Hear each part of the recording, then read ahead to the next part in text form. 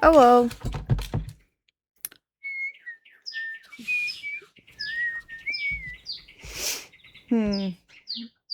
How's it going? Hmm.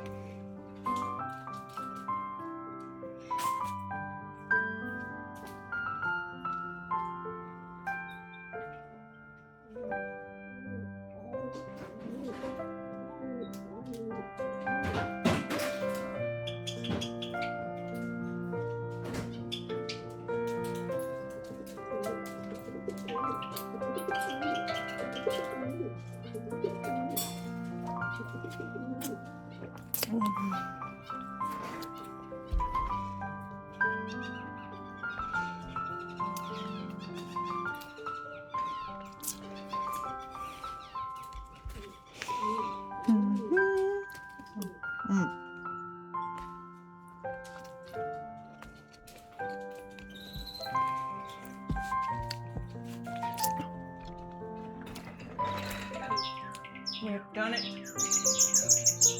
We have gotten the new eyes, and it's adorable now. I haven't installed them yet, that's why there's pins sticking out. But I think it's really cute, and I like it a lot.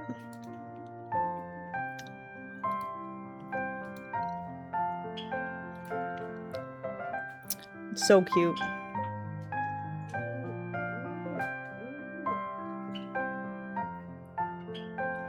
So I need to install them before I finish the torso and stuff it. Riding horse tomorrow, but I don't know if I'm going to stream it because I would have to stop stream immediately. It's because I have to go do hair right after. So I don't know if it's worth it to stream a short stream. But we'll see. I don't know.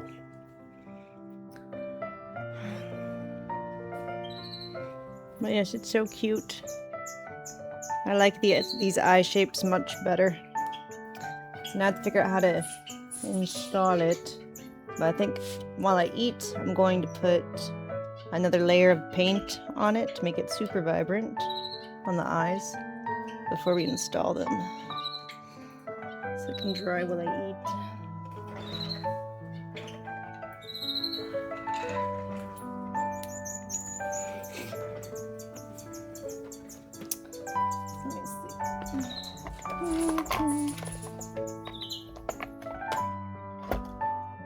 Crocheted it, yes.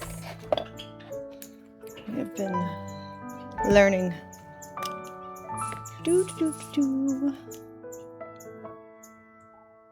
Another layer of white.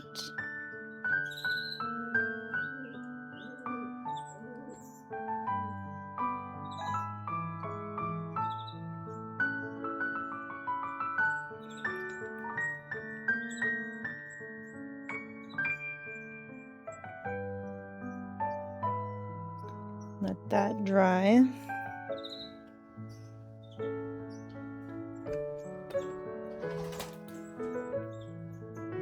I'm going to do this layer.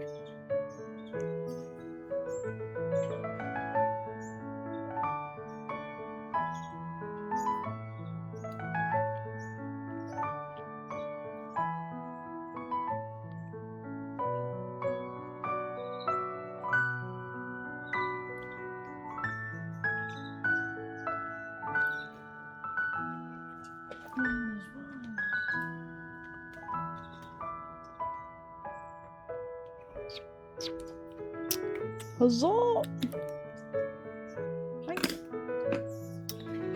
And get the teal Sharpie pen. These are like paint Sharpies. They're super cool.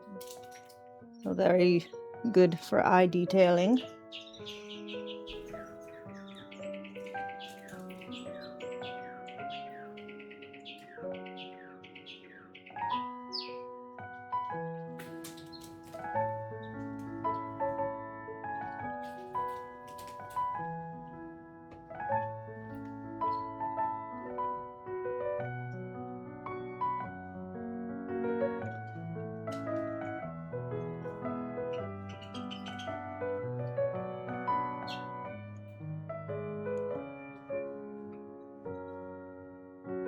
Do, do, do, do, do, do.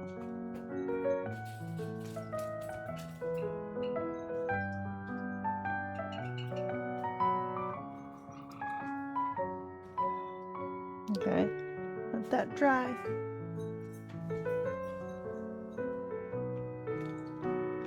No, I don't sell them. This is the first crochet item I've ever made, so...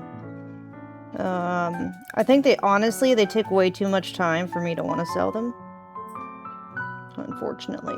But it was pretty easy to learn. And Etsy has lots of patterns for pretty much anything you want to make.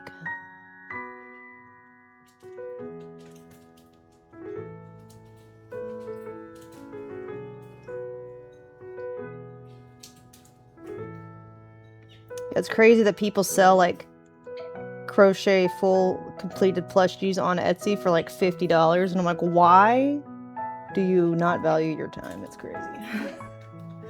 Like I could, like, that's like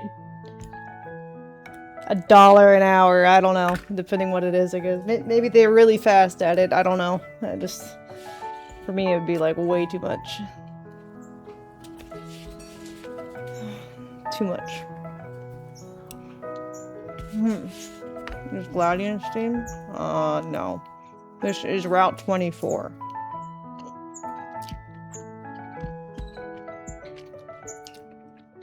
Gonna be made by Machine Crochet? I don't think so.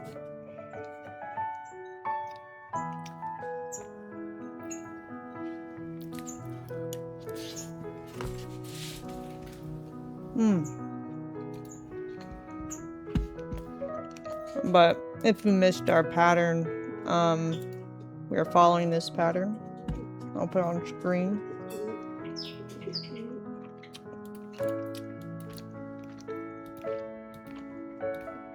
There we go. And I think the eyes that I'm using make it so much cuter than felt, because this looks like, I feel like the face details ruined this plushie. This is like the example. And it makes it so ugly. Like, the felt eyes just look tacky.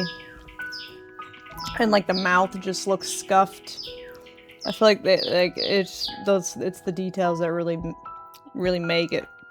And they ruined it. Because when you go to it without it, it looks great, right? You're like, wow, such potential. And then they put the details on, and it's like, no! So, like, ugh! Where the ugh? But yeah, if you missed it, I'm making one. Mine's a pastel. More of a pastel orange. Because I'm basing it off of this art color scheme instead.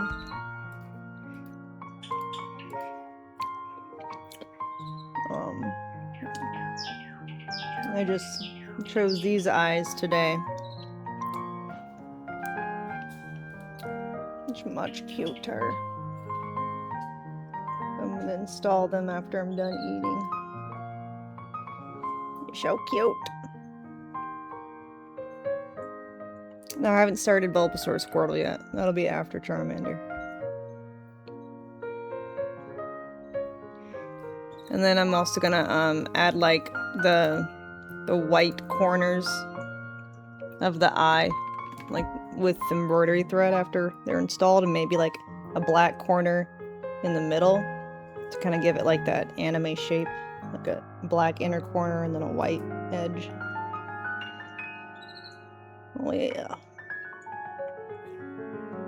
It's gonna be cute. And then I was thinking how I'm going to do Bulbasaur's eyes, because Squirtle has the same eye shape as Charmander, so the method can be the same. But for Bulbasaur, I was thinking that I could still use this type of eye, maybe a smaller one. And then, like, I can have, like, just color the whole thing red with the white pupil in the middle, and then with embroidery thread, make the rest of the eye shape, maybe. Just because it's like, I can't find this type of eye in that shape. So I think I'm just gonna have to adapt it to be also an oval, and then and border around it with, what's it called, yarn. And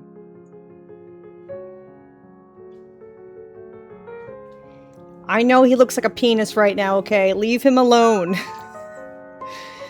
You know, he's not done. Leave him alone.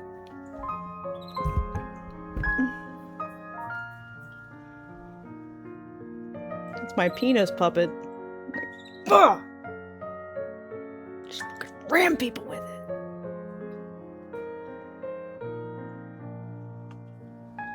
Leave him alone.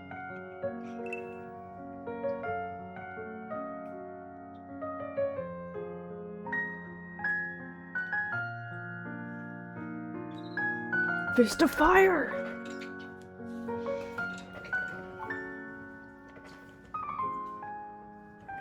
1,000 years of pain!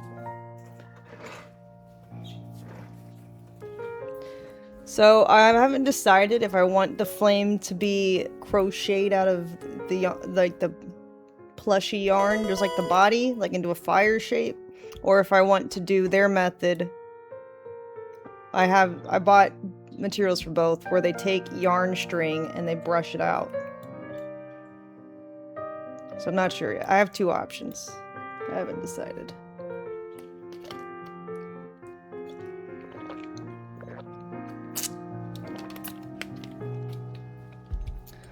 Thank you, Optimus, for the sub. Thank you. Yeah, I'll try this method first because it's faster.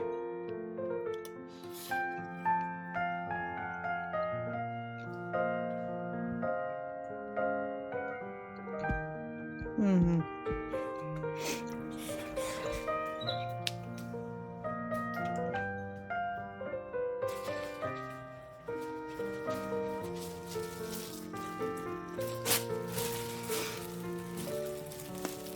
See, for that, I've got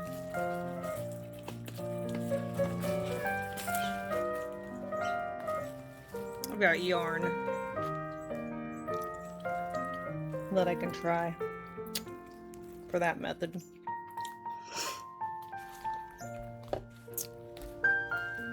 I also bought some like sparkly yarn that maybe I could like weave into there too. If it looks good with it, I don't know. Just to make it kind of pop more. I got orange and yellow.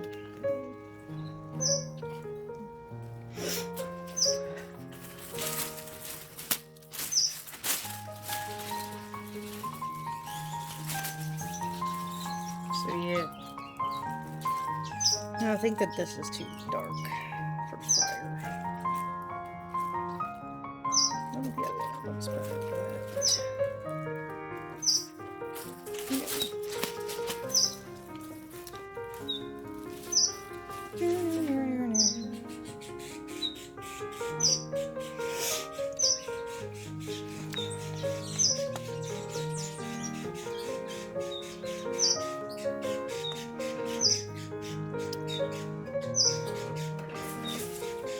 I guess I try a little bit of it mixed in there. Why not?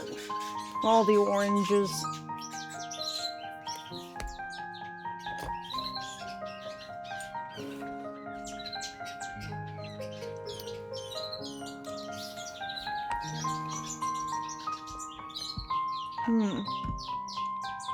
But the squirtle pattern looks so cute too.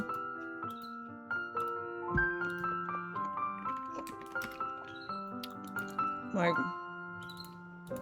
can not. There we go. Like, I think the tail looks really fun. That they've got like that spiral. Again, they ruined it with the face, but that spiral looks very satisfying.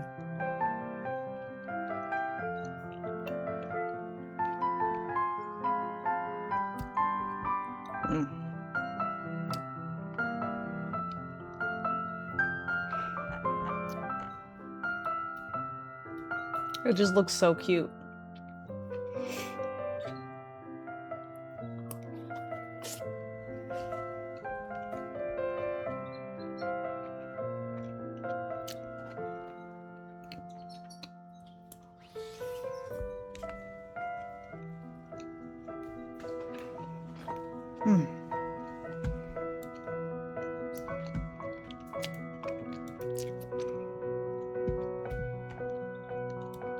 And I started the tail patch too. I don't even have the orange part.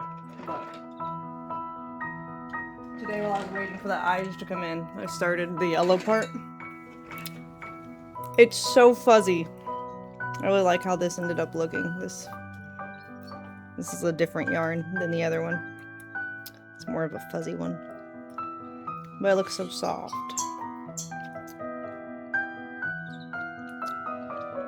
Super cute. So it's gonna have fuzzy little yellow contrast pieces.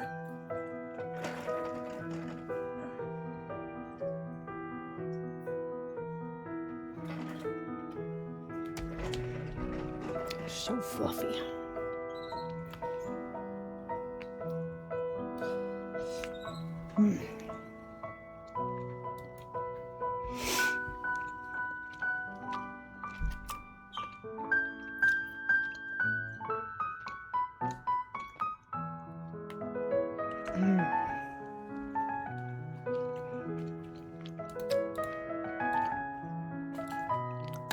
I have to make my Streamer University application tomorrow. I don't know what kind of classes they had last year. Do you think an e-girl class would be accepted? I don't know if they're trying to stay like really brand friendly or not, or if they care.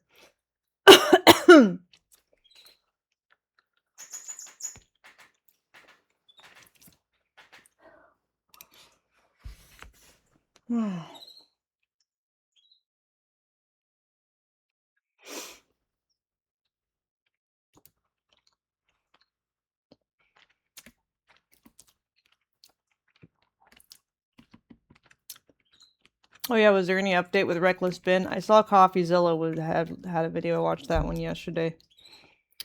And just the final message. Damn, okay. Well, Coffee have any updates today, or was it just yesterday? Yeah, it was just yesterday. I don't know.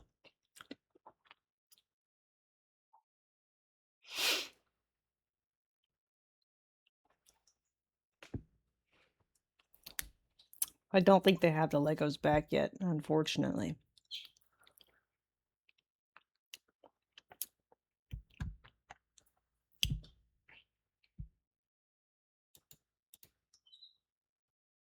Travel around the world with creators as they share an inside look at soccer stadiums? What? Who cares?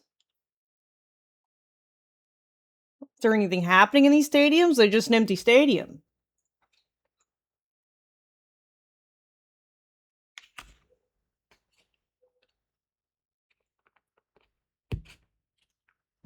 Weird. Feel the roar. What?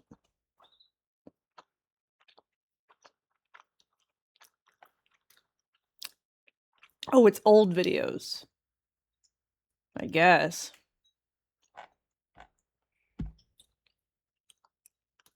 What a strange category. It's because of World Cup. Yeah, but still, they could just have like travel with us to World Cup as we have YouTubers there live. I don't know. Well, you call it soccer because I'm in America and it says soccer. It literally says it on the website.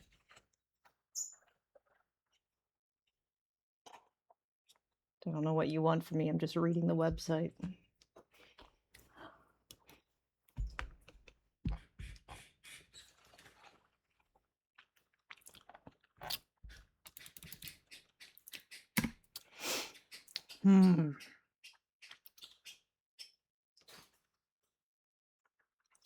It's football. Well, then what do you call our football? Exactly. Now it's confusing.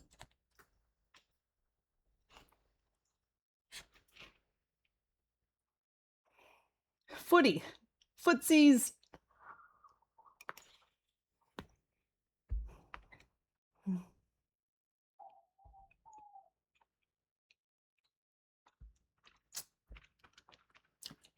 Mason ball.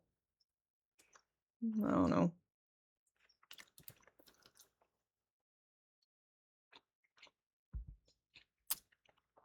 Maybe we should just call it football with a double A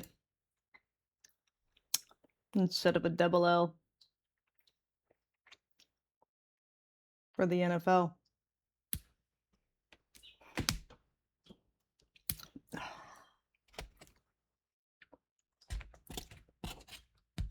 Footloose. I always thought tackle ball sounded decent. It's more descriptive.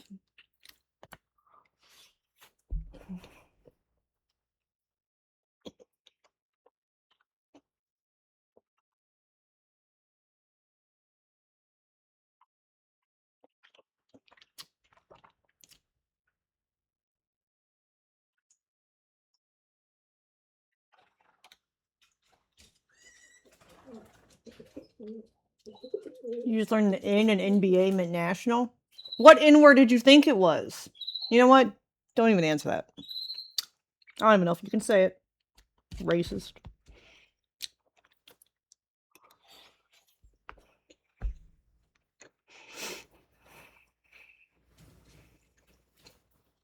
Hmm.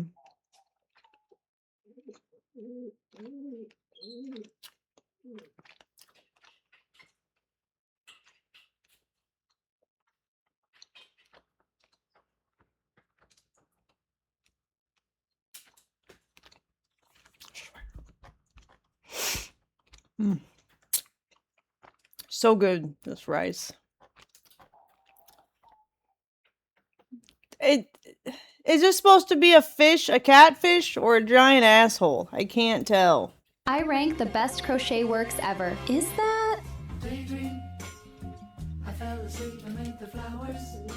Didn't expect that. Amanda. Who are you? I'm Amanda. That must have hurt. Metal crochet is called chainmail. And why would you, Look what? at the colors. Huh? Why do you need a... I even have know. no All right. words. That at least looks painful.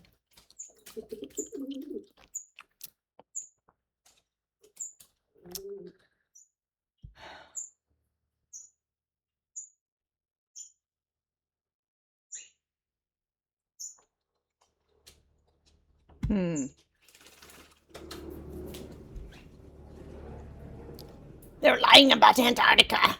This could be Good. Tell me the last about time Antarctica. I speak about myself, my work, because there's a chance that I might not make it off the operating table this month. And a journalist who has very bad blood towards me has been trying to publish a story on me for more than 2 years now, and it will come out in the next month or two, and I didn't want that to be the last word of my life. What do you want the last word of your life to be? I'm here to communicate about the possibility of a major forgotten episode in human story. I'm talking about a lost civilization. So most people think civilization started 6,000 years ago? Yes, But you believe there's strong evidence that there could have been a previous civilization? 20,000 years ago, and I'm going to present the evidence for that here, Stephen. And it suggests a golden age, where there was no violence, no cruelty, where great healers and sages were at work. They're extremely sophisticated. However, if you follow the myths further, as I've done, you find something odd happens. You find that they stepped away from the original purity and become a culture that begins to impose its power on others around the world. And then sewn into those myths is scientific information which record a gigantic cataclysm, all but wiping out the human race. If what you're saying is true, what does that mean for our lives? I guess also our future. Well, there's always this feeling in the myths that we brought this upon ourselves. And when I look at our civilization today, I see a civilization that ticks all the mythological boxes for the next lost civilization, and that we are most likely to be the cause of that cataclysm ourselves, unless we wake up. Graham Hancock, what will you care about on your last day? Most of all, This is super interesting to me. My team gave me this report to show me how many of you that watch this show subscribe, and some of you have told us, according to this, that you are unsubscribed from the channel randomly. So the thing that you week, if you do it, guess deep down. Graham Hancock, I guess the first question I wanted to ask you is, what is it you've committed the last more than 30 years of your life to understanding? what it is a puzzle. I'm puzzled by aspects of the human past. There could be, and I think there's a lot to suggest there was, a major forgotten episode in the human story. That's why I refer to us as a species with amnesia. And when I use that phrase, I need to give credit to Immanuel Velikovsky, who wrote a book called Mankind in Amnesia. I think we are a species with amnesia. I think we have forgotten something very important in our own past. And when I turn to the experts, I find much of what they say very interesting and very useful, but some of what they say extremely unsatisfactory and not responding to the problems that I have in the past. And that's led me to take my own approach to the past, to look at that and to offer readers, because I'm mainly an author, occasionally make TV shows, to offer them an alternative point of view, which is rational and solidly based, but which is contrary to key aspects of the mainstream narrative. We only have decipherable written scripts from the last 5,500 years maximum. Before that, we don't have any writing that we can, at any rate, read. Go back 10, 12, 15, 20,000 years. All you can base it on, from an archaeological point of view, is what they can dig out of the ground. And I think what they're missing, the ancients did leave us memories of what they went through. We have myths and traditions and scriptures from all around the world which record a gigantic cataclysm affecting the human race, and all but wiping out the human race. Everybody knows the story of the flood of Noah, of course. The flood of Noah is just one example of hundreds like that of stories from around the world. Archaeologists pour scorn on Plato's story of Atlantis, but Atlantis is another of those stories that remembers a global flood that wiped out a former era of existence, leaving only a few survivors. And the archaeological response to them is, there was a local river flood. They exaggerated it. It was a big deal for them, so they said it happened to the whole world. And I'm sick of archaeologists saying that. This is the memory banks of our species.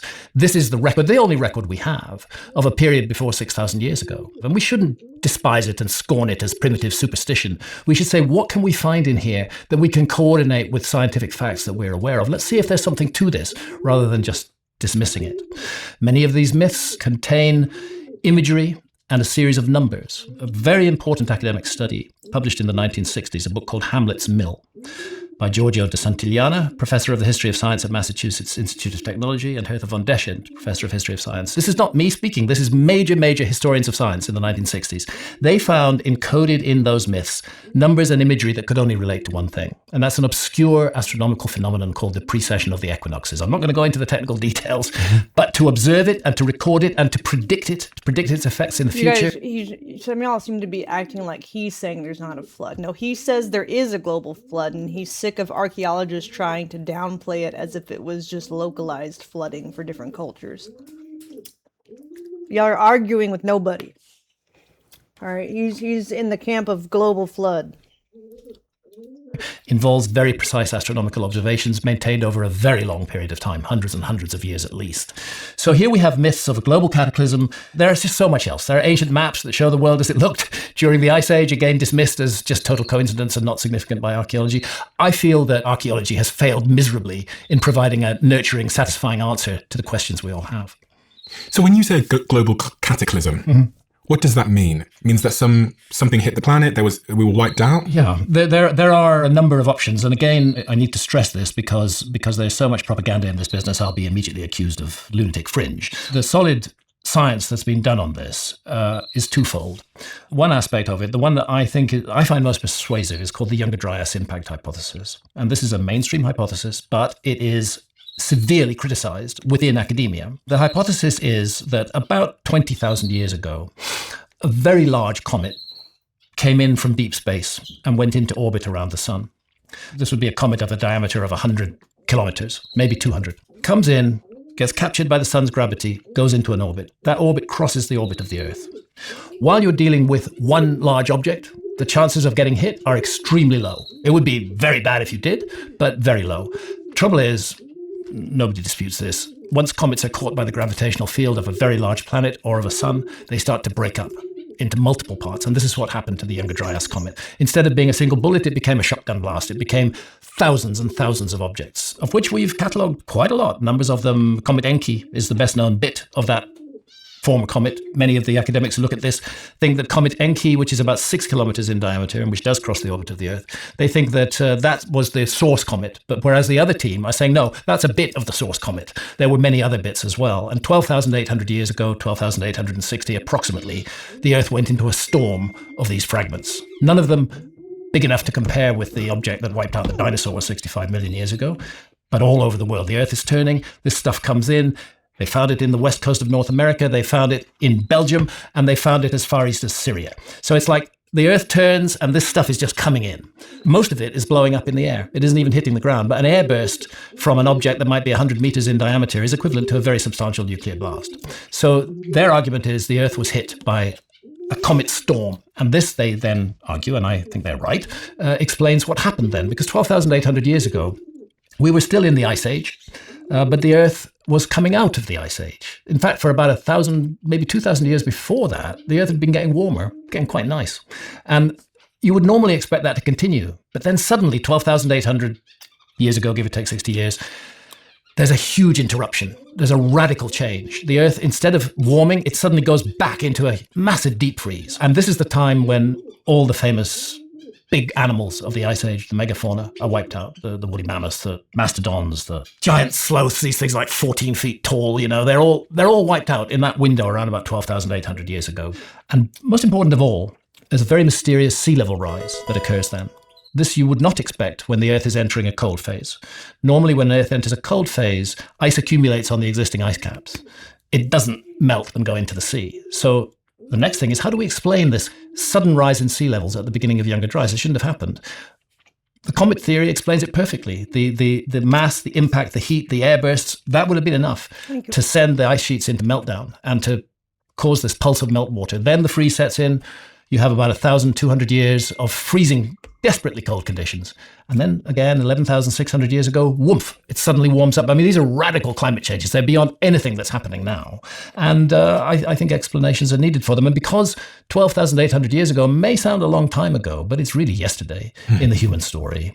So something very big happened to the Earth and happened to our ancestors 12,800 years ago. If it wasn't a comet, another theory that's been put forward is a radical change in solar activity. This might have been involved with it as well. I don't find that as persuasive as the Younger Dryas impact hypothesis.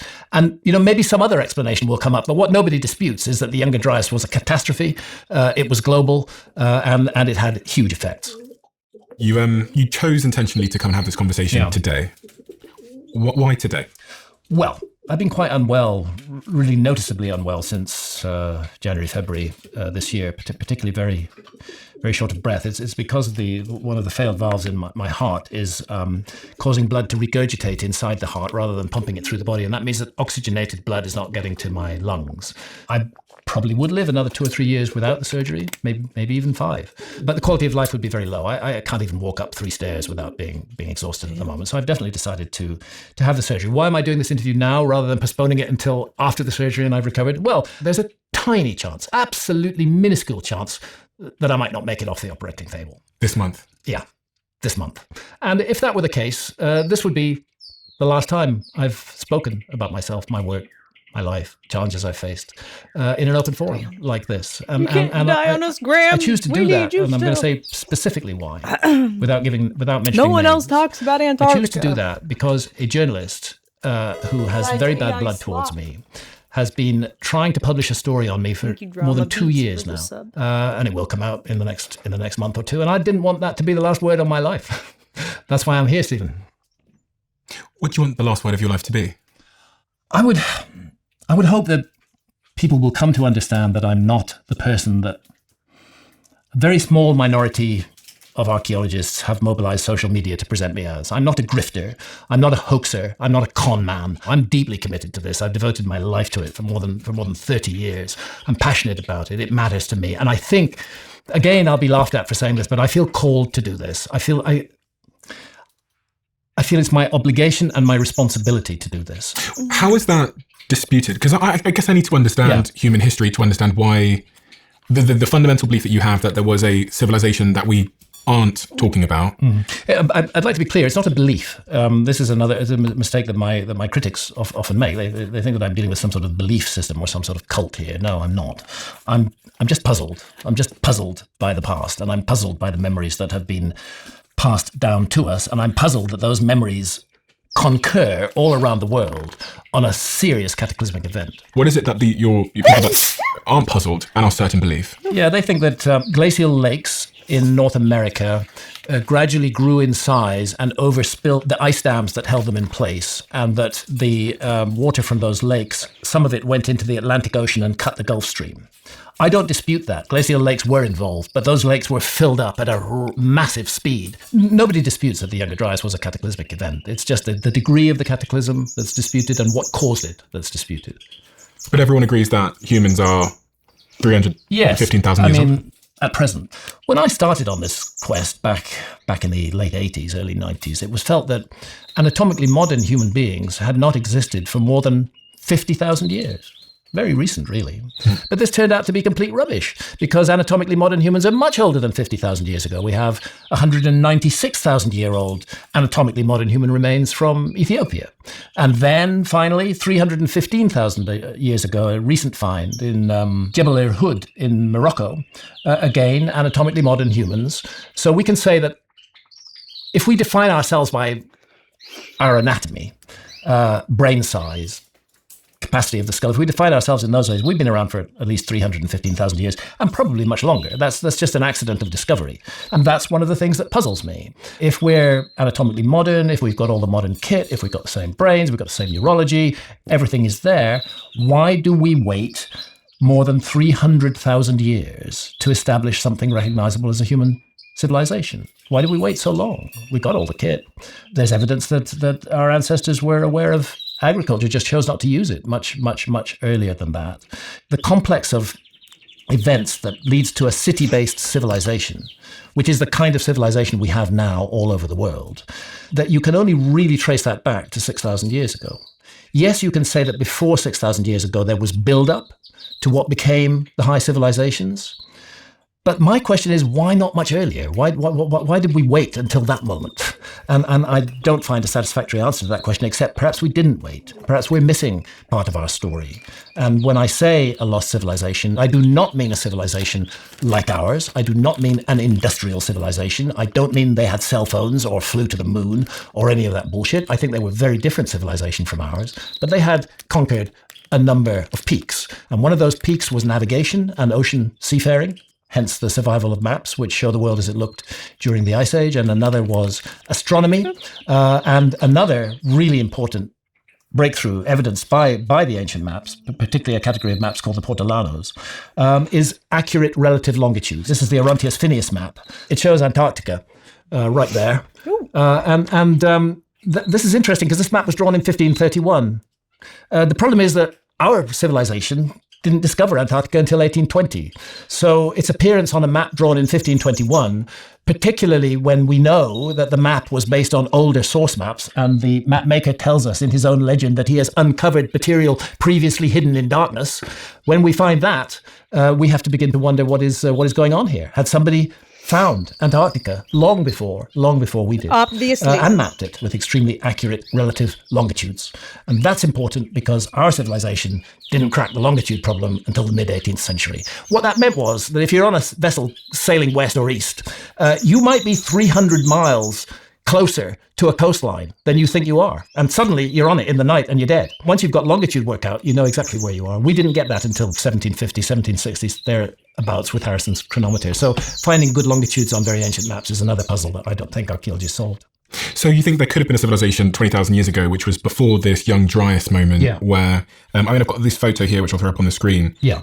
I think you say is evidence that something took place. It is. That's the Younger Dryas boundary. And I'm with Alan West, who's one of the scientists from the Comet Research Group who are working on the Younger Dryas hypothesis. And our hands are on that black stripe running through the middle of the draw. And that is soot. That is evidence of wildfires burning. It's full of nanodiamonds, tiny little diamonds, microscopic size, which are a classic product of comet impacts, microspherules, some platinum, some iridium, all signatures of a cometary impact. And there it is. It's about 5 inches thick. That layer is the Younger Dryas boundary layer. It dates to 12,800 years ago. So for anyone that can't see, it's just like a slice of earth and there's this black line going through the earth. We're in a draw here where a river has cut a channel and it's exposed the sides of the channel. And on the sides of the channel, we can see this black stripe running through, and that is precisely the Younger Dryas boundary. And the current hypothesis is, from a lot of archaeologists, is there wasn't a human civilization before this point 12,000 years ago, Correct. But you believe there's strong evidence that there could have been. Yes. So civilization, then, in your definition of the word, how do you define that? a group of people gathering and working together? Fundamentally, it involves the willing organization or the unwilling organization of labor. If you look at a site like Göbekli Tepe in Turkey, we have it on our timeline here somewhere. It's 11,600 years old. This is really an extraordinary site. It's a very sophisticated site. It's very large. It consists of large T-shaped megaliths that can weigh up to 20 tons. There are precise astronomical alignments in it. This was not done by 2 or 3 people working together. That's the Göbekli Tepe today, covered by a modern canopy to keep, fair enough, to keep the weather off it, because it was previously deliberately buried by its builders. But of course, there's much more around. Hundreds and hundreds more pillars are still underground. We know they're there because of ground-penetrating radar, but they've not been excavated yet. So this was a major project. And interestingly, the people who built Göbekli Tepe, at the time Göbekli Tepe began, there was no agriculture happening there. They were all hunter-gatherers. Mm-hmm. Nevertheless, they did something that archaeologists used to say hunter-gatherers couldn't do. They organized themselves. They made a huge project. They implemented it and they delivered it. And Göbekli Tepe is not alone. It's one of dozens of sites like that all over Anatolia in Turkey. This was a highly organized, sophisticated hunter-gatherer civilization that was involved in making this place. I'm a little bit confused. So if the Ice Age ended 11,700 years ago, yeah, and Göbekli Tepe is 11,600 years ago, mm-hmm. that means there's a 100-year gap between the end of the Ice Age and something as sophisticated as Göbekli Tepe. Not exactly, because dates in this frame, they're not spot-on accurate dates. Some will say the Ice Age ended 11,600. Some will say it ended 11,700 years ago. But the fact is that in this window, the world was warming up again. It was getting better.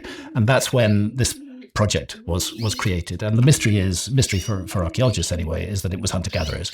And archaeologists are now having to come to terms with that. You see, the idea was you had to have an agricultural community first in order to create projects like this, because that allows people to become specialists. If you generate a food surplus that you can rely on, then you can take people with certain skills and say, focus on that, become an astronomer, become an architect, become an engineer, and we'll support you in doing that. That was the idea, and that was why it was felt that something like Göbekli Tepe couldn't be built until about 6,000 years ago, when there was widespread agriculture. But that turned out not to be true. It was built by hunter-gatherers, but within 1,000 years of it being built, agriculture becomes present in that whole area. Origins of agriculture are definitely earlier than we've been taught. So it's funny because I don't know a lot about the Ice Age, but humans survived the Ice Age? Oh God, yes, we did. It's just where do you want to be during an Ice Age? That's the question. What are my options? If you were a rational being, which most human beings are, you would immediately exclude Northern Europe. Mm-hmm. Absolutely no point in being in that frozen, miserable wilderness. You'd immediately exclude the northern part of North America too. No point in being there. It's just horrible at that time. Siberia, pretty rough. No, you'd look for the tropics. You'd go down close to the equator. You'd go to the places that weren't affected by the Ice Age, that were actually the best real estate on Earth. That's where you'd go. That's why if we are looking for a missing episode in the human story, we're wasting our time looking for it in Northern Europe or North America.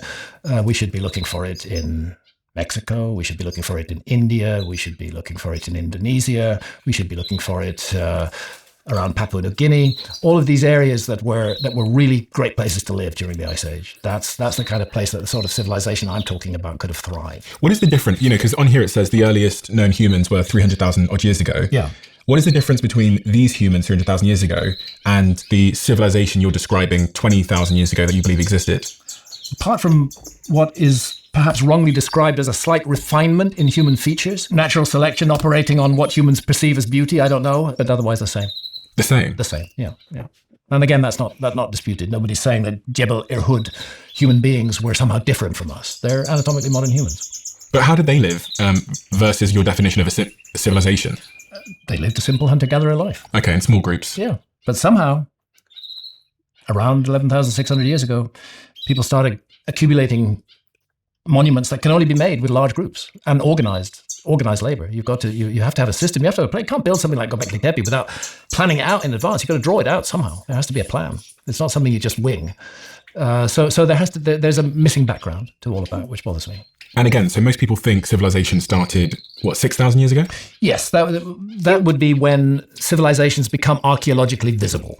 So you have ancient Sumer, Mesopotamia, which roughly 3,500, I'm going to use BC because everybody's familiar with that, roughly 3,500 BC which is 5,500 years ago, approximately, we start seeing so cities cute. being built. We start seeing the beginnings of writing taking place. Round about the same time, the same thing is happening in Egypt. Maybe a couple of hundred years later, but the new work that's being done in Egypt is pushing Egypt much closer to Sumer, narrowing that window. Effectively, you can say that these two civilizations become archaeologically visible at the same time. And they're not alone, because on the other side of the world, in Peru, there's a civilization now recognized called the Caral Supe civilization, which built pyramids, which also goes back 5,500 years. And this is one of the mysteries I'm looking at now, is why we have these apparently coincidental emergence of high civilizations in the same window all around the world. Indus Valley civilization, roughly the same, 5,000 years old. Yeah, we're looking at Caral here, I think. Yeah. And the feature is these circular plazas in front of them, and then the pyramid with a, these were not expected in Peru. When archaeologists think of Peru, they tend to think of Machu Picchu, the Inca civilization. That's what gets all the coverage. And that's 600 years ago. That's 600 years ago. That's yesterday. What about Whereas Picchu? these Caral Supe pyramids, Caral, Aspero, Banduria, Penico, these ones are much older, thousands of years older. They're extremely sophisticated. They built with an earthquake-proof technology. Instead of using blocks, they put small stones in textile bags, and those allow a certain amount of shifting so the thing doesn't collapse in an earthquake. And this is 5,500 years old, getting on. So again, not an agricultural civilization at that time. They're a hunter-gatherer civilization. So archaeologists are having to confront a reversal of their model at the moment. And I think there's room in that reversal of the model for a forgotten episode in the human story. Tell me about this forgotten episode in the human story. Yeah, it's remembered all around the world as a golden age, where there was no violence, no cruelty, where great healers and sages were at work, where powers that are scorned in our society today, such as telepathy and telekinesis, which are regarded as completely non-existent by our scientists, were regarded as a matter of fact of life in this ancient world. That's a civilization that emerged out of shamanism and made something good. But then, if you follow the myths further, as I've done, you find something odd happens.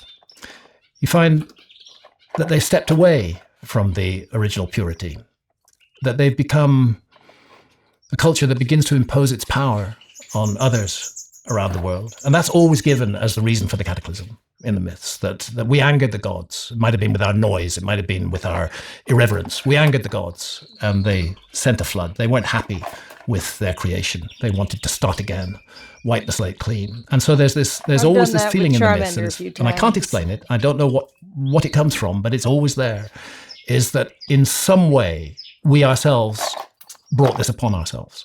Is this those people not understanding the forces of Mother Nature and trying to sort of justify it as... or perhaps a deeper understanding of the forces of Mother Nature. Maybe. Perhaps the way that human beings are operating in the world today should be included amongst the forces of nature. We are a geological force. And worse than that, we're a psychic force, which is full of anger and hatred and suspicion and mutual destruction. That's not going to be good for nature. That's going to be disturbing. We're an integrated system, in my view. We're not separate. Human beings are part of all of this, and what we do affects all of that, and that's what the ancient myths seem to testify to.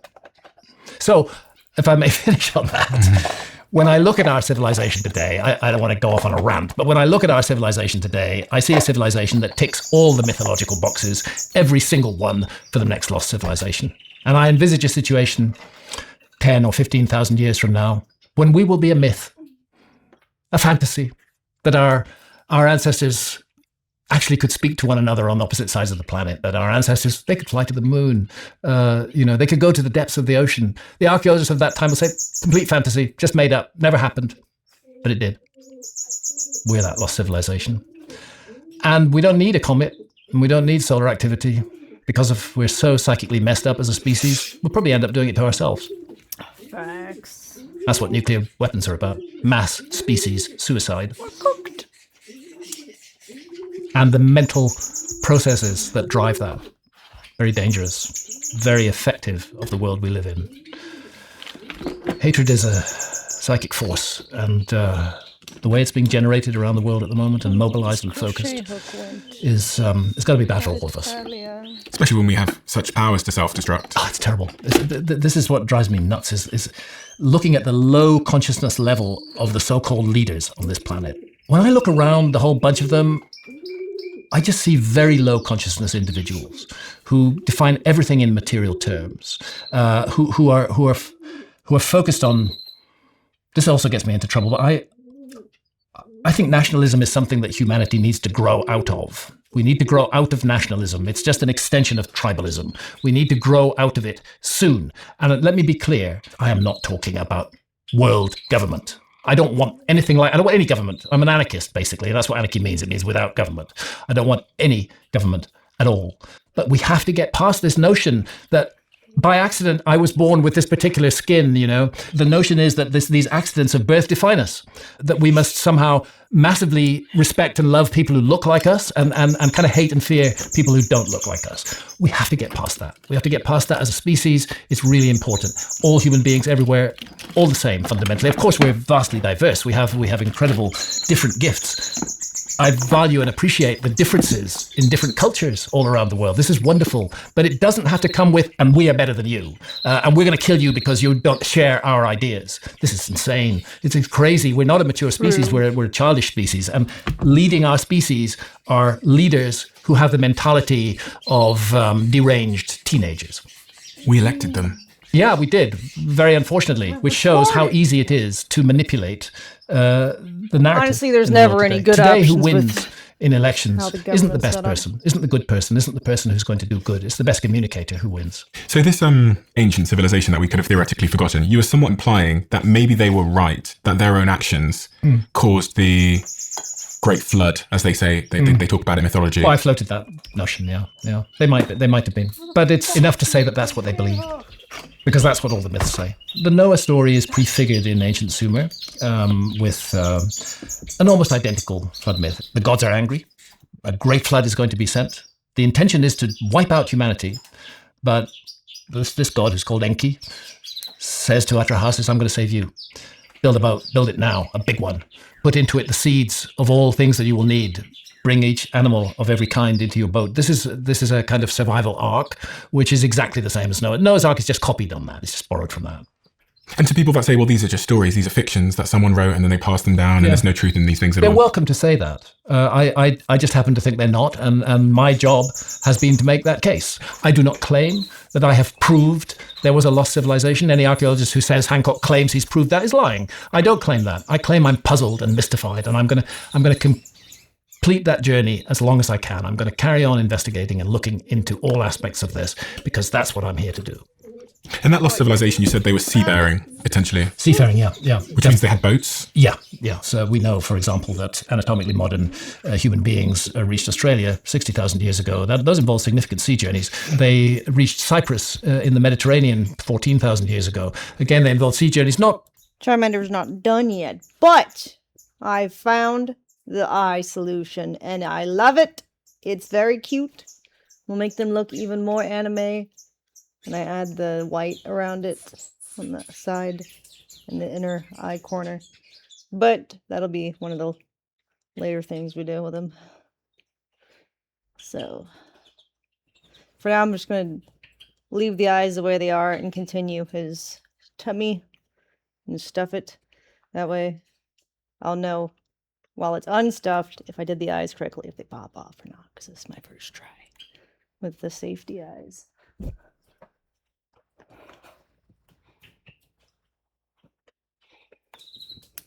Let's see. Engine boats, not metal boats. You can do it on quite simple craft. Look at the Polynesians. Look at the vast distances that they explored on outrigger canoes. So yeah, boats, but not our kind of boats. I just don't understand how, if they're traveling the seas in boats, how they aren't classified as a civilization. Well, because according to the mainstream model, which I am trying to provide an alternative to, they never existed. There was no such people. They never did these things. The maps are just coincidences, irrelevance, just odd. They put Antarctica, they put a land mass in Antarctica because they felt it would balance the world. That's the theory that's given.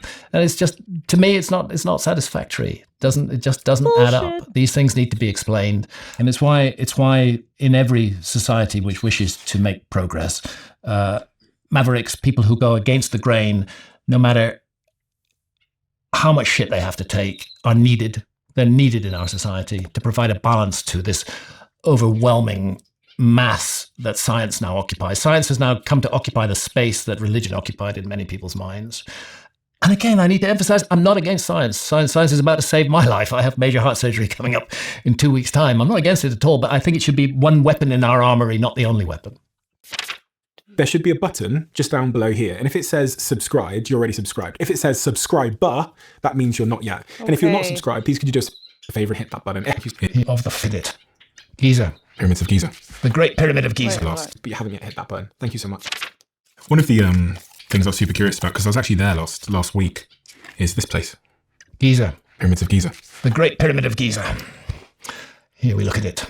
Attributed to the pharaoh Khufu, who was a pharaoh of the 4th dynasty. What is the mystery here? So again, pyramids are this big stack of like concrete blocks in Egypt. Why is it so mysterious? Well, first of all, they're not concrete. They're hewn limestone and granite. First of all, it's mysterious for the sheer size of it. Look, so you've got roughly 750 feet along each side, okay? And they vary in length by only fractions of an inch. They've got it just about spot on exact on the side length. And you want that in a pyramid, because if you get it wrong, you're going to end up with a corkscrew rather than a pyramid. If you get it wrong at the bottom, those errors are going to magnify and they're going to get worse and worse, and it's not going to be a pyramid at the end of the day. Secondly, weight calculated at about 6 million tons, more than 2 million individual blocks of stone. I've climbed the pyramid 5 times. Once I climbed it when there was an event taking place on the Giza Plateau, picnics basically, and a lot of Cairenes just decided to climb the pyramid. As I say, I've climbed it 4 other times without other people there, but this time there were hundreds of people on the pyramid. That's when I realized how difficult this thing is to make, because the biggest danger was the other people. Once you're up 2 or 3 courses, you fall, you're dead. It's a 52-degree slope. There's no way you're going to stop. You're going to come down, and still every year people die on the Great Pyramid. That's why they've made it illegal to climb it now. So there's that. Then there's the almost perfect alignment of the Great Pyramid to true north. Not to compass north, which is about 10 or 11 degrees off true north, but to astronomical north, real north. The Great Pyramid is aligned within 3/60ths of a single degree. I put it that way because degrees are divided into 60 minutes, so 3 minutes of arc. The Great Pyramid is aligned to that level of precision, 3/60ths of a single degree to true north. And they've done that on a 6 million ton monument, which is 481 feet high, if you take account of its original height, which has a 52-degree slope, which is filled with internal corridors and spaces, grand gallery, the ascending, the descending corridors. All of this is extremely difficult to do. It's not impossible to do because we see it there. Could our civilization do it? Yeah, I think we could. But would we do it? No, I don't think we would. The motive wouldn't be there. People say, well, why? I mean, why do you want to align it perfectly to true north? It's enough to ask me to build a 6 million ton monument, but you want it aligned to true north as well? Come on. I mean, that's a really difficult specification. We find that hard. A kind of artistry was put to work on the Great Pyramid as well as skill. Let's get rid of any notion that slaves were involved. They were not. There wasn't slavery in the Old Kingdom anyway, but this is a work of love from the first to the last stone. It's a work done with great skill and care. It's a beautiful and extraordinary thing, both inside and out. It sits almost exactly on latitude 30, which is 1/3 of the way between the North Pole and the equator. And it incorporates the dimensions of the Earth on a scale of 1 to 43,200 in its own dimensions. So if you take the height of the Great Pyramid and multiply it by 43,200, I'll explain why that number matters. Multiply it by that number, you get the polar radius of the Earth. Measure the base perimeter of the Great Pyramid, multiply it by the same factor, 43,200, and you get the equatorial circumference of the Earth. Archaeologists know this. They say it's a coincidence, total coincidence, just by chance. However, I could agree with them, actually, if the scale was not 1 to 43,200. But the fact that it's 1 to 43,200 changes everything, because that belongs to a sequence of numbers that is found in ancient mythology all around the world. And those numbers are all multiples of the number 72. And I mentioned at the beginning of our discussion the book by the great historian of science, Giorgio de Santillana, professor of the history of science at MIT. He was the first to identify that these numbers and the imagery that go with them derive from a phenomenon called the precession of the equinoxes. I better explain that a little bit. The precession of the equinoxes. Everybody's heard the song, "We Live in the Dawning of the Age of Aquarius." I'm sure you've heard that. No comment. We live in the dawning of the age of Aquarius. That's astrology. At the moment, and for the last 2,000 years, on the spring equinox, the sun has risen against the background of the constellation of Pisces. That's the age of Pisces. We live in the age of Pisces. It's not an accident that the early Christians used the fish as their symbol. The next constellation on the zodiac, when you go backwards around it, is Aquarius. And the precession is actually caused by a wobble on the axis of the Earth. I'm going to pretend that this is the Earth. Okay. And instead of just doing this, while it's doing that, it's also doing that. It's wobbling. And that affects the rising time and season at which particular stars rise. It affects two things noticeably. One thing it affects is the pole star. At the moment, the pole star is Polaris. The pole star, this is astronomical north. It's the star towards which the extended north pole of the Earth points most directly. Okay. At present, it's Polaris. It hasn't always been Polaris. 4,000 years ago, it was Thuban in the constellation of Draco. That's because the Earth's axis is doing this. At the horizon, it does the same thing with the zodiacal constellations. We shift gradually through each constellation, lasts about 2,000 years in each constellation. The great year where we come back to square one is just under 26,000 years, 25,920 years is the convention that's applied in ancient mythology.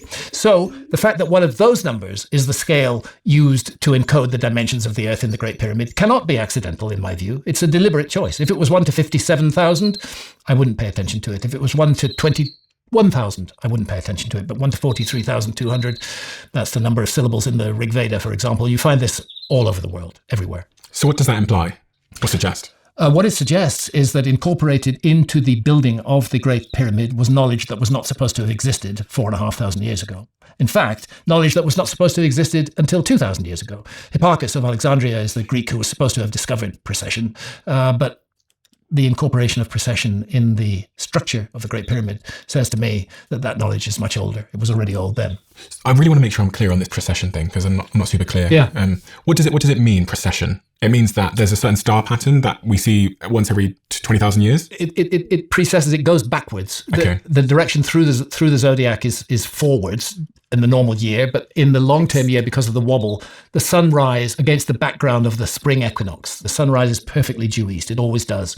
It also rises perfectly due east on the autumn equinox. On the summer solstice, the sun rises in the northern hemisphere north of east and south of east on the winter solstice. The key moment for the ancients was the equinox. It was considered to define the character of the year. And what defined it was the constellation that housed the sun, that was the house of the sun. Okay, so the star pattern. Yeah, Right. a zodiacal constellation. The constellations of the zodiac lie along what is called the ecliptic, the path of the sun. Okay. The Earth, the moon, we're all on the ecliptic within a few degrees above or below it. And therefore, these are constellations that we can see the sun against the background of.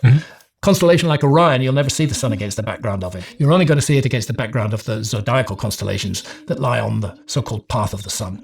And those are the 12 familiar constellations of the zodiac. And as I say, we're living in the age of Pisces right now. And according to ancient astrology, we're going to be making the transition into Aquarius within about the next 150 years. The sun will have left Pisces and will be rising in Aquarius. So actually the song is true.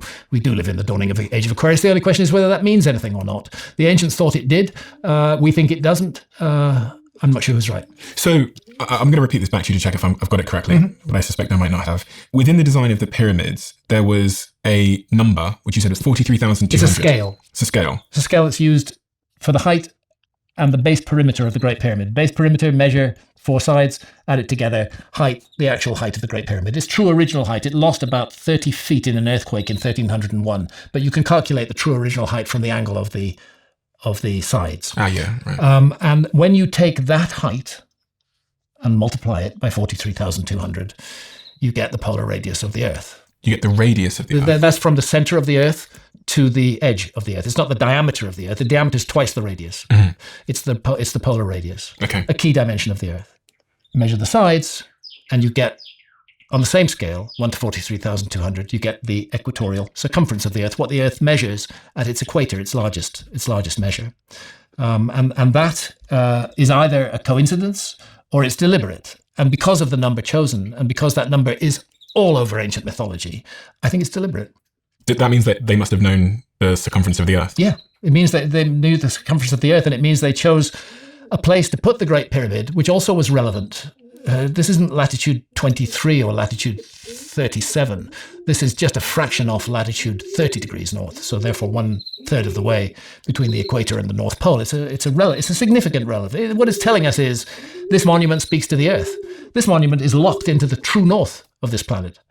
This monument gives you the dimensions of this planet. This monument is speaking to this planet. How could they possibly know the circumference of the Earth 4,500 years ago? Because they're a lost civilization. Because the knowledge comes down from a former time. I don't think the Egyptians knew it. I think it came down, I think it was inherited knowledge from what I'm here to advocate for and to speak for, the possibility of a major forgotten episode in the human story. Which could be 20,000 years ago. Yes. And they've passed it down in myths and stories. Yes, passed it down, but not only in myths and stories. This is something else that I'll just hint at here, that I intend to get into in the new book, is that there appear to have been organizations in each of these civilizations. In Egypt, they were called the followers of Horus. In Sumer, they were called the Apkallu. They served as advisors to kings. They were called sages. There's a reference to them. Many cultures refer to them as the 7 sages. They provided advice to kings in the historical period. And I'm wondering whether we're looking at some kind of long-lived organization here, which is carrying down information, looking for the right time to switch the engine of civilization back on again. I know it sounds extreme, but that's what I do. I explore extreme ideas and see whether they fit or not. And I'm beginning to find this idea does fit. It fits with a whole range of information, which will be in the next book. A sage that reports to the king and... Not only reports to the king, that advises the king. On what? On everything, on what to do. Oh, okay. Yeah. The Apkallu, in the ancient traditions of Sumer, they existed in the pre-Diluvian world. They were there in the world before the flood. And they taught mankind knowledge then. But the flood came, the cataclysm came, they were wiped out. But some of the Apkallu survived, and they appear after the flood as advisors to the earliest historical kings of Sumer. And I'm just wondering whether, there are religions in the world which have maintained traditions and maintained offices, priesthoods, for example, for thousands of years. I don't see why the same shouldn't be true here, why there shouldn't have been some driving motive at the end of the Ice Age to preserve in a way what they knew and to find mechanisms to pass it down. One mechanism is to embed it in wonderful stories that will go on being told. And another mechanism is to set up some kind of secret society which is operating behind the scenes to guide and steer society. I'm not going to present the evidence for that here, but it's an avenue I'm pursuing. If I don't find it a satisfactory avenue, I'll abandon it. But at the moment, it's looking very interesting. Then where did all this information go? Because if the people who built the pyramids of Giza had this information, where did the sages go with their information? Yeah, it's very odd, actually. What happens after Giza is fascinating, because once you leave the 4th dynasty period, you get into the 5th and 6th dynasties, pyramid building collapses. The stuff they're making in the 5th dynasty, like the Pyramid of Unas, 5th dynasty pyramid in Saqqara, inside, it's stunningly beautiful. Beautiful tomb chamber, stars on the ceiling, incredible hieroglyphs on the side. It's magical. But outside, it's just a pile of dust. It's a mess. You can hardly recognize it as a pyramid. And it's true of all those. So this is odd in itself. Normally, when human cultures create something, they continue to work on it, and it tends to get better and better, not worse and worse. So it's odd what happens to the pyramids, that they get worse and worse in Egypt. It's like, job done that, move on. And that's there. And that's going to speak to human beings, not just for a generation, not just for 100 years. It's going to be there speaking to us for thousands of years. It's going to be sitting there on the Giza Plateau like an enormous question mark, calling towards it those who don't see it just as a heap of stones, but actually see it as something wonderful and magnificent and mysterious, calling them to it and saying, learn about me, figure me out. And in the process of learning about me, you're going to learn so much else. Well, in learning about the Great Pyramid, I find that it is encoded with astronomical information that should not be there if the current model of the history of science is correct. I think the current model of the history of science is wrong. I think this information was known much earlier and it's encoded in the Great Pyramid. Once I know that, then I have to start thinking, what else does that mean? And what else it means to me is a big forgotten episode in our story. Again, why? Because they had intelligence that they're not credited with having at that time. Yes, because it's there. Because there should not be a monument of this scale which incorporates into it information that was not supposed to be available to human beings for another 2,500 years. So they must have got it from somewhere. Yes, they must have got it from somewhere. And the fact that it's there is just a fact. All that's left for us to say is either it's a coincidence, complete coincidence, or it's the result of a deliberate decision.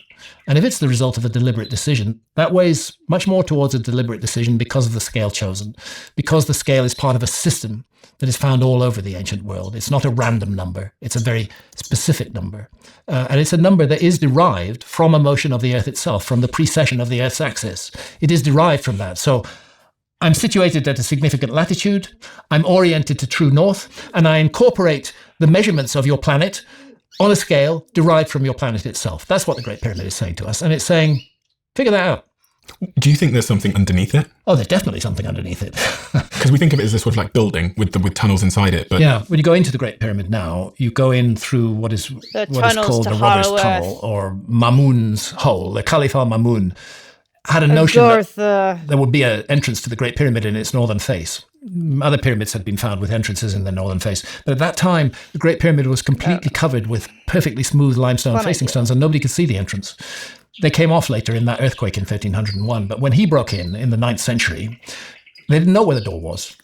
Apparently, there was a place you could almost literally press a switch and open that door, but they couldn't find it. So they broke in with sledgehammers and chisels, and they smashed their way into the Great Pyramid. And then, at a certain moment, when they're about 60 or 70 feet into the Great Pyramid, they hear something dropping in a hollow space.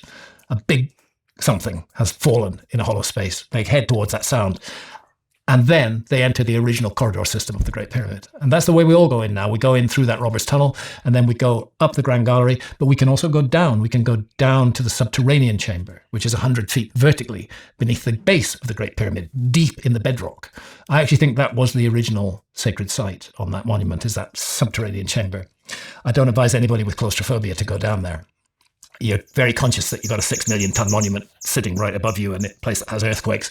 It can be quite oppressive, but that's just a hint of what's under the Giza Plateau. That's an accessible bit, but it's already obvious that there is so much more. Some of it's been picked up with ground penetrating radar, and I'll take this opportunity to say that the hysterical reaction of mainstream scientists to the announcement by Filippo Biondi.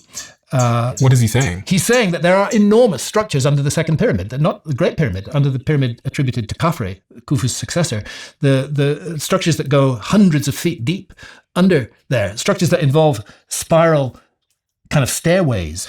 The reaction has been overwhelmingly dismissing this. Archaeologists they won't look further. They say it's impossible, and they won't look at it. And I think that's shameful for people who imagine they're scientists. They should be looking further. I'd like to see the technology trialed in Turkey. There are underground cities in Turkey, Kaymakli, for example. We know every room in those underground cities.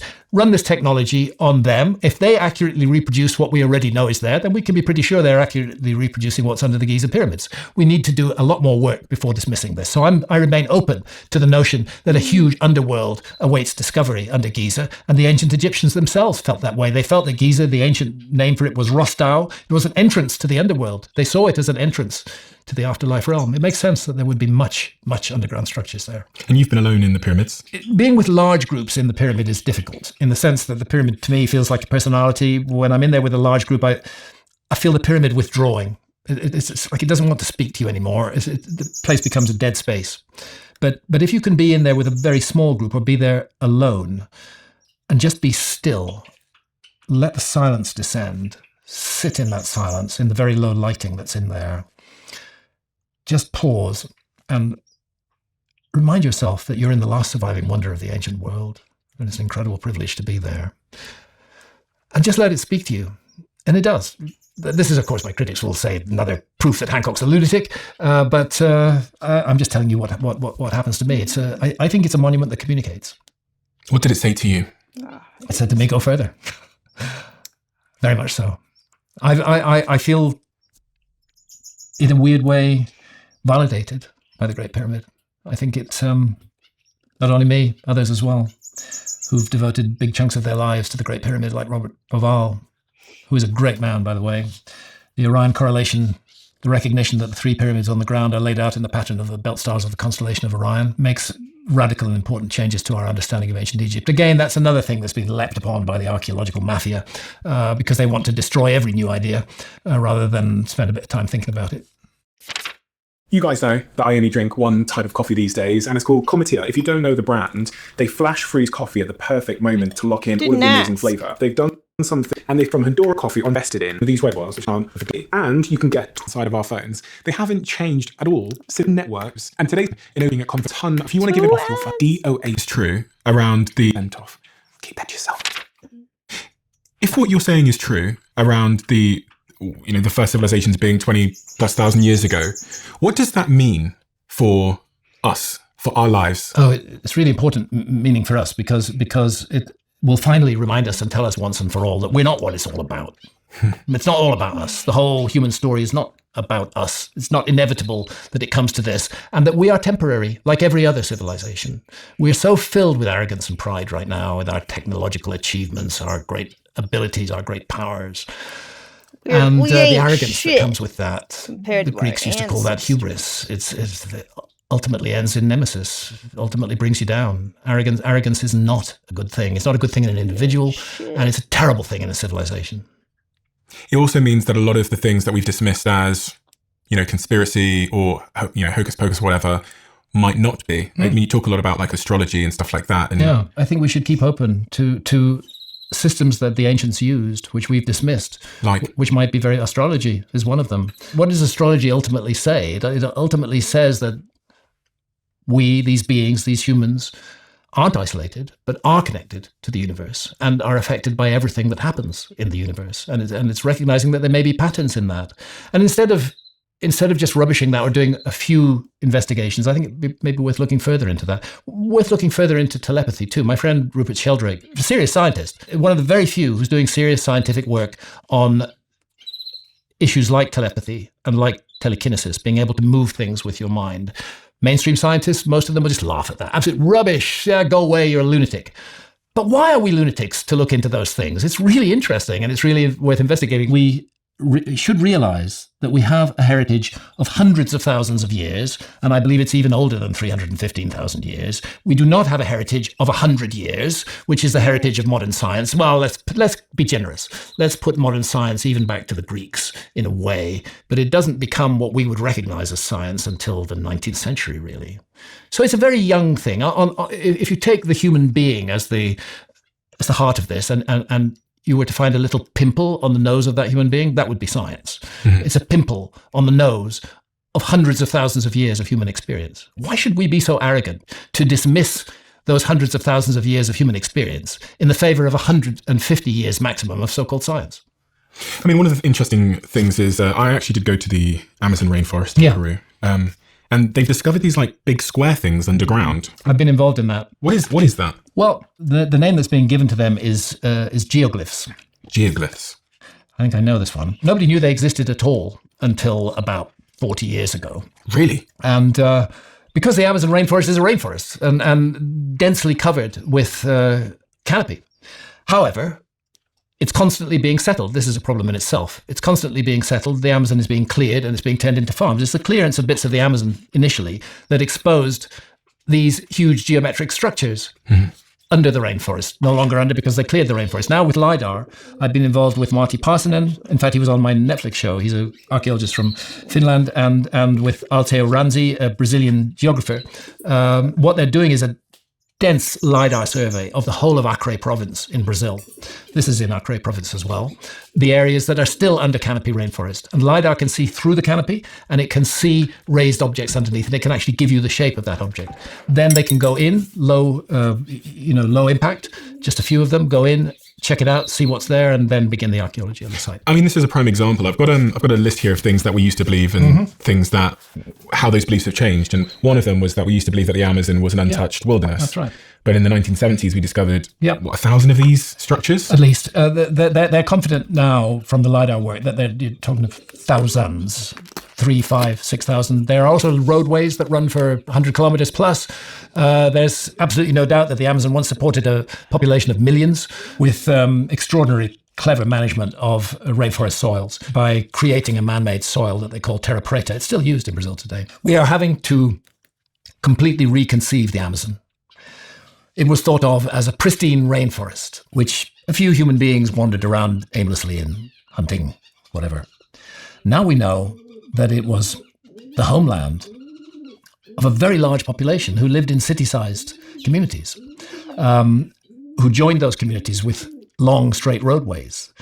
It's as though the veil is being pulled back, and we're beginning to see a completely untold story in the Amazon. And these geoglyphs, very precise, rectangles, triangles, circles, squares, all of these, it's geometry. It's geometry. What's it doing there in the Amazon? And when I talked to a local shaman about this, and I did on camera in the Netflix show, he talked to me about how important these places still are to him, that these places were made by their ancestors, that they're places for shamanic gatherings, places for shamans to use specifically to contact the world beyond. Let's be clear about this. All civilizations, including ours, although we may deny it, all of them emerged from shamanism. Shamanism is the essence of the human adventure.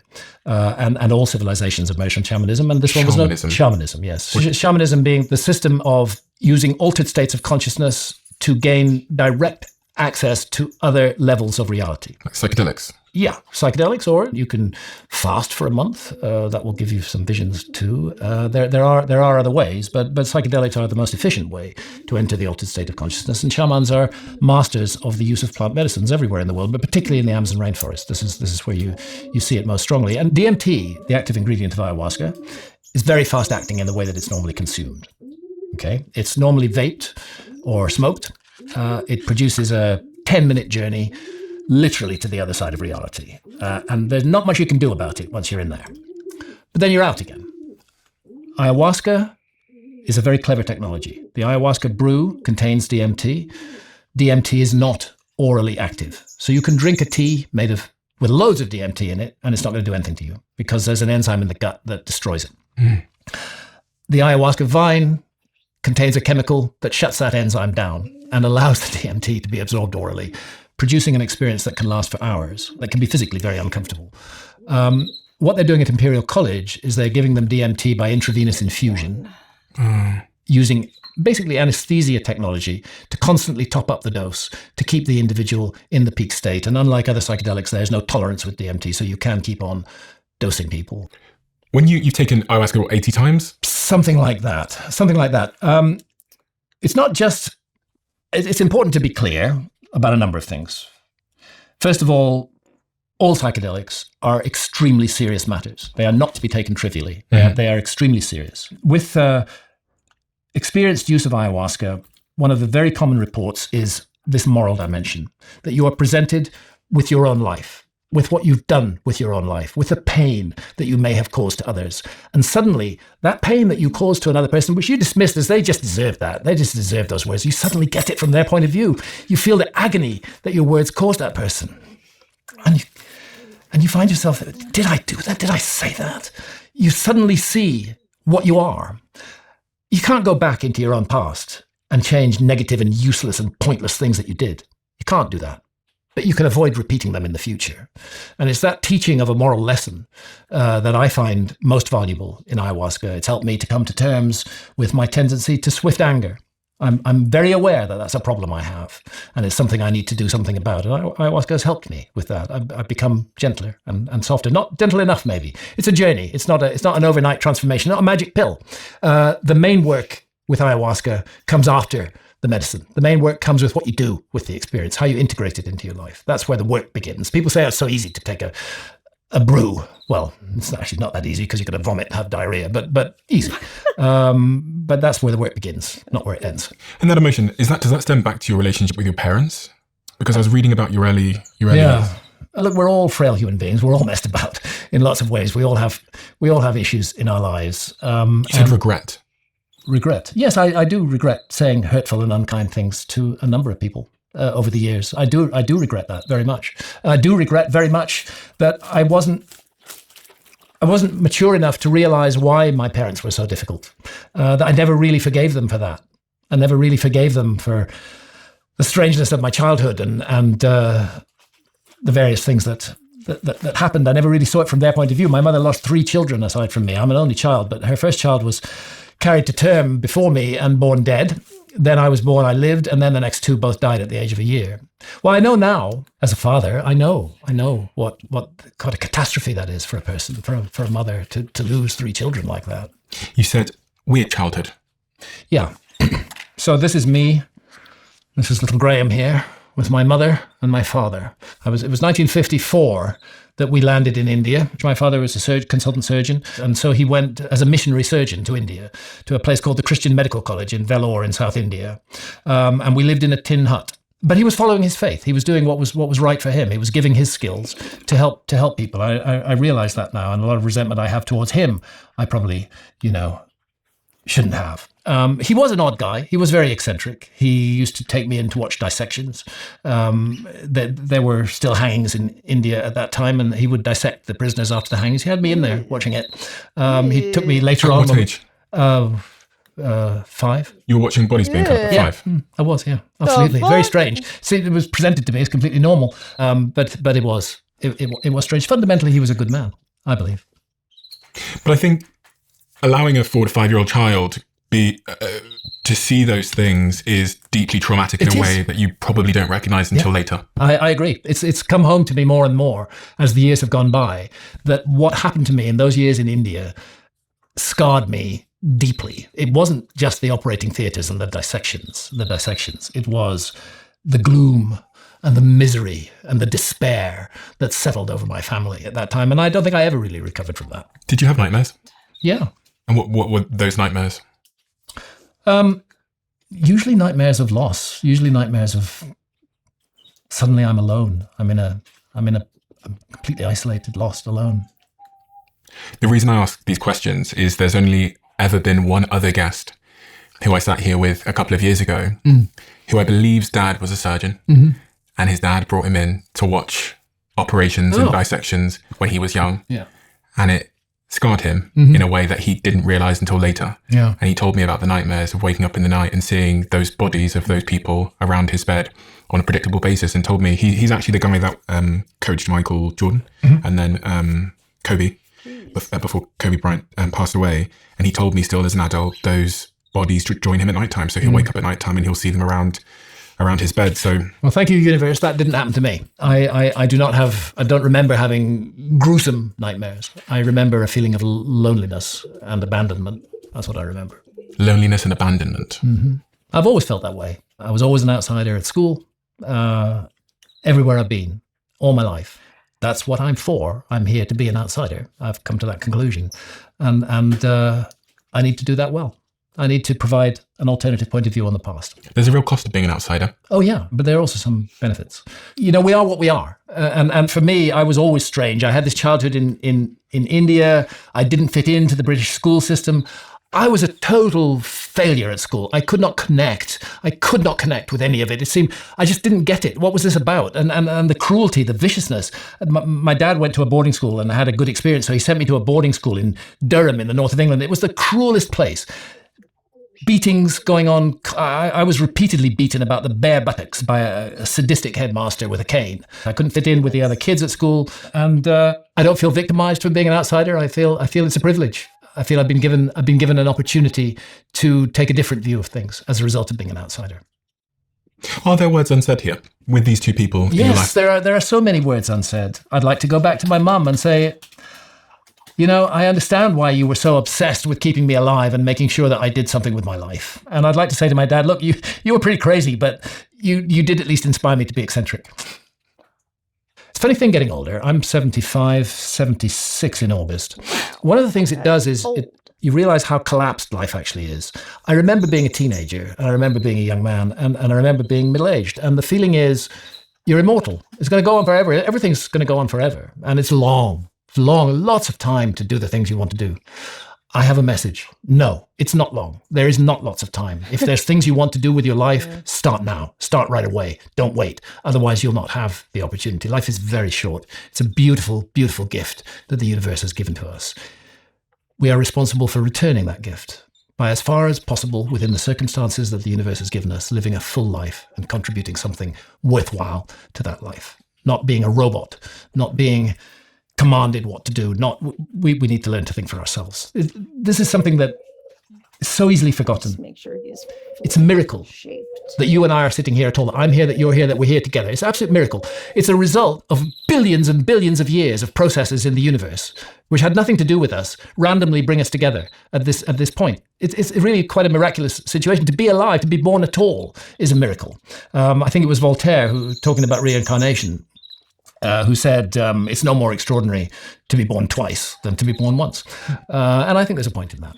Are you religious? Do you believe in a God? Or I would say that I am, that I pay close attention to what I would regard as the spiritual, non-physical side of life. But I do not belong to any organized religion. One of the things I don't like about organized religion is that your relationship to the divine, whatever you call the divine, spirit world, whatever you want to call it, your relationship is mediated in some way. Yes. Some priest or rabbi or mullah teaches you how to mediate that relationship. And I think what's important, for me anyway, in the spiritual inquiry is a direct relationship, a direct experience. Rather than being taught something, I want to experience it for myself. And that's why I found ayahuasca very, very valuable, because it has enabled me to experience something that is absolutely impossible to experience in normal everyday life. We're so plugged in to the physical world, and we have to be. We've got to obey the laws of physics. We've got to deal with the economics of our circumstances. You know, we have to make our way through life. All of those things we've got to do.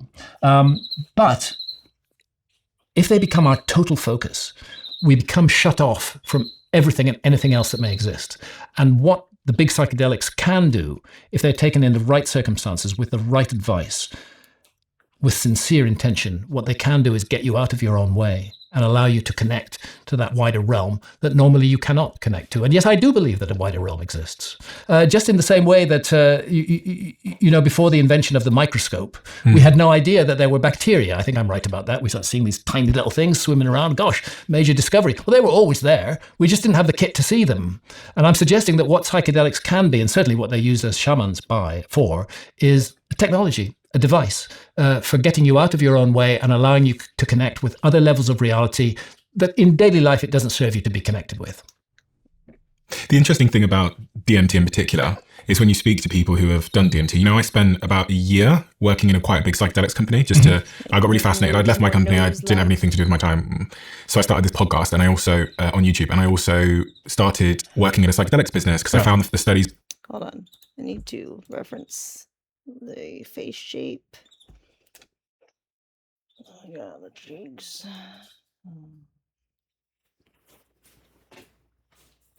That's what's wrong with it. This cheek is too far forward. It needs to be farther back. Oh yeah, that looks better.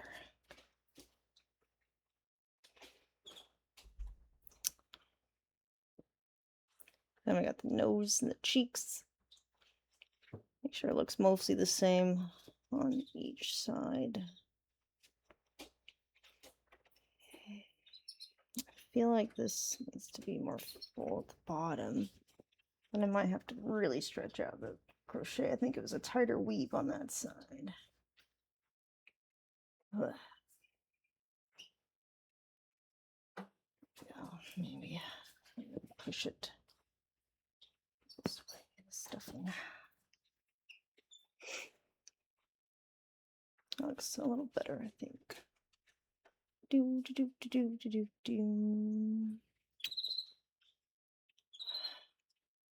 Okay. I'm gonna stuff the rest of it. Looks pretty good for first time. Thank you. I'm a perfectionist. So I'm sure I'm gonna find things I don't like after, but oh well. It's a learning experience. Okay, so the back, I want obvious, like, slope from head to neck. I'm referencing the side profile. Okay. I think that's pretty good there. So it's got to stuff more on the bottom. Have a slight sloping back.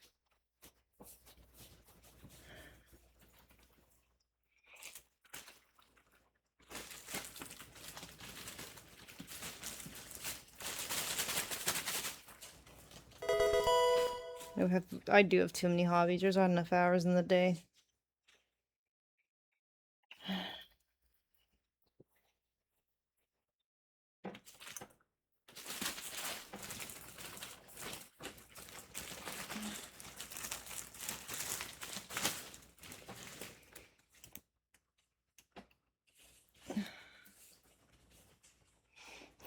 What a cute penis. Thanks. Appreciate it.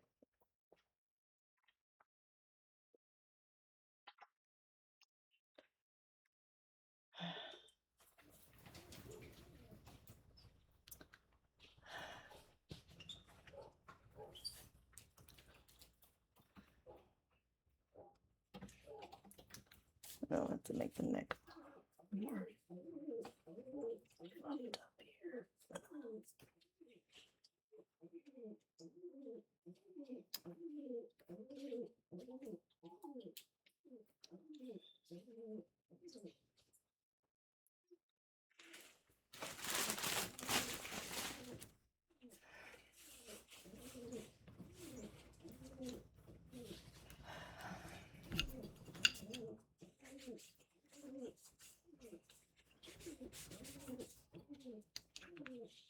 Smooth out the slope.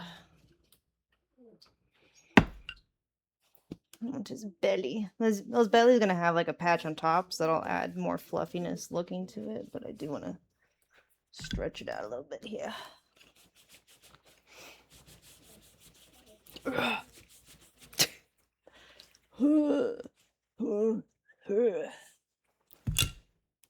Get in that belly.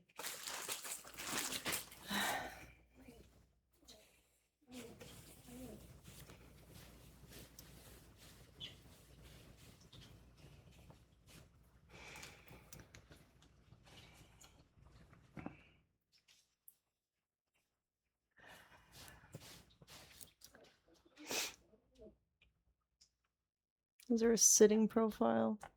Yeah, okay, so not, this is okay so far then.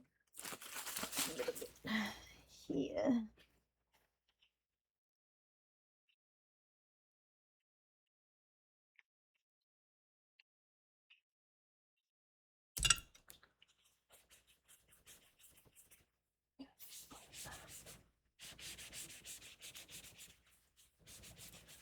Shape the stuffing so it's not as lumpy.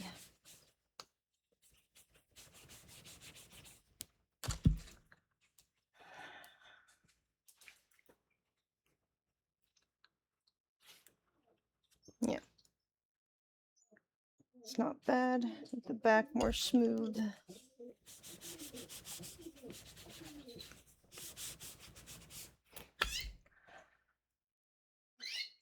Because the belly is going to have like an extra patch on it. And there's going to be the tail too. So I don't want to make him too fat because then he'll just look super fat later. But I do want a little curvature in here.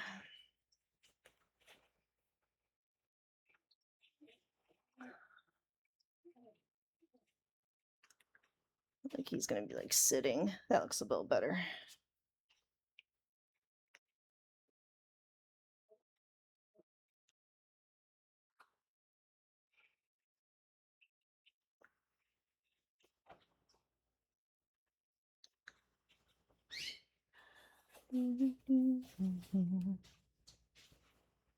Looks pretty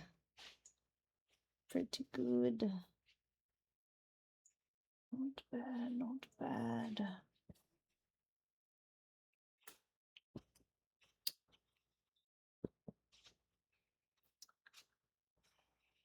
Actually good. It's kind of like head tilting a little bit. It's because of my stitches. I think the tension was off. I'm still learning. But it's kind of cute. He's kind of looking at you kind of like this one where his head's slightly tilted maybe. But that's okay. It's still cute. He's a sassy Charmander. That's all.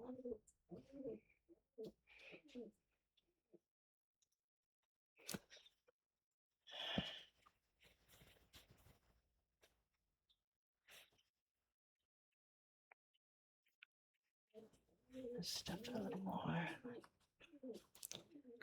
on the sides.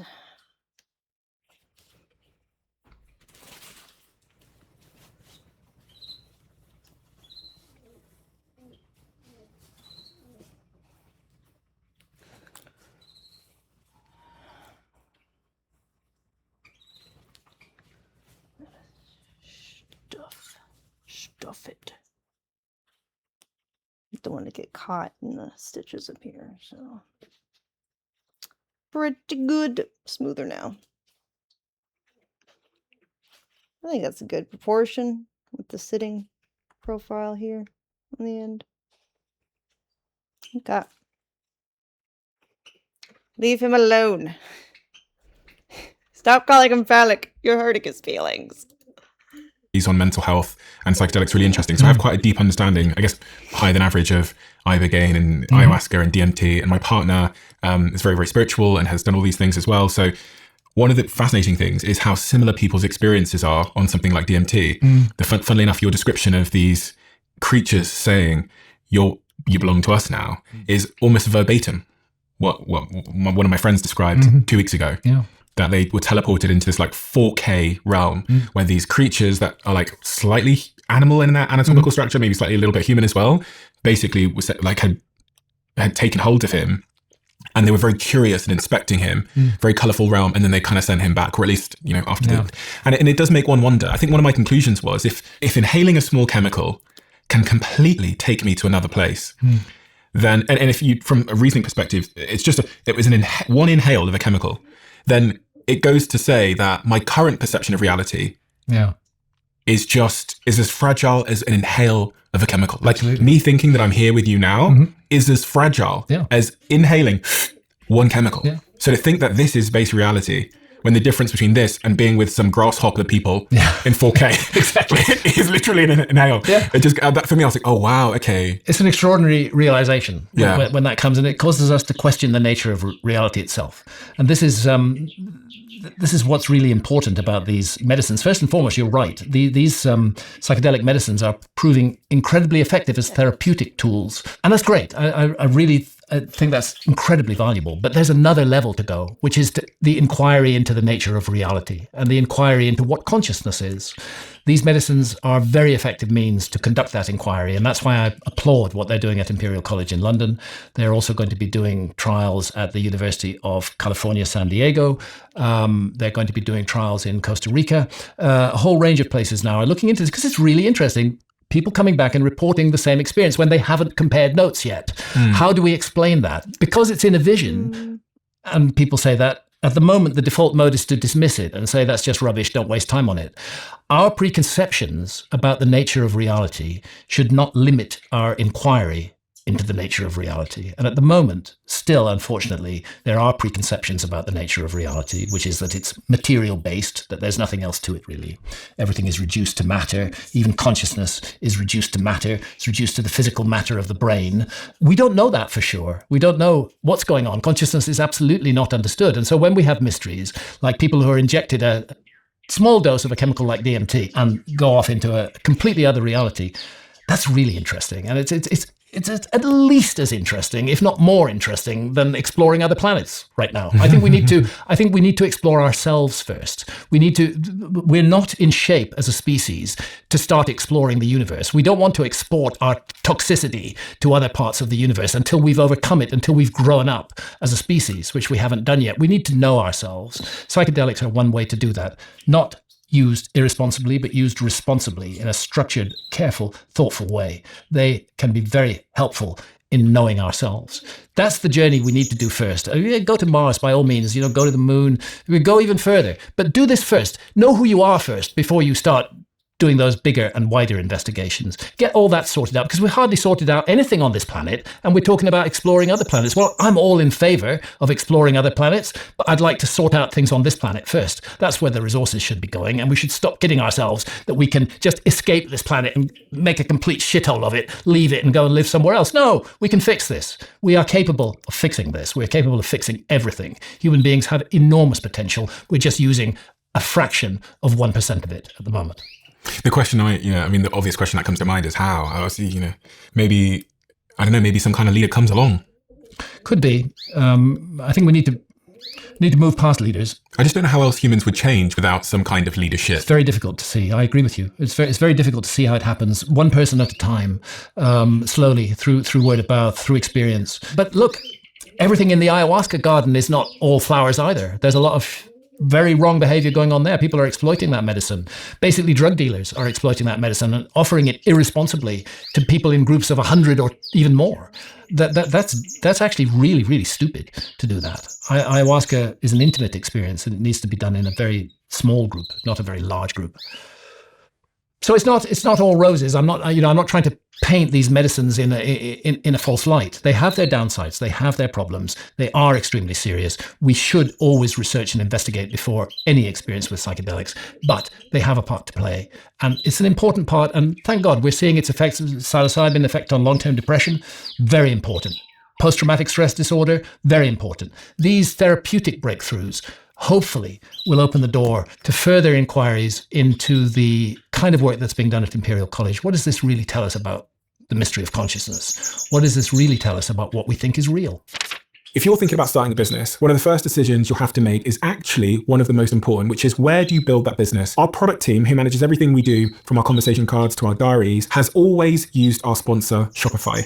There are a few reasons for this, but one of the big ones is that when you're running a business, you really need your own store and your own customer data. And Shopify gives you exactly that. You aren't renting space from someone else's platform, hoping the rules don't suddenly change, and you avoid the classic founder challenges that inevitably come, like sorting out payments and logistics and storefronts, because it's already built into Shopify. Those early days are messy enough without the infrastructure challenge to create extra problems for you. And Shopify's distribution piece is underrated too, because your products automatically get in front of people on Google, TikTok, YouTube, ChatGPT, which again, isn't something you have to figure out yourself. It's just already built into their platform. If you are serious about starting your own thing, start your free trial at shopify.com/Bartlett. Through your journey through ancient civilizations, what have you come to learn about what this consciousness thing is, if anything at all, or at least what people believed, and how those mythologies were similar? Yes, I've partly come to this through the ancient texts. There's a very specific scene in a number of the ancient Egyptian funerary texts, and it's called the judgment scene. And what you see is, you see the deceased entering into a hall, into a room, at the end of which sits the god Osiris, enthroned. And the deceased is led into the hall by the goddess Maat. She's recognized by a feather that she wears in her headdress. She's the goddess of truth, justice, and cosmic harmony. He enters the hall. There's a scale in the hall. In one pan of the scale is an object that represents his heart, oblique, his soul. Heart and soul were the same thing for the Egyptians in that sense. And in the other pan is the feather of Maat, the feather of truth, harmony, and cosmic justice. You do not want your heart to outweigh the feather at that moment. You want, at the very least, to be in balance. And in order to be in balance, then comes into question the whole way that you've lived your life. Up on the wall of the hall, there are 42 little figures. They're called the 42 negative assessors. Each one of them is going to ask you a question. Did you steal? Did you kill? Actually, the 10 Commandments are all in there, and a lot more as well. Ideally, you should be able to answer no to all of those questions, but the ancient Egyptians always understood how frail human beings are and that we can always make mistakes. The question is, what do we do when we make a mistake? Do we learn from it, or do we keep on repeating it? And what I read into that is, you were given, you, the deceased, you were given an incredible opportunity. We allowed you to be born in a human body. You could have a range of experiences that no other physical form on your planet could have. You had this huge brain. You had this enormous capacity. We gave this to you. What did you do with it? Did you use it well, or did you squander it and waste it? And at that moment, you'd better be there with some answers about how you used it well. So as I come towards the end of my life, I look very carefully at my life. I try to undo wrongs that I have done in the past if I can, and I try to make sure I don't do any more in the future. I want to be a nurturing and positive and useful person to the people around me. The health situation you've gone through has clearly made you quite introspective, probably more so than you might have been 10 years ago, I'm guessing. Oh yeah, absolutely. I was still immortal 10 years ago. Listen, each and every one of us, every single human being on this planet could die in the next minute. Life is that fragile. It's that sudden. You can never predict how long you're going to live. But what something like this does, it focuses the mind, and it does make me wish more and more that I can leave this life with as few regrets as possible. and that I can feel that I played a useful and positive role in the life of others, and that I even played, in some way, a useful and positive role in the life of the species to which I belong. Are you happy? I am very happy in a lot of ways. I'm blessed to have lived the life I've lived, to have traveled the world, to have the adventures that I have had. I'm blessed with a beautiful and wonderful wife and companion, my wife Santha. I've got this wonderful picture of her. Yeah. Glows. That's me and Santha. We met when we were about 40 years old. And I don't think we've been apart more than 4 days in the entire 30 plus years since then. Wow. We do everything together. We travel together. Santha's a photographer, brilliant photographer. And I do not have a great visual eye. So we work together. I do the words, Santha does the pictures. We have the adventures together. We did the scuba diving together. Santha nearly lost her life twice in intense currents scuba diving. She's brave. She's an adventurer. She's a wonderful mother. This is so important.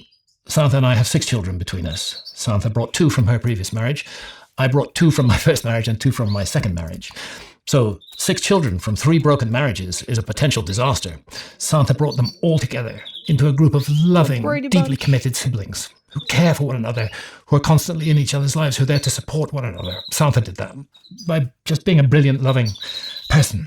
So I'm very happy to have such a great partner who's stood by me through thick and thin and who's brought out these wonderful characters in our children and now our grandchildren. 9 grandchildren, 6 grandkids. Wow. All of it's down to Santha. It's remarkable that through all the wonders of human history and all the things we talked about, that love, like this kind of romantic love, is so central, so important, so central to our happiness. I just thought, it's just a wonderful reminder of how easy it is to get caught up in the material and all the toxic, whereas, so much of it comes from just the simplicity of falling in love with someone. Love is what it's all about, and love is giving. It's giving yourself to somebody else. It's putting the other person. Sorry, I'm going to end up crying. This is what my wife does all the time with everybody. She puts other people first, and others benefit enormously from that. I'm very fortunate. I think if I hadn't met Santha when I did, and we hadn't formed this joint life, I think I would have made nothing of my life. Nothing at all. Really? I think it would have just gone down the tubes. I needed a loving, steering hand at that point. Anyway, very lucky. I am happy. There are things that make me unhappy, of course, just like every other human being. I don't understand why those who are bitterly opposed to my work want to try and present me as some kind of fraud or grifter, but I suppose it's an easy way to lazily dismiss somebody else. Another thing that has been used is because I've considered the possibility of a lost civilization having an influence on other known historical civilization. I've been accused of racism as well. That I've been accused of taking away the authenticity of indigenous achievements, and that again has been without any receipts. It's just thrown out there as an accusation. Now, for me, with a multi-ethnic family, that racism abuse that has been thrown at me constantly is extremely hurtful and extremely painful. It's one of the few things that have been thrown at me that I actually cannot forgive. It's unforgivable to use that lazy, easy dismissal in a society where a lot of people don't read anymore. I can pretty much guarantee people who hear that on the internet, they're not going to go and read the books and actually find out what I said. They're just going to take it as face value. So that does hurt, and it does make me sad. But generally, I'm blessed, I'm lucky, I've lived a fantastic, privileged life. I've explored the world, I'm surrounded by love, and onwards and upwards as far as I'm concerned. Well, Graham, I think at the end of the day, the thing that endures is the impact, the curiosity that you've provoked in people, allowed them to wander beyond the narrowness of our lives, which is quite miserable. A narrow life feels quite like a miserable life where you can't be open-minded and explore. And that's why I love these conversations. It's not to say that I always accept when I have these kind of conversations, everything to be 100% true. But the net benefit for me is just expanding my mind to possibility. Absolutely. And please don't rob me of the opportunity to expand my mind to possibility. Yeah. What would my life become without possibility or hope or all these things? And actually, when I look at graphs like this that show how our beliefs and scientific understanding has changed, even in recent times, as recent as 2017, on this particular graph, I have some arrogance to assume that I know it all today. Totally. Things are constantly changing. Every turn of the spade in an archaeological dig can change the whole story. Change the whole story. This is not limited to archaeology. This is found in all fields where there are specialists. That they they tend to get locked into a particular reference frame and actually defend it in a territorial way. Yeah. It becomes like a war, and they feel absolutely responsible to defend that territory against all comers, and will use any dirty tricks that are needed to be used in order to defeat the enemy. So you asked me a straightforward question, am I happy? Yes, I am happy. And I honestly answered you that there are certain things, particularly the racism assaults on me, that do make me extremely unhappy. What else do I need to know about the possibility of an ancient civilization that might inform how I think about myself, my life, and I guess also our future? What I found so fascinating is, especially we're in a moment of this AI revolution, where you've got these sort of big forces. You've got nuclear weapons over here. You've now got this advanced intelligence. There's humanoid robots on the horizon. And if there was ever a moment where the word, existential is being used in a way that is probably appropriate, for me, it feels like now. It feels like now to me too. This is no doubt Most of his our species is conversations poised are on the not edge of an abyss business-related. right now. Our technology has outgrown our mentality, and we're not in good shape to deal with the challenges that lie ahead. Unfortunately, the chances of a nuclear exchange are just higher and higher. And that's just a realistic assessment of the way the world is with these maniacal leaders. So what could we learn from the past? I believe we can learn that there's another way to live, that we don't have to do it this way. How do you know? That's something I believe. Okay, believe. That's something I don't know. Okay. I guess I'm optimistic that human beings have made it through all these centuries, all these thousands of years, all these hundreds of thousands of years, that we've made it through. We've made terrible mistakes, done terrible things. I mean, look at the Second World War. God, no, how many people were killed there? I mean, 20 million Russians alone, if I remember correctly. It's just horrific, absolute horror.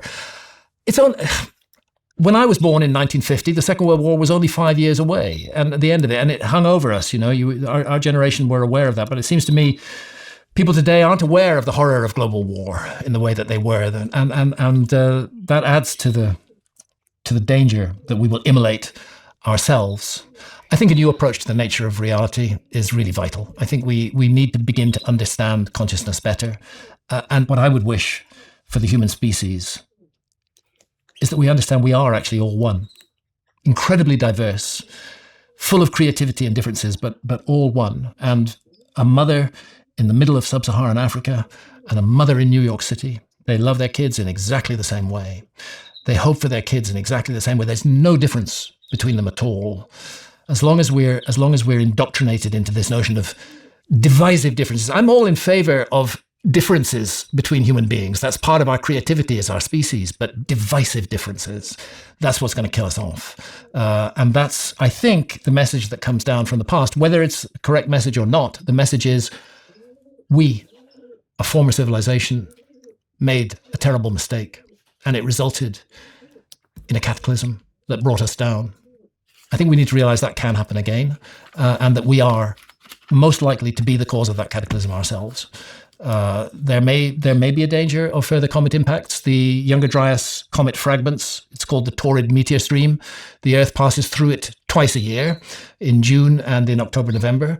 There are hundreds of deadly objects in the Taurid meteor stream. It could happen, but I think a much more likely way that we're going to bring our civilization back almost to the Stone Age is nuclear war.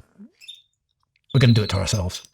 Unless we wake up, unless we become more conscious of what it is to be a human being, of the privilege and the gift of being a human being, and how that privilege and gift belongs to every human being, not just to us. But I don't know how that's going to be done. I do think psychedelics can play a role. I've said many times, and I'll say it again, if I had the power to do so, I would insist that every world leader has at least a dozen sessions of ayahuasca before they even apply for the job. Because you believe that would give them the same feeling of oneness that I think most of them wouldn't apply for the job at all. Oh, really? And those who did would probably do a much better job. Because they'd understand themselves better. Graham, what is the most important thing we haven't discussed as it relates to our past and what it might teach us, or how it might inform how we choose to live our lives today, that we haven't discussed? Look, the most important thing as far as I'm concerned is independent inquiry. We need to start thinking for ourselves, and that's true of the past, and it's true of everything else. To the extent that I do get positive feedback from young people, and I do a lot, that feedback is, thank you for being an example to question everything. Mm. It happens that what I'm questioning is the past, but that can be a model for questioning everything. I feel that very poor journalism, being used to smear my name because I asked questions and because I asked them vigorously and because, most important of all, I reached a large audience. That's it, really. They won't smear your name if you don't reach a large audience. You're not worth their trouble. I know the feeling. Yeah. But I think, you do. But, you know, for me, my thing has always been that all it's done is made me clearer. Like, you know, if you have a bigger platform, more people watching you, etc., and talking about you. All it's done for me is made me clearer on my principles and what I believe. Yeah. And I'm actually really thankful for that in a weird way. Yeah. Because you're forced to, you know, when you hear so many things said about you, or written about you, whatever, it does focus one mind on, okay, like, who am I? Yeah. And what matters? What am I? Where am I uncompromising in terms of the conversations I want to have, the way I want to do it? And that's given me a huge amount of clarity. And one of the things that I really want to make sure is that it doesn't make me bitter or resentful in any way. Very important. Wait, And hold on. Never sought out her OF stuff. I like Emma because she used to be fun. What do you mean? My old content did nothing except promote OF and, like, indirectly, but pretty obviously. I don't... What do you mean by used to be... What is this fun you're speaking of? Odd thing to say. Odd indeed. You see how it happens? Yeah, I Because can absolutely. Before your OF shit. What year are you talking about?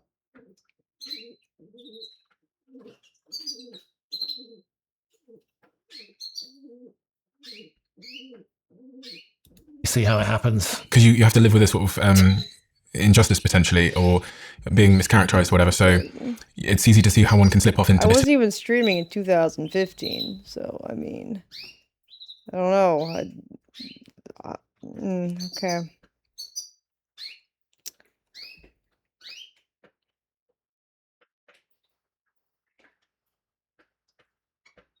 And resentment into. That's a big part of the work I'm doing on myself at the moment. I'm confident that I am doing the right thing with my life. I'm doing no harm to anyone, and I'm putting ideas out there that are worth thinking about. I'm confident of that. I have no doubts about that. And what will you care about on your last day?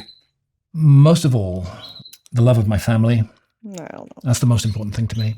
And That was a very I don't know, brief the feeling period. that I did my best.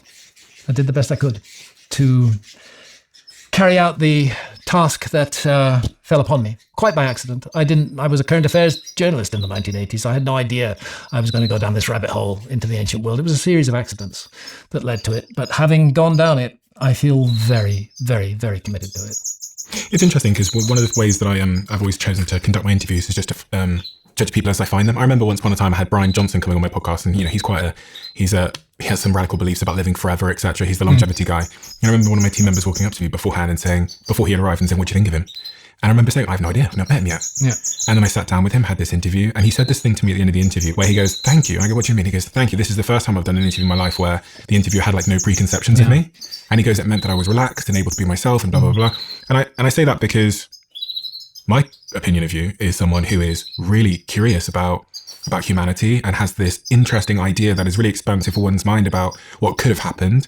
And again, the net benefit for me of that is just expanding my mind in a way that makes me empathetic to other people. Yeah. Makes me feel like me and you aren't different. Yeah. Like I've met you today, but we're probably, you know, we go back a long way. Maybe consciously we're the same, but in our history and our lineage, we are one of the same. And it also gives me a huge amount of respect for other living things, including my ancestors, in a way that you kind of think of your ancestors as these like monkeys that lived in trees potentially. Yeah. But actually hearing some of these stories, it makes me go, oh my gosh. And actually it gives me a huge sense of responsibility to leave this planet and this earth in a way that's going to be good for, you know, the future kids that will live 20,000 years from now in the future, and that will probably look at our fossil records and wonder. I think those of us who have a platform do have a responsibility. Very, very, very definitely. I mean, we're living in this strange new world. This world was inconceivable even in the beginning of the 1990s. This world of communication that we live in now, and there's no doubt that this is where influence can be applied. And if that influence is encouraging all that's good in the human race, then that's really great. It's a wonderful thing. And if it's encouraging all that's dark and negative and cruel and unkind and vicious in the human race, because that's also out there on the internet, then it's not so good. Graham, we have a closing tradition on the show where the last guest leaves the question for the next, not knowing who they're leaving it for. And the question left for you is there a danger of us sleepwalking into worshipping a machine god? You want me to answer that question? Yeah. Yes, we're already worshipping a machine god. As I said earlier in our discussion, in the minds of many, science has already been elevated to occupy the space that was once occupied by religions. That is a belief in a machine, fundamentally, that's taking place there. Science should be seen as a Optimus tool, one amongst Prime. many tools that we as human beings have at our disposal. It should never be the only tool, and it should never be worshipped. I don't ever want to hear the words, trust the science. The words for me are investigate the science. See whether it's right for you or not. See what else is available in the situation. Don't just routinely, without thought, without question, trust the science. Don't do that. That's betraying science as well. One of the fundamental ethics of science is not to trust the science, is to question and challenge the science. That's what we should be doing with the science. And yes, we are in danger of creating a kind of multidimensional machine which reaches into all aspects of human consciousness and controls us, yeah. We've got to stop worshipping science. That's for sure. We've got to put it in its rightful place as an incredibly against the valuable tool, Decepticons. which can do great things for human beings, but which can also do terrible harm and damage. Because when we trust science, there's something we stop listening to? Well, when you put your trust in anything, you better have good reason to put your trust in it. If I'm going to trust another human being with my life, I really want to know that I can trust that person. I'm not just going to say, "Oh, you're a doctor, so I trust you." No, that's not enough. I want to know more about that doctor, and indeed, I have pursued that just recently.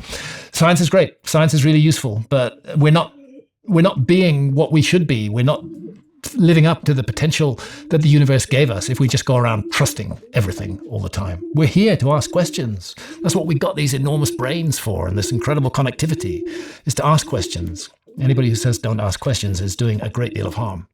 Well, I hope my audience are very curious, and I think they must be by now if they're still hanging around on this platform, Yeah. because we've had lots of very curious conversations and hopefully expansive. This acronym DOAC obviously stands for Diary of a CEO, but also we think of it as like being for dreamers and open-minded people, which is the O, and the A being about expanding awareness, and the C really being about feeling more connected. Brilliant. Like hearing your story and about your partner and your journey and your parents all makes me all, I think it makes us look spiritually connected in a way that's increasingly rare. If people want to learn and read more from you, Graham, where do they go? I mean, you've written so many wonderful books. You've got another one on the way. I'll link all of these books you've written and the others that aren't here below. Okay. Very briefly, the book that put me on the map was Fingerprints of the Gods. Yeah. And that's the book where I really begin to investigate the possibility of a lost civilization. Before that came The Sign and the Seal, which was about Ethiopia's claim to possess the lost Ark of the Covenant. It happened that as a reporter in the 1980s, I spent a lot of time in Ethiopia, and I came across this tradition, which is fundamental to all religious life in Ethiopia, and ended up writing a book about it. That put me on the track of a lost civilization, led to Fingerprints of the Gods. Then, after Fingerprints of the Gods, there's a book that's not here, which is Keeper of Genesis, that I wrote with Robert Boval. Underworld. This was 7 years of scuba diving that Santa and I did all around the world, following up tips from local fishermen, local divers. They'd seen something interesting, something that looked man-made at a depth of 30 meters just offshore there, and they would take us and we would find it. So Underworld is about all those flooded continental shelves. 27 million square kilometers of continental shelf were flooded at the end of the Ice Age. That's 27 million square kilometers. That's Europe and China and a bit more combined, were the best real estate on Earth 20,000 years ago and are all underwater today. And there's signs that there was life there. Oh, yeah, absolutely. Civilizations there. Yeah, well, we found very large structures underwater. So that's Underworld. Then after Underworld, I wrote Supernatural, which is that one there, which has been reissued in America under the title Visionary. And that's where I went deep into the shamanistic medicines, the ayahuasca, psilocybin, and the whole notion that cave art, the art that we see in the painted caves, is an art of visions. That this is shamans who had entered deeply altered states of consciousness. They'd remembered what they'd seen, and when they came back to the everyday state of consciousness, they painted their visions in caves. It's the best explanation for cave arts and why cave art is so similar all around the world, and so similar to the visions of ayahuasca shamans to this day. Graham, thank you so much for all that you do. I won't repeat all the reasons why, but you've blown my mind open in a way that's just driven curiosity. And I think that's maybe the start of all inquiry is deep curiosity. And that's what you've done for not just myself, but the hundreds of millions of people that have watched you over the years, all over the world. And I hope long may it continue, and good luck with your heart operation. And hopefully we'll be back again to continue this conversation soon. Absolutely. Thank you very much. Graham. Appreciate it. Thank you so much. Really good to meet you. Thank you so much. That's brilliant. YouTube have this new crazy algorithm where they know exactly what video you would like to watch next based on AI and all of your viewing behavior. And the algorithm says that this video is the perfect video for you. It's different for everybody. I don't even know what I want to watch. Check this video out. I bet you. That was a good video, though. I liked it.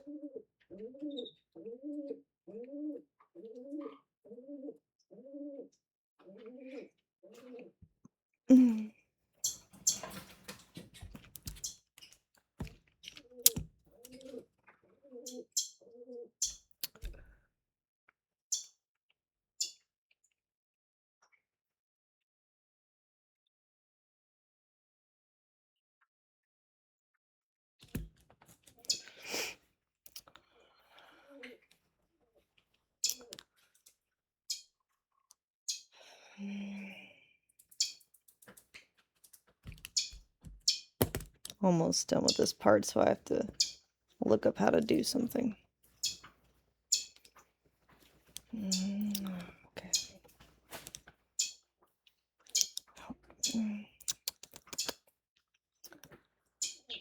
Okay. Now I have to look up. It says fasten off, leaving a tail. Weave the tail through the front loop of the remaining stitches and pull. Fasten off. What is it? What am I supposed to do this? Closing, crochet, fasten off, tail. I don't know. Close the ring. There we go.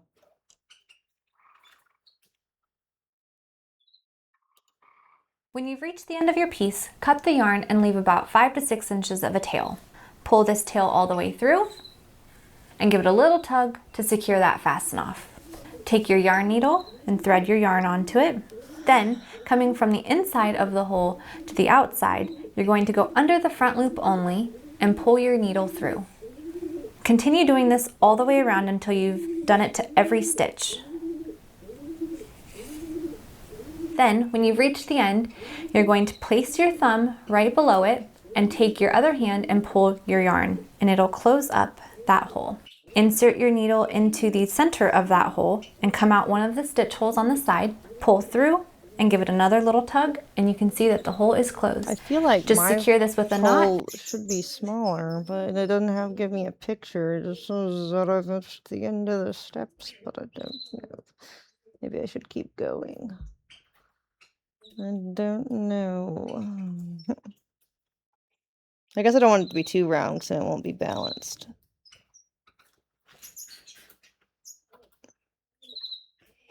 But I do need to stuff this part more.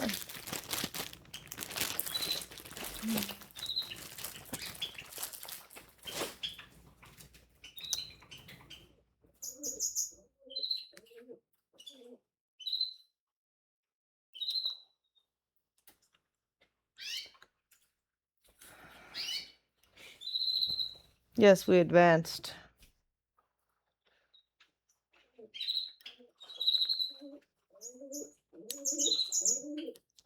Charmander has got a gaping hole.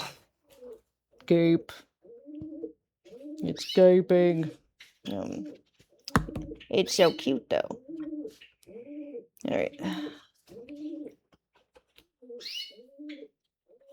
Let me stuff this down more.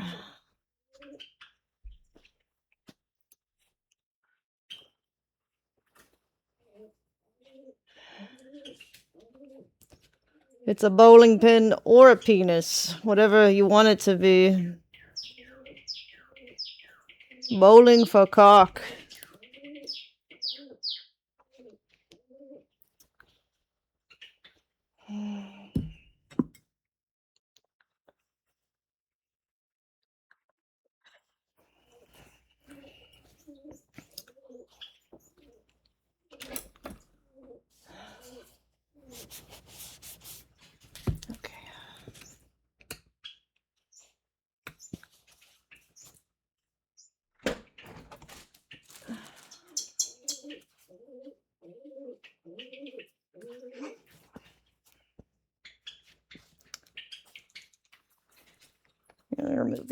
lines.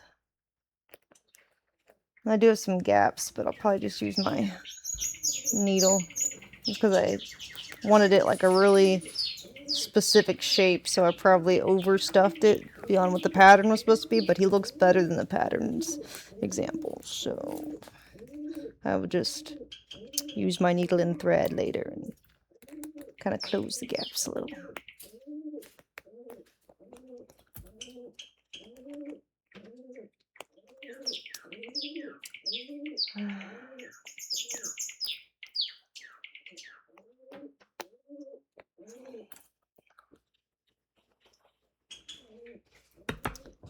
So, that'll be good because then he'll have his tail to balance out the back.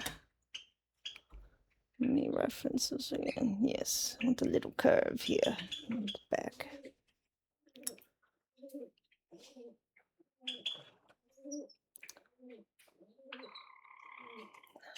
I want a little belly too, so let me spread this out.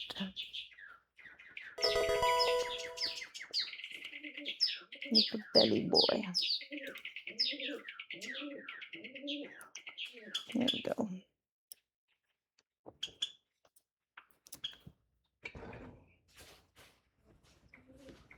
He's cute.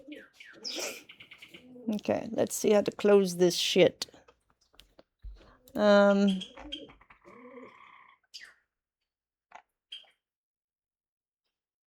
you've reached the end of your piece, cut the yarn and leave about 5 to 6 inches of a tail. Pull this tail all the way through and give it a little tug to secure that fasten off. Take your yarn needle and thread your yarn onto it. Then, coming from the inside of the hole to the outside, you're going to go under the front loop only really and pull your small needle enough? through. Continue doing this all the way around until you've done it to every stitch. Then, when you've reached the end, Part of me feels like I need to add another row of descending stitches just in case. I don't know. I don't want it to be weird.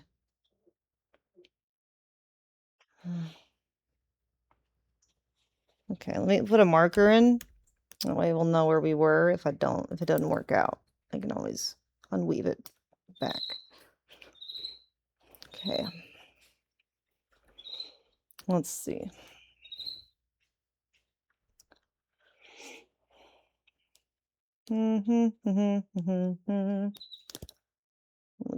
Yeah. Give me the string. Me.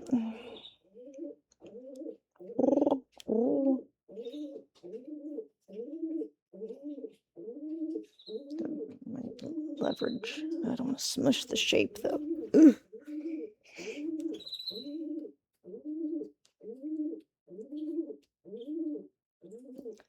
Let's see.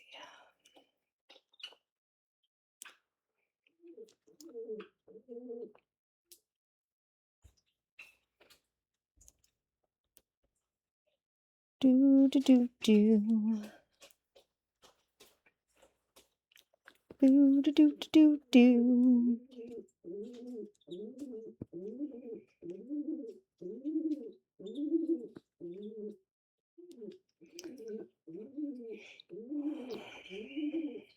Boo do do do do do do do do do do do do do do do.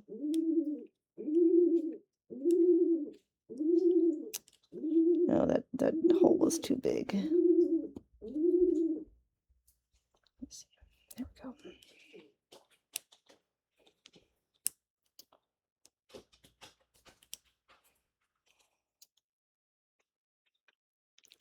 Do do do do do. Nope.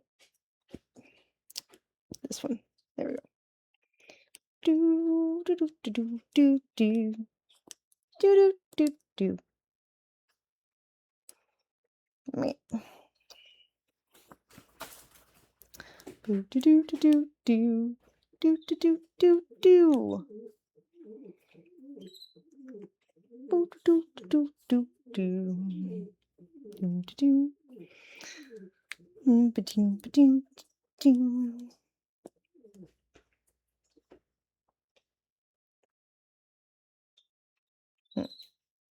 Hello. Let my string go. There you go. Do do do do do do do. Mm-hmm. Mm-hmm. Boop, do, do. Mer. Ba-da. Yeah. Ba-da. And ba-da. Give it to me. Whip. Go for it again.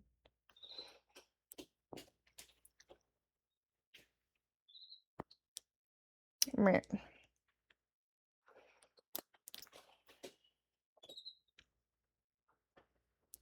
There we go.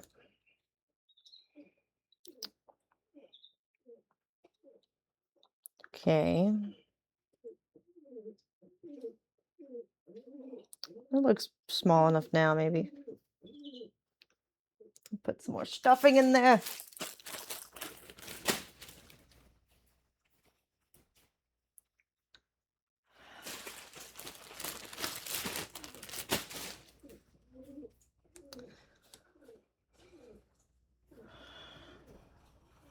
I'm convinced when they draw Pokemon, a lot of the time they start off with a dick. And they're like, oh, what can we make out of this? Because there's so many Pokemon that have dick shapes.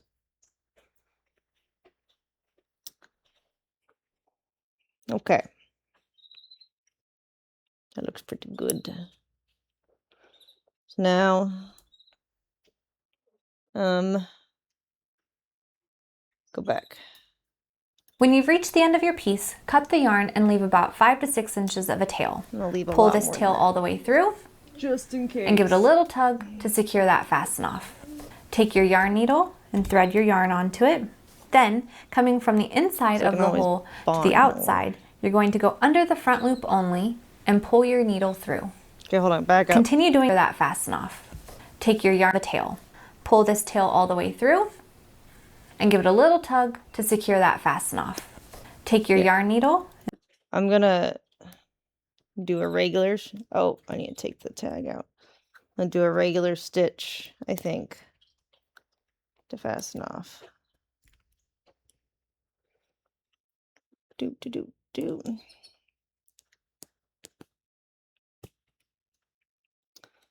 Okay, back up. To 6 inches of a tail. Pull this tail all the way through and give it a little tug to secure that fasten off. Take your yarn needle and thread your yarn onto it. Then, coming from the inside of the hole to the outside, you're going to go under the front loop only and pull your needle through. Continue doing this all the way around until you've done it to every stitch. Okay. Then, when you've reached the end, you're going to Hold on. Back up. Okay.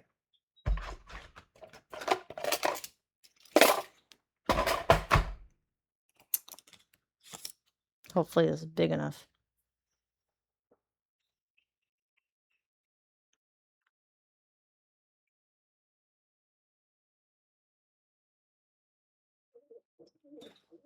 Shouldn't be more clothes, like another layer. That's why I left it long, just in case I need to. But I'm gonna try it this way first.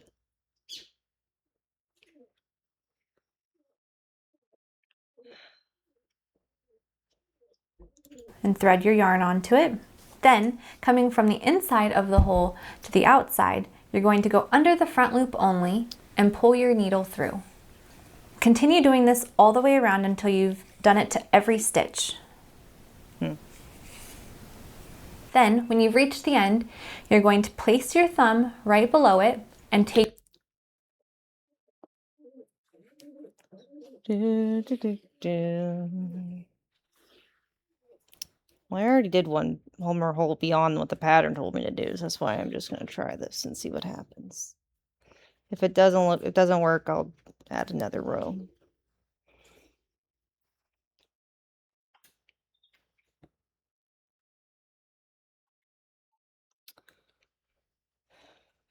Oh, hold on, I messed up this one. Meh.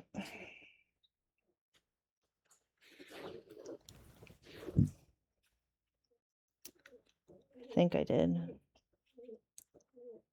Did I not? Or did I? Yeah, I did. I went under both instead of the first row on that one. There we go. Okay. Well, this is not the image of the pattern, though. That's just an example, so that's why I'm trying this. This is also bigger yarn.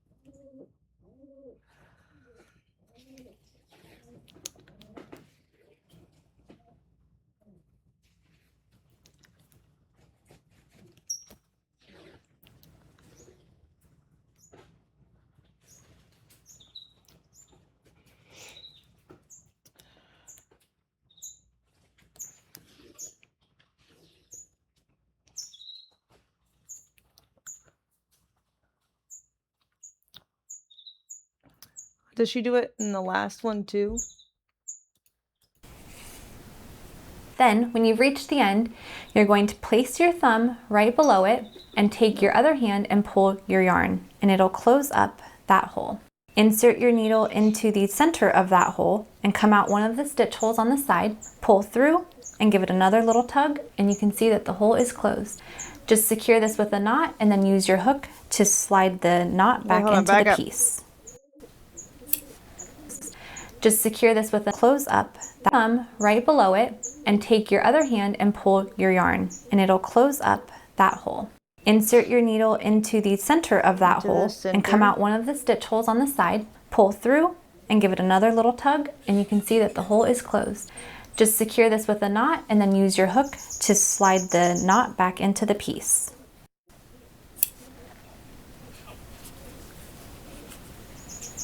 Okay, no, this And is that's fine. how you close up your piece. When you've reached the end of your piece, cut the yarn and leave about 5 to 6 inches of a tail. Pull this tail all the way through and give it a little tug to secure that fasten off. Take your yarn needle and thread your yarn onto it. Then, coming from the inside of the hole to the outside, you're going to go under the front loop only and pull your needle through. Continue doing this all the way around until you've done it to every stitch. Then, when you've reached the end, you're going to place your thumb right below it and take your other hand and pull your yarn, and it'll close up that hole. Insert your needle into the center of that hole and come out one of the stitch holes on the side, pull through and give it another little tug, and you can see that the hole is closed. Just secure this with a knot and then use your hook to slide the knot back into the piece. Okay. And that's how you close up your piece. When you've reached the end of your piece, cut the yarn and leave about 5 to 6 inches of a tail. Pull this tail all the way through. Get rid of the gap. And give it a little tug to secure that fasten off. Take your yarn needle and thread your yarn onto it. Then, coming from the inside of the hole to the outside, you're going to go under the front loop only and pull your needle through. Continue doing this all the way around until you've done it to every stitch. Then, when you've reached the end, you're going to place your thumb right below it and take your other hand and pull your yarn, and it'll close up that hole. Insert your needle into the center of that hole and come out one of the stitch holes on the side, pull through and give it another little tug, and you can see that the hole is closed. Just secure this with a knot and then use your hook to slide the knot back into the piece.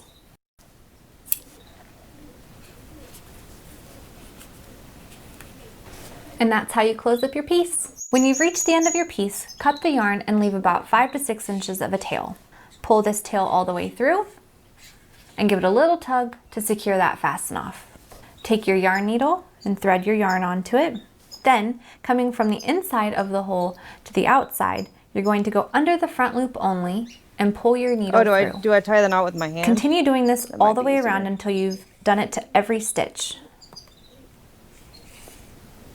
Then, when you've reached the end, you're going to place your thumb right below it and take your other hand and pull your yarn, and it'll close up that hole.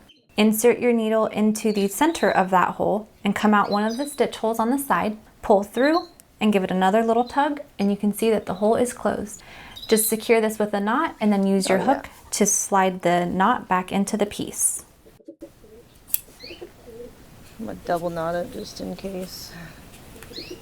And that's how you close up your piece. When you've reached the end of your piece, cut the yarn and leave about 5 to 6 inches of a tail. Pull this tail all the way through and give it a little tug to secure that fasten off. Take your yarn needle and thread your yarn onto it. Then, coming from the inside of the hole to the outside, you're going to go under the front loop only and pull your needle I through. don't want it to come back. Continue doing this all the way around until you've done it to every stitch. Then, when you've reached the end, you're going to place your thumb right below it and take your other hand and pull your yarn, and it'll close up that hole. Insert your needle into the center of that hole and come out one of the stitch holes on the side, pull through and give it another little tug, and you can see that the hole is closed. Just secure this with a knot and then use your hook to slide the knot back into the piece. I'll do one more knot just because it's my holes are And big that's enough. how you close up your piece. When you've reached the end of your piece, cut the yarn and leave about 5 to 6 inches of a tail. Pull this tail all the way through and give it a little tug to secure that fasten off. Take your yarn needle and thread your yarn onto it. Then, coming from the inside of the hole to the outside, you're going to go under the front loop only and pull your needle through. Continue doing this all the way around until you've done it to every stitch. Then, when you've reached the end, you're going to place your thumb right below it and take your other hand and pull your yarn, and it'll close up that hole. Insert your needle into the center of that hole and come out one of the stitch holes on the side, pull through and give it another little tug, and you can see that the hole is closed. Just secure this with a knot and then use your hook to slide the knot back into the piece. Okay. Boom. And that's how you close up your piece. When you've reached the end of your piece, cut the yarn and leave about 5 to 6 inches of a tail. Pull this tail all the way through and give it a little tug to secure that fasten off. Take your yarn needle and thread your yarn onto it. Then, coming from the inside of the hole to the outside, you're going to go under the front loop only and pull your needle through. Continue doing this all the way around until you've done it to every stitch. Then, when you've reached the end, you're going to place your... And before I move on to the next part, I'm going to do some eye embroidery, I think, if I have the right stuff for it. I think I do. I want the face. People stop being like, it's a dick with eyes. Now it could be a dick with a mouth and nose and eyebrows too. Give it the whole shebang.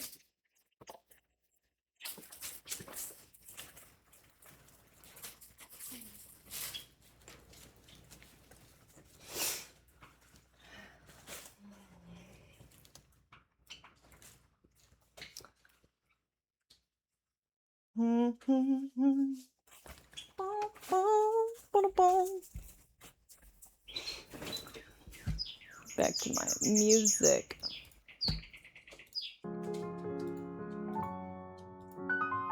Okay. So we're gonna zoom in on those eyes more. I need a front one, mostly. Yeah, that's good. Here's a front view. I'll use this view. I like this person's art more than official art, so it's very cute. Let me see. I have different options of black. might end up being too thick for a mouth, maybe. But I don't know. Slightly. Let me get. I like the soft black. This is another black. It looks blacker than this in person, just the lighting reflecting. But I like the softer colors. Here's black. Another black. Why's it gotta be black? Wasn't sure what texture I would like of the yarn, so I got lots of options.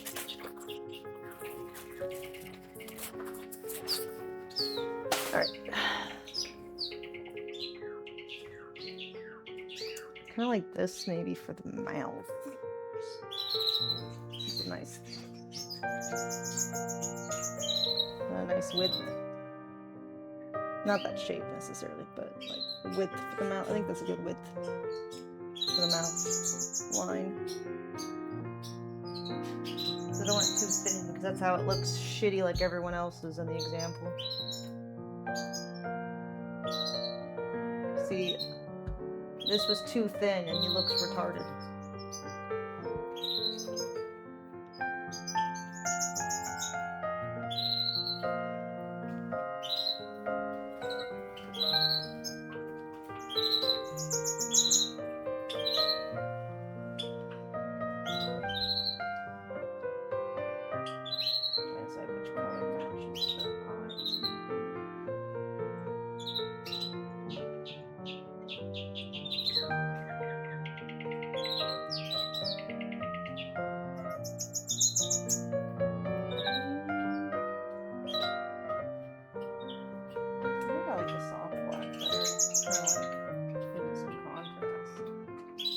This makes it look so hot because the eyes are kind of reflective, so I feel like if I use matte black it'll be like piercing.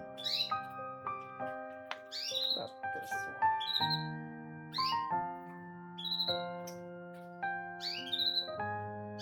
I could maybe outline the white part. I even need to.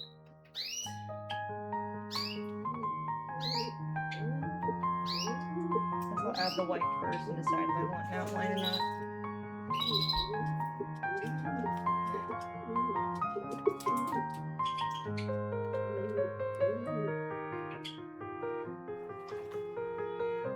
Do I want to do thin versions or do I want to do the thicker?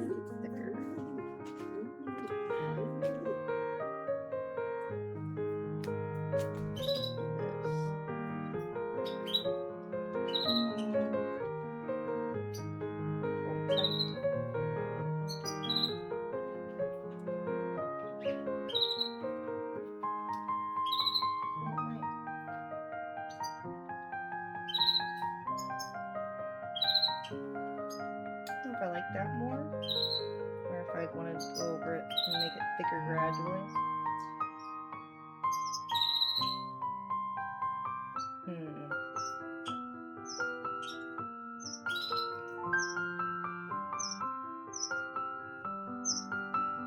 That's a tough decision.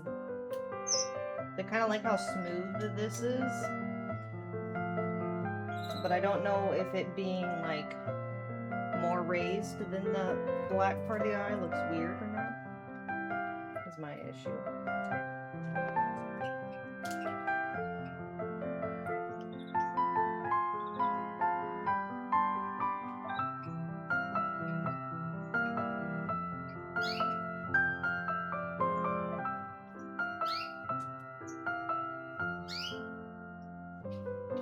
I think I'm gonna do the white. I think I can get it to the right shape better with the thinner white. I mean, let's see.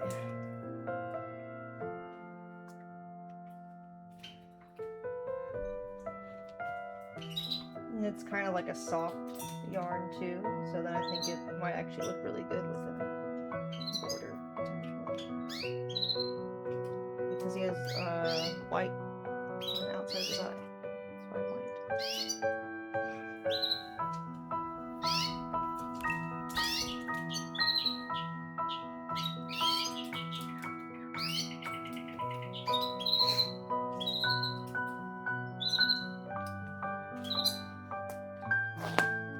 don't like it, I can always undo it.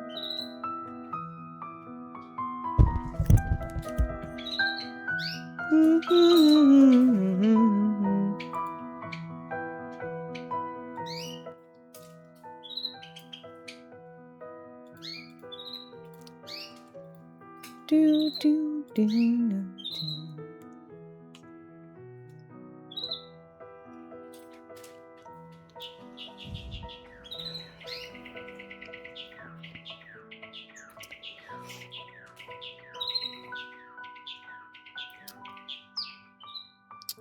I'm gonna make it not double lined.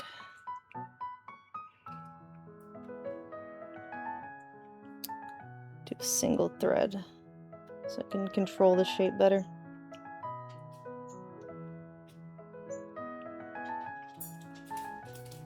Yes, I'm experimenting with the style because I want to see if this works, because that makes it so much easier to do Bulbasaur's eyes if this looks okay.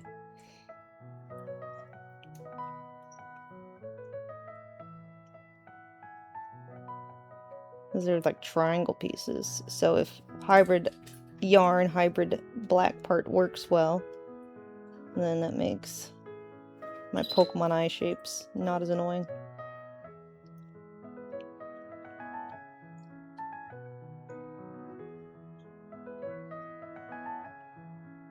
Well, it's an easy thing to undo if I don't like it.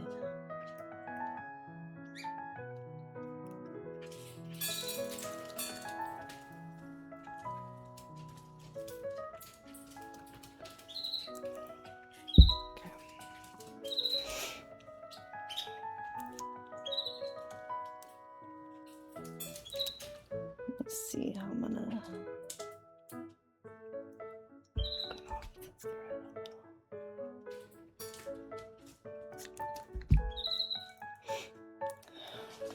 to think about how it's gonna be.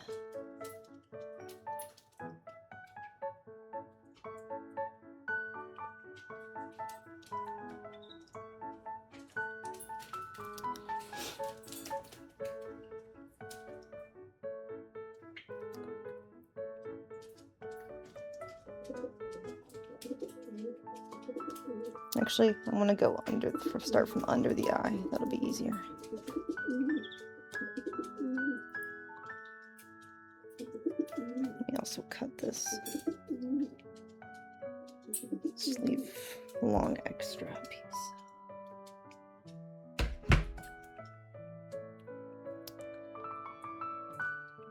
If I go under the eye, it'll be easier to undo in case it stretches out a portion of the yarn.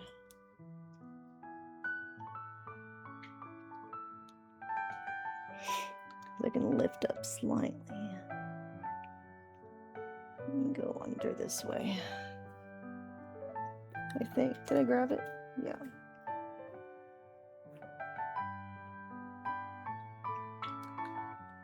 So I can put that underneath there. Good.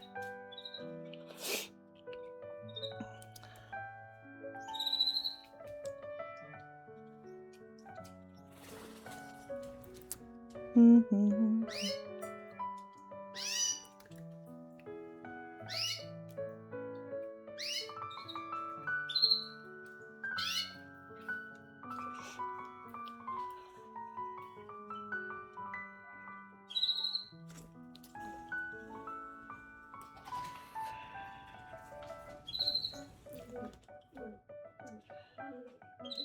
Okay.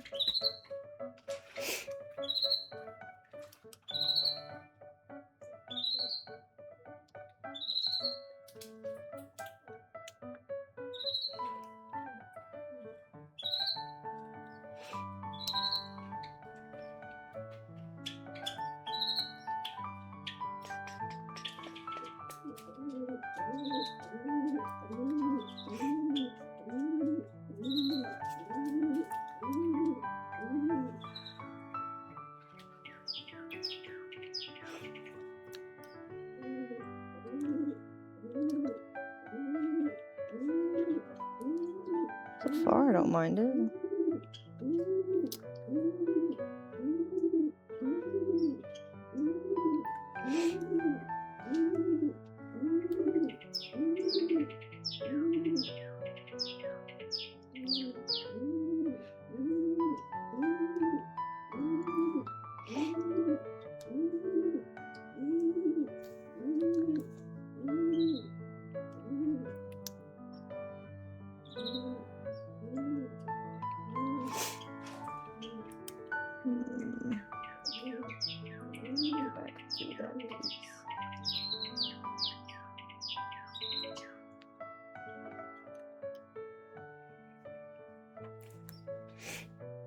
see if I can put it up higher, maybe.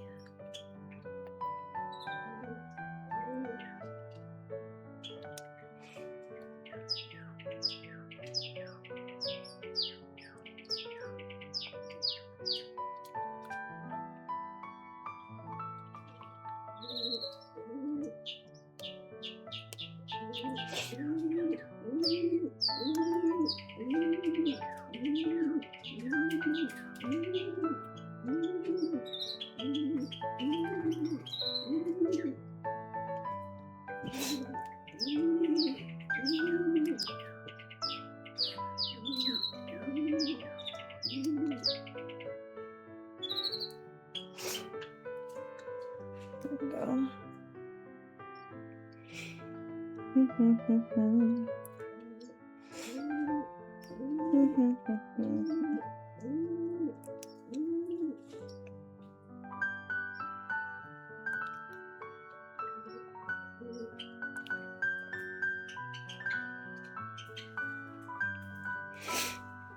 Let's see what that looks like up here.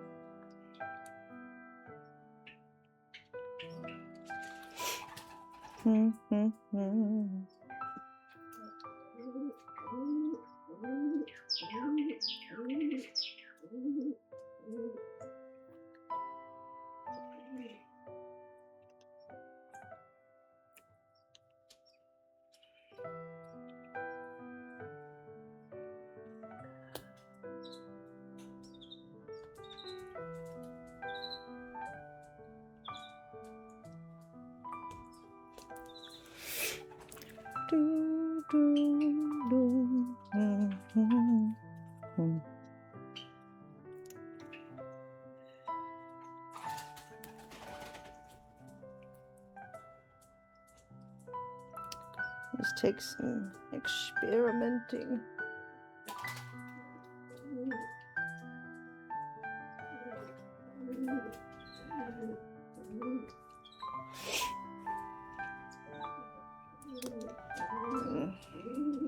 Oh, I need to go underneath this piece.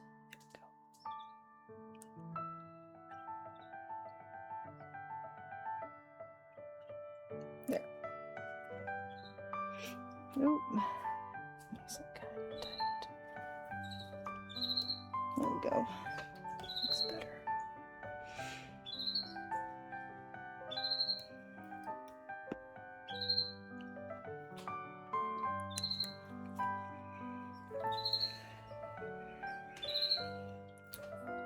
So far, I don't mind it. It's cute. I like it.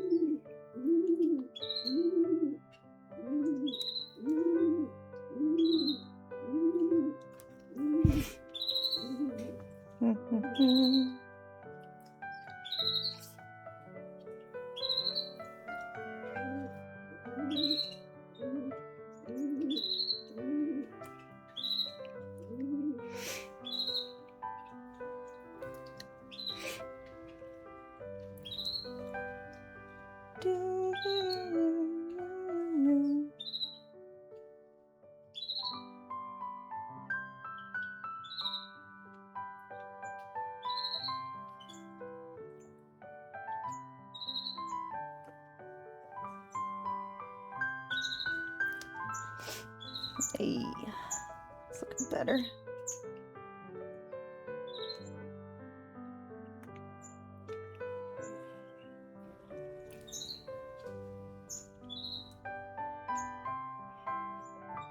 Huzzah!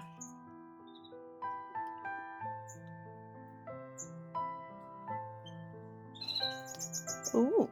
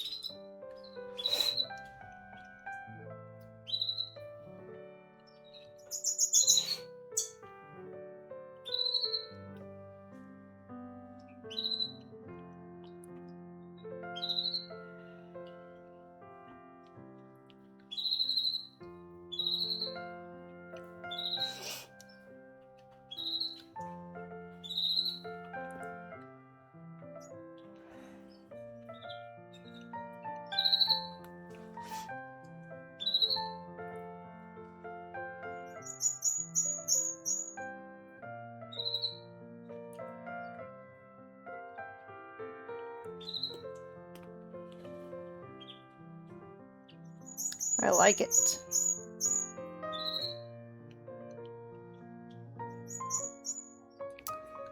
And then maybe see if I like the outline with it. Let's see.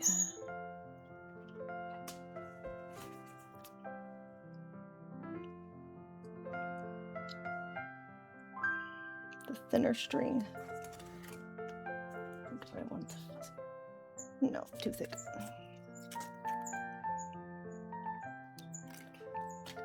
I mean, it doesn't add anything. It looks way more anime.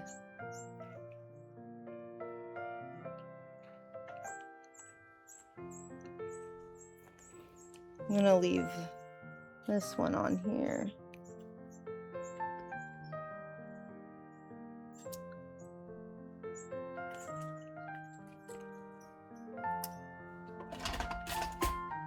Where's my other thing?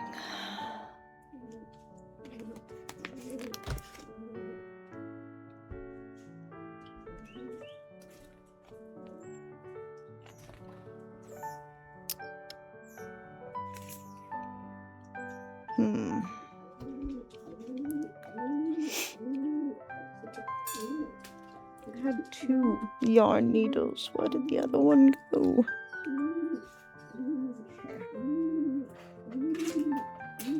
Oh, here it is.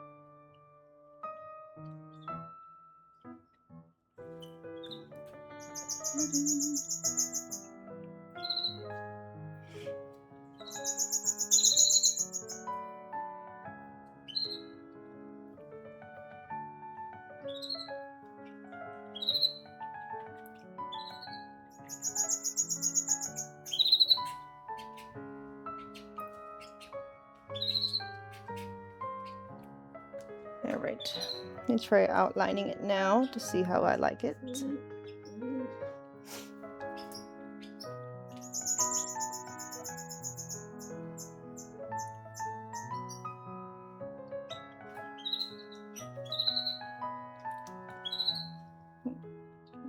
Start from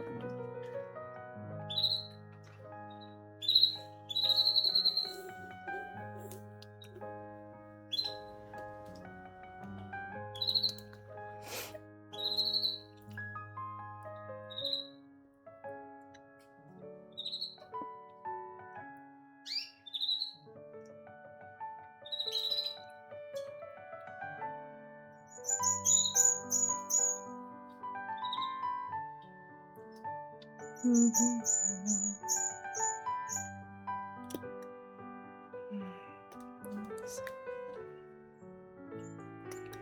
Do, do, do, do.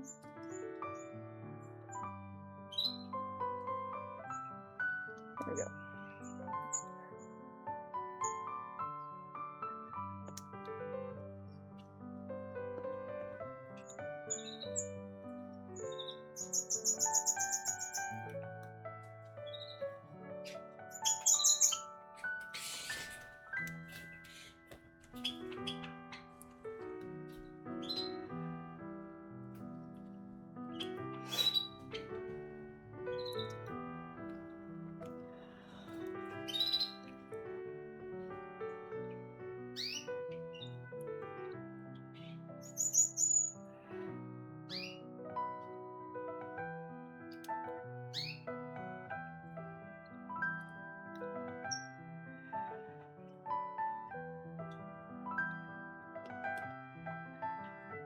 No, actually.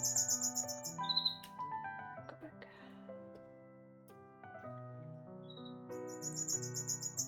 Oh.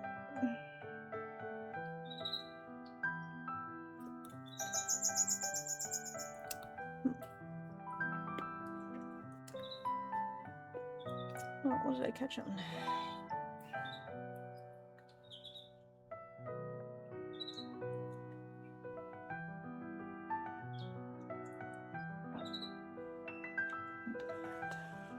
There we go. Tie. There we go. Turn directions.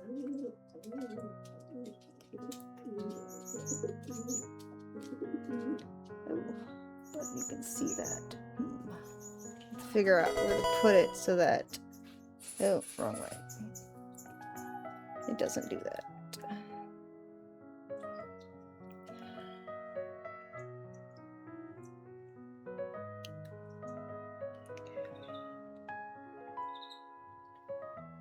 I'm trying to get it to be visible up here. Oh.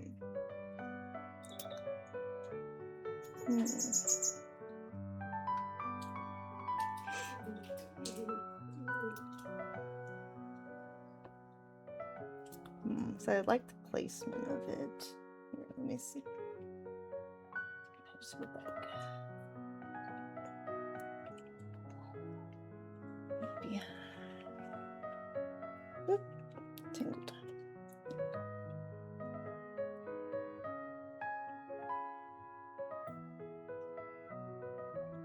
I will figure it out. Oh, maybe if I go like that instead, and then first, yeah, like that.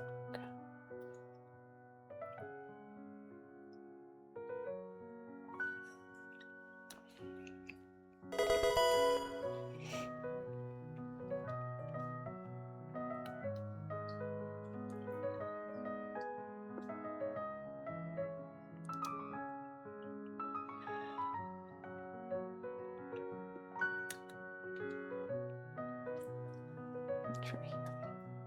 Thank you for the subs, Timmy.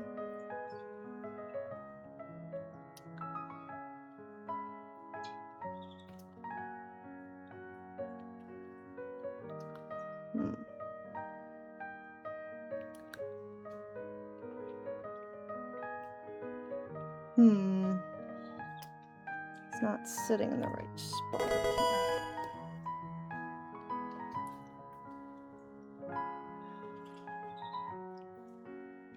There.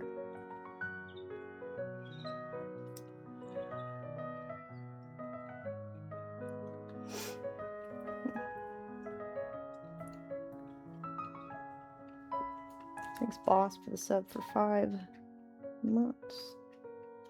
Or 5 month streak, rather. Thank you. Oh, 5 stream streak. That was not the same thing. Timmy's gifted sub. Thank you. I got confused.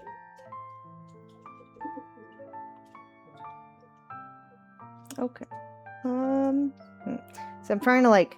My problem is I'm a perfectionist, so I'm trying to like see how I can angle it It's hard because this isn't like a normal needle. It's going through the loops rather than through the fabric. So maybe what I need is a normal needle so I can just like... Well, I don't want to snap the yarn though. If I go through the cord, it's too big of a needle. So I'm adding an outline. I think it looks really nice. You see what? Do you see the vision? Like making the eyes pop. But right now I'm trying to see how I can go around the corner.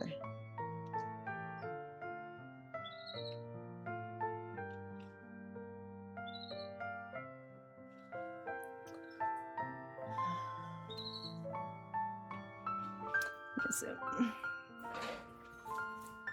I don't... The texture difference doesn't bother me. It's gonna have a different texture for the belly too. It's not your plushy crew, it's fine. I like it.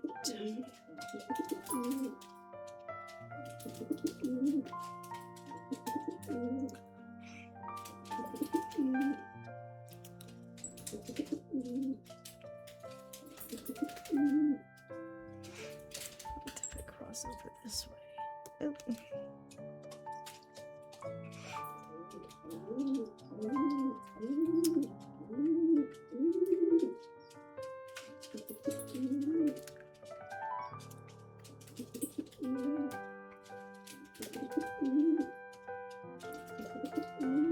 So I need to be able to do this so that I can have better eyes for Bulbasaur. It's a good learning process. Timmy, thank you for gifting 5 subs.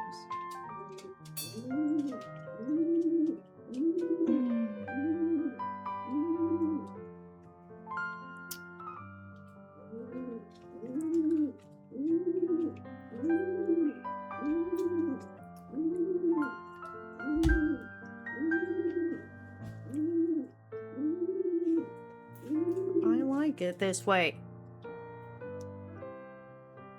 Can you return your Amouranth assistant? No, unfortunately not. Sorry. Nice try though.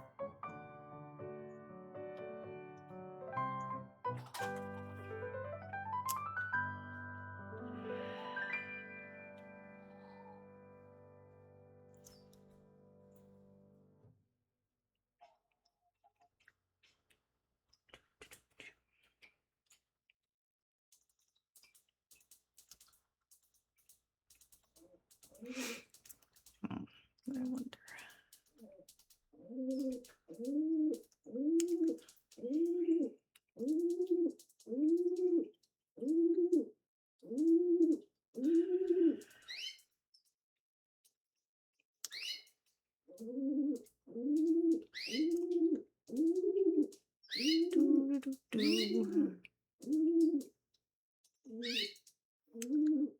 Where?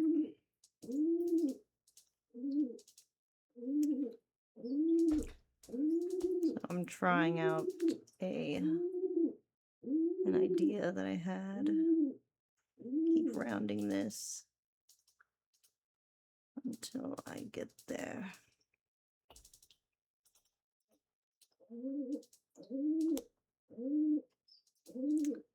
Until it covers the orange.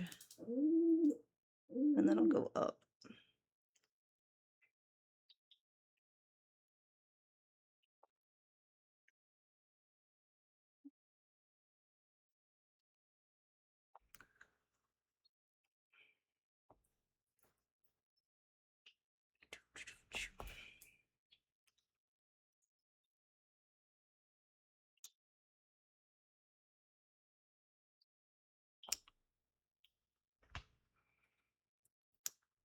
Ooh, actually, that actually works better.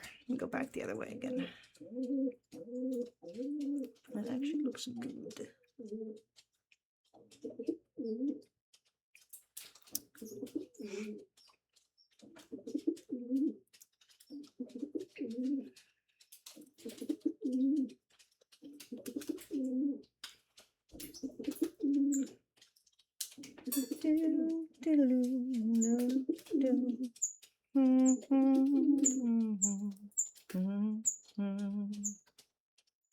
Okay.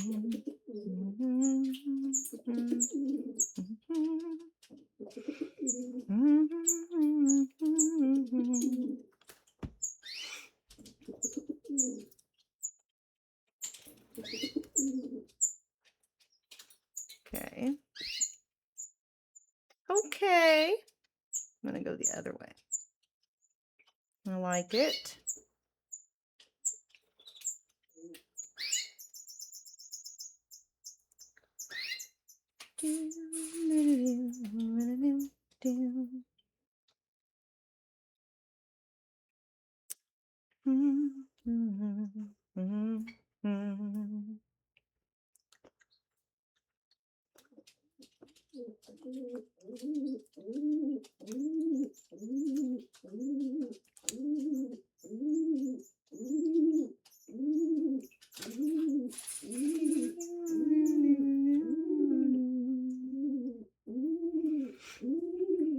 Put this over here.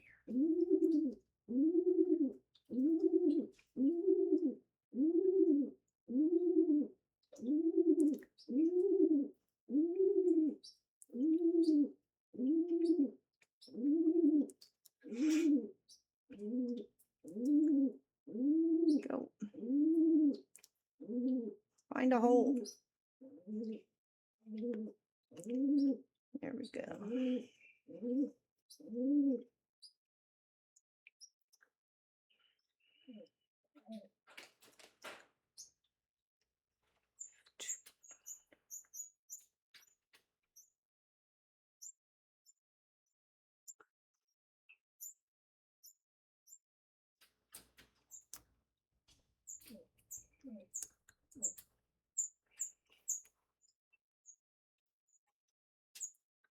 Okay, so we've got the inner corner outlined, and I'm going to fill it in. Let's see.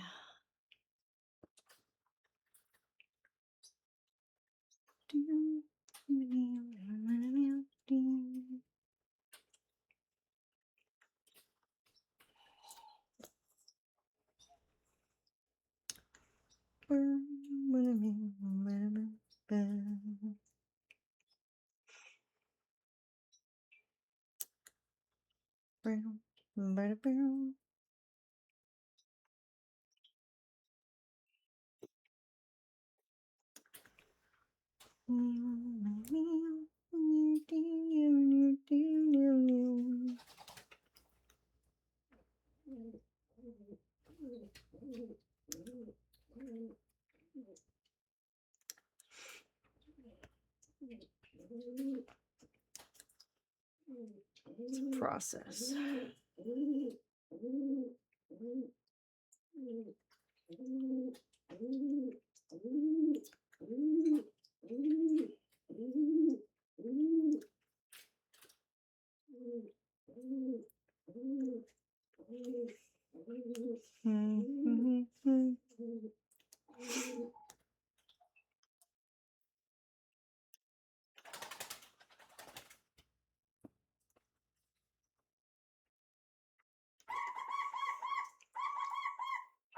Do, do, do.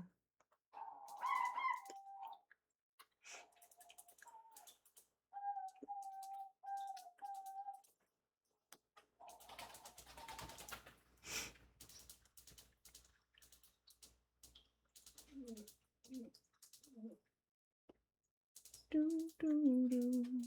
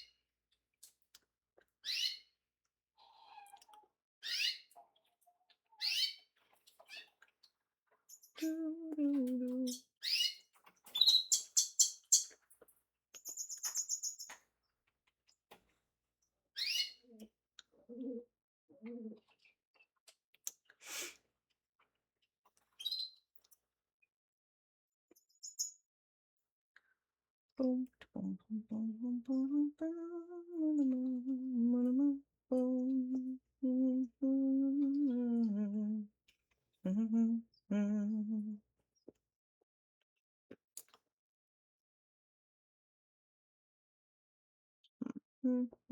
boom, boom.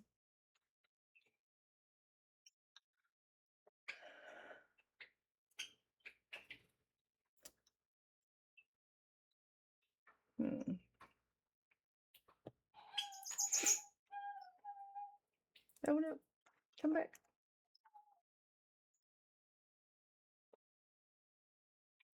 It's getting there. One's good in there. I have to thread this back through.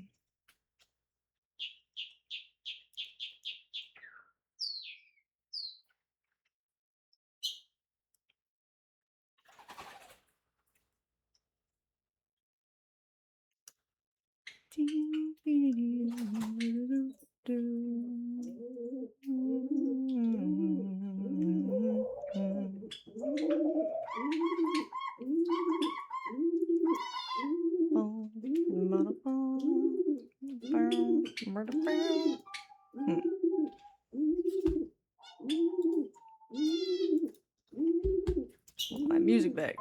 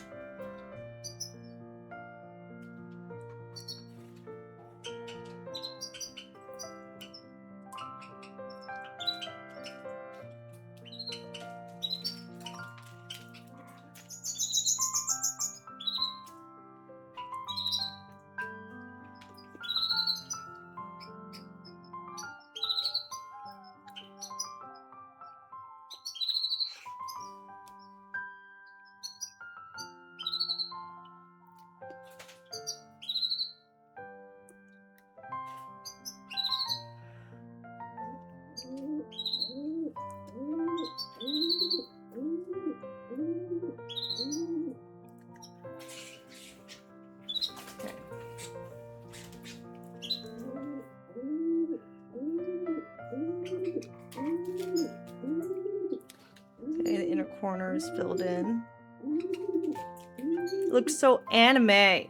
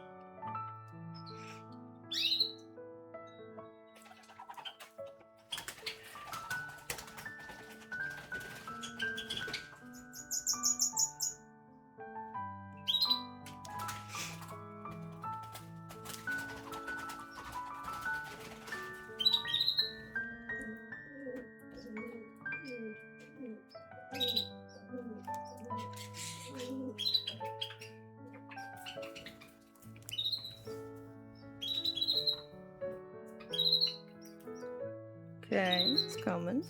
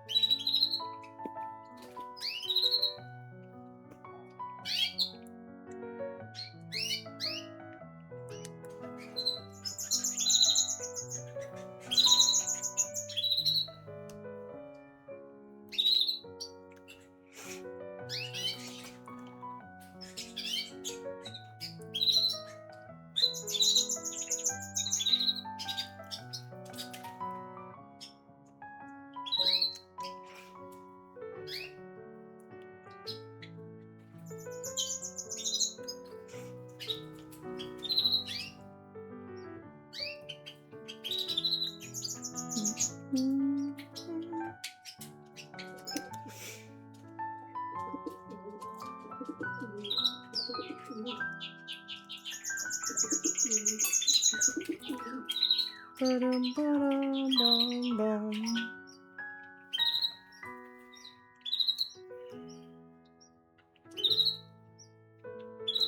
Boom, boom.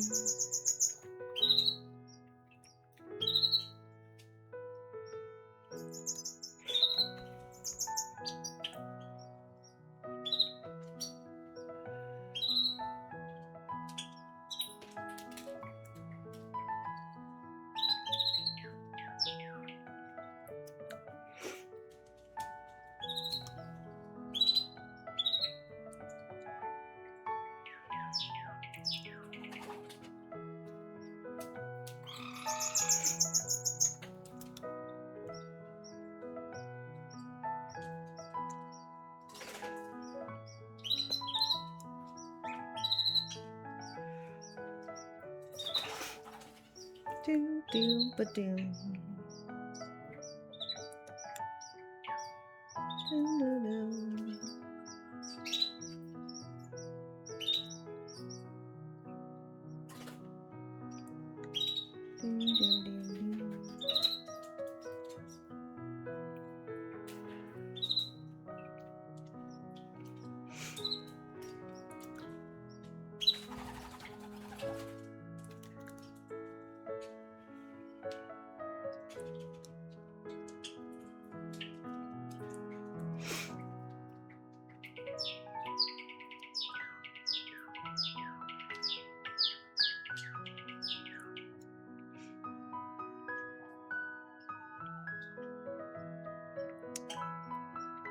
Do do do do.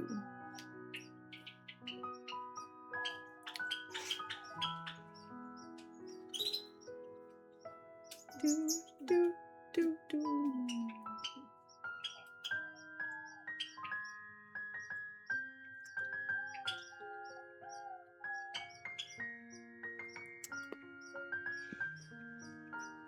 Ugh.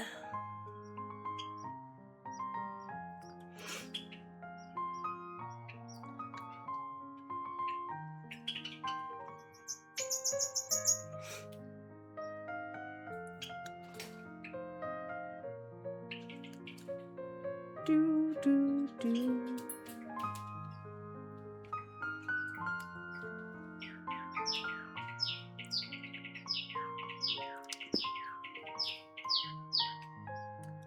Aha.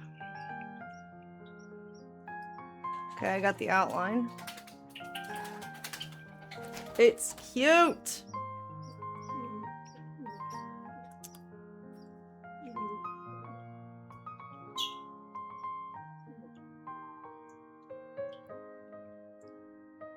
I like it.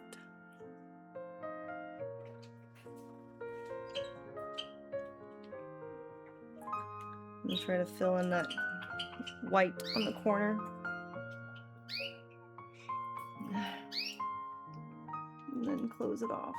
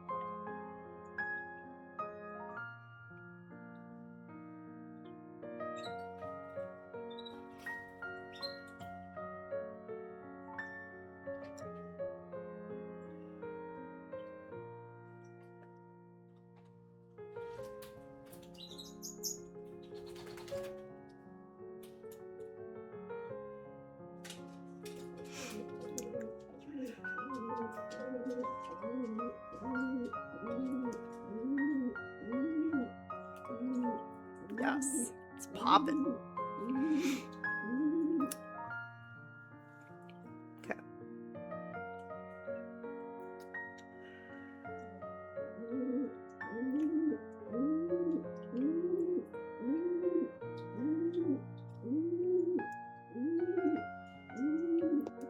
Wrap it around here.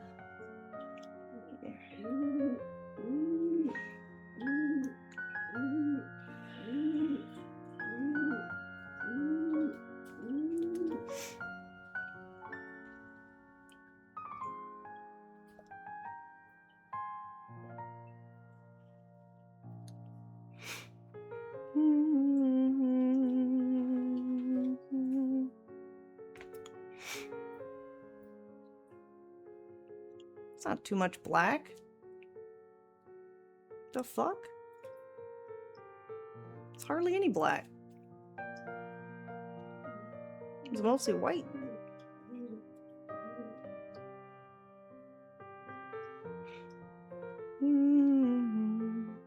Look at the images. I am looking at the images.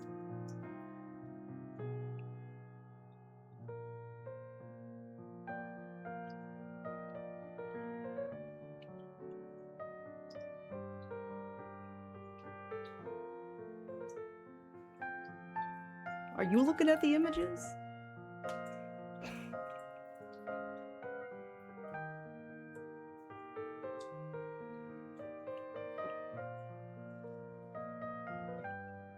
Well, yeah, I know. It's not. I put it into a semi-oval.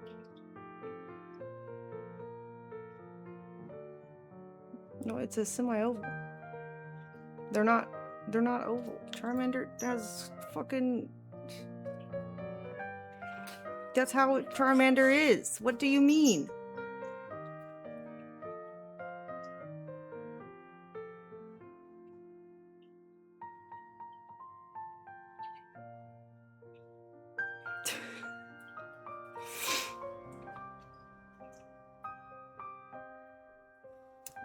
I don't understand your problem.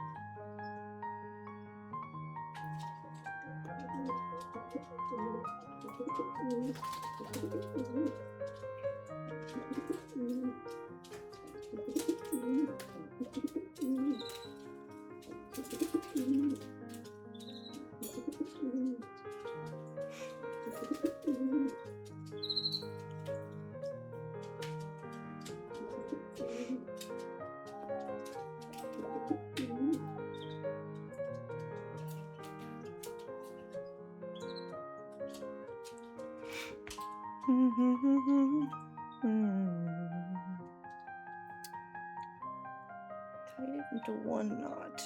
But will one knot be enough? Oh, I know how I can do it.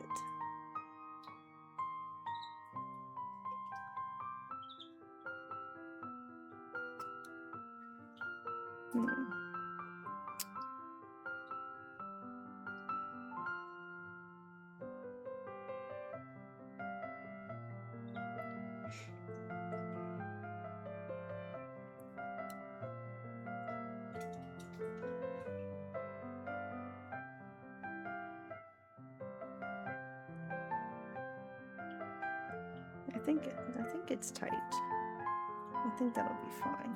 Just don't want it to come undone.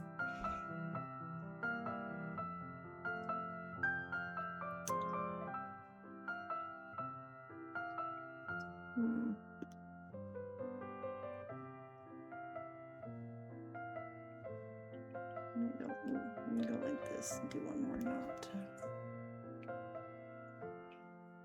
Nope. There we go.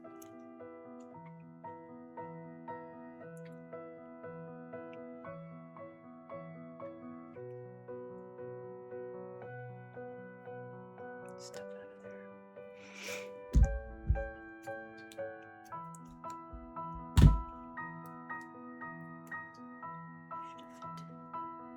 Huzzah.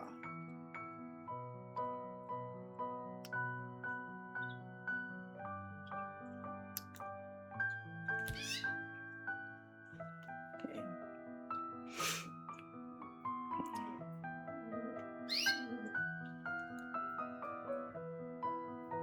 Now I got to tie this one off.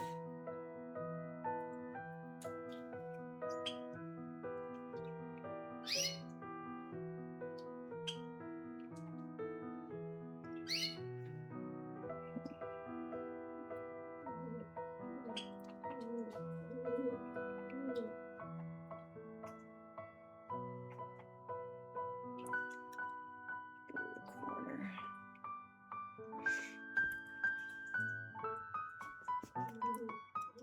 Oops. Wrong needle.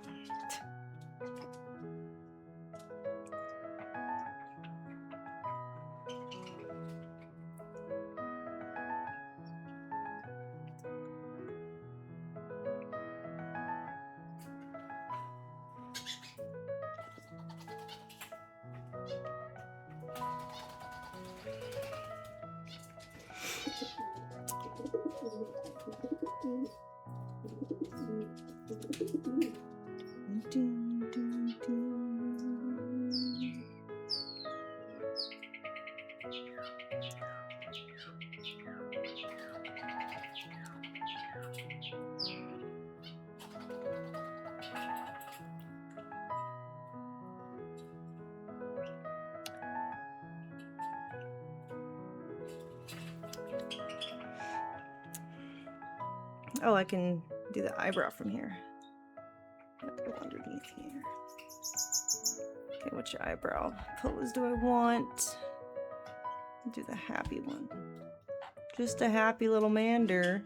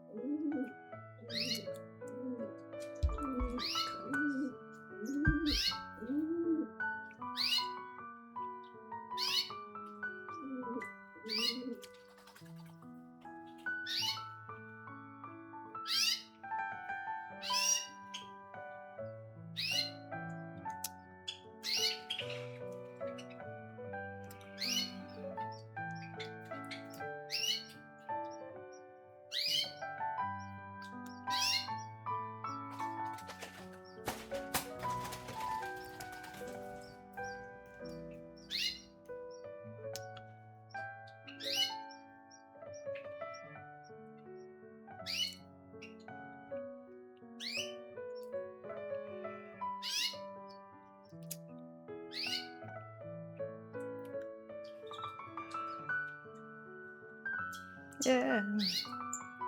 Dang it. Oh well, it's fine for now.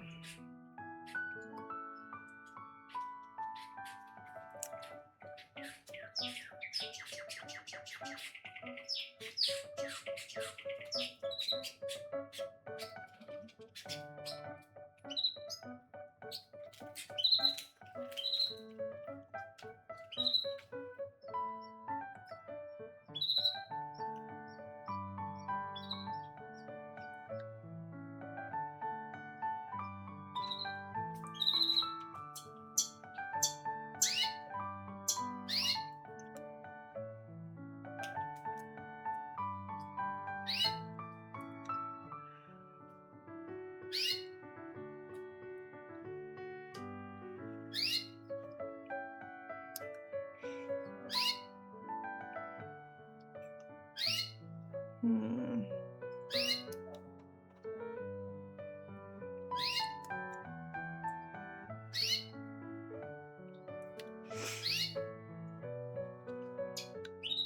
I'm trying to get it to look curvy-ish.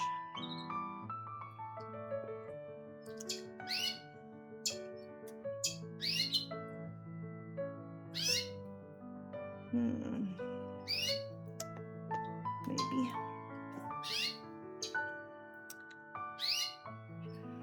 There we go.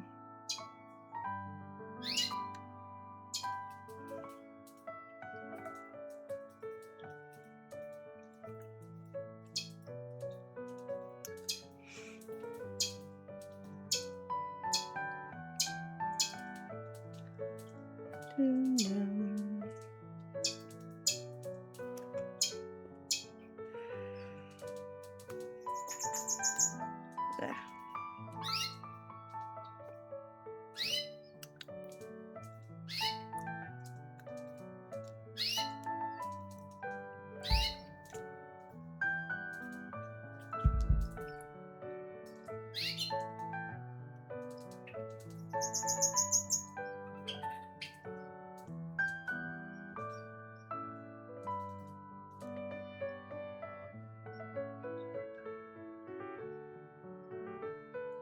She's not pulling the money. No, I have a lot of money. I'm just enjoying myself. Is that so bad? To enjoy something you're doing? The things that make money are not enjoyable. It's Charmander.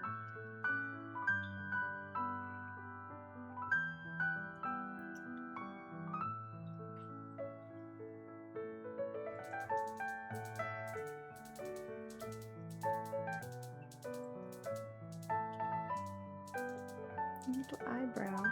He's so cute. Me likey.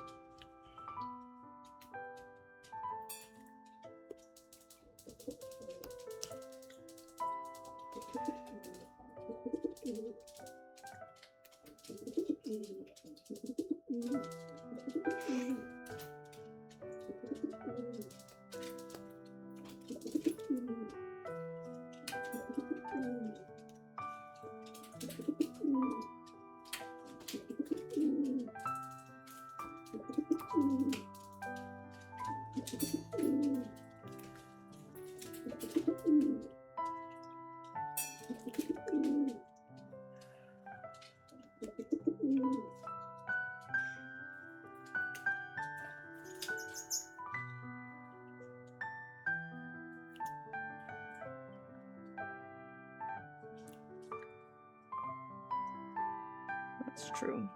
Even the things that are like careers that people can enjoy, like ranching or I don't know, anything hobby based, usually you're breaking even on and you're considered lucky. but it's not like profitable. The sad reality of life.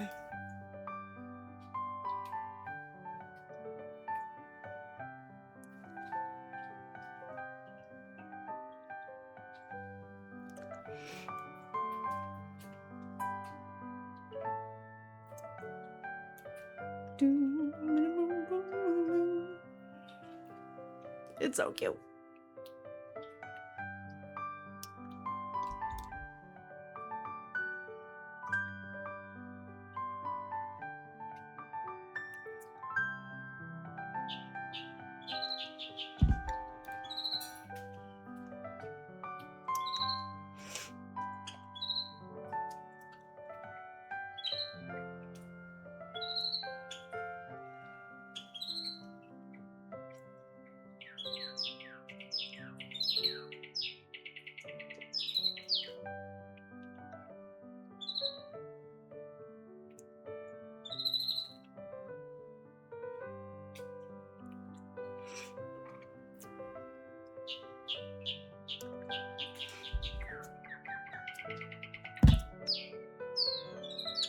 Poke it back in.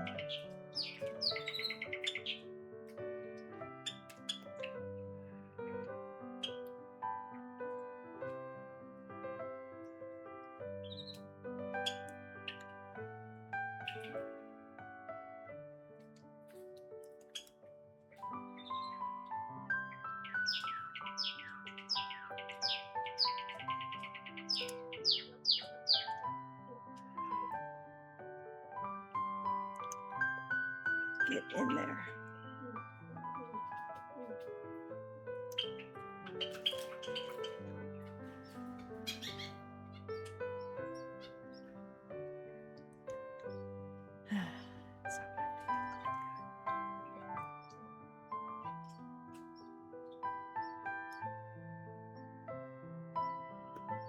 There we go.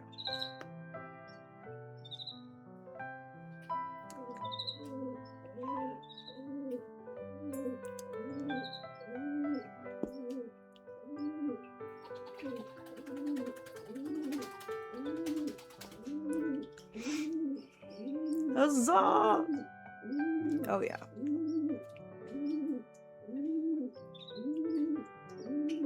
It's so cute. I think it looks better. And it gives me consistency for when I make Squirtle and Bulbasaur. It helps expand the eye to the side.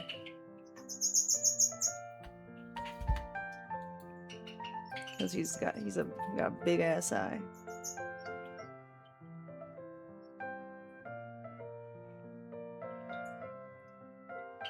Just gotta push back down the orange a little bit.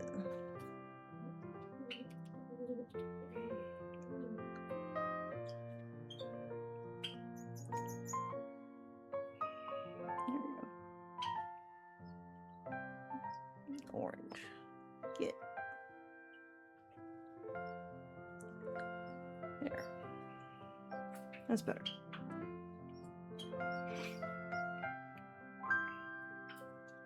Do do.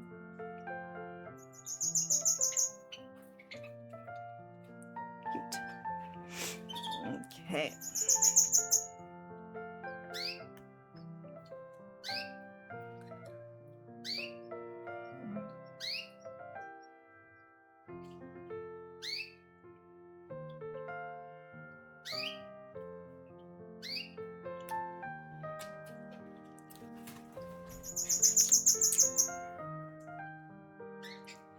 Now I gotta do the other side.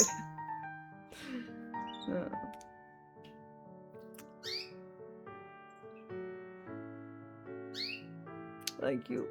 Thank you.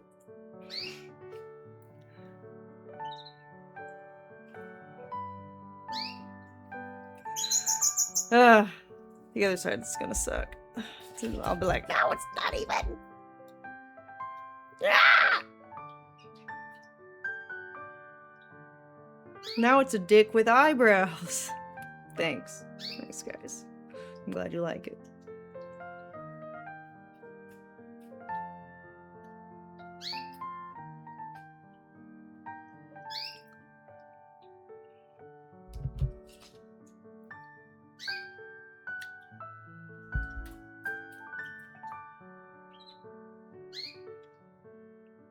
He's got his makeup only on one eye. True, that is what it's like.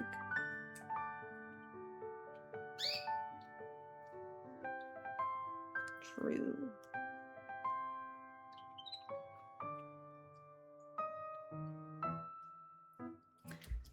I feel bad now for the people that did the pattern. Like, let me show you. It's truly abysmal.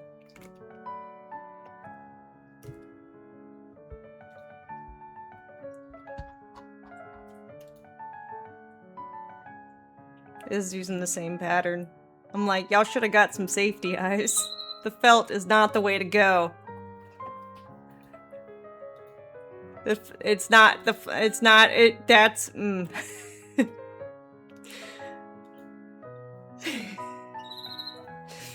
The felt's not doing it for me, fam. It's just not.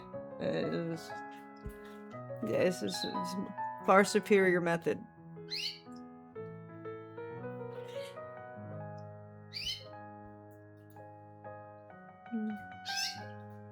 Like the bodies are the bodies are fine. It just depends on the yarn they're using. Like this person used the yarn closer to my kind of yarn, but then like I just hate how the felt looks on it.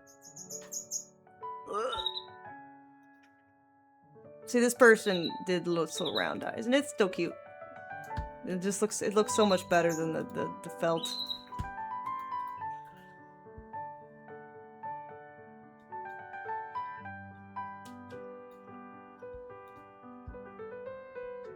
He's got huge eyes, gosh. They are. He's took some drugs.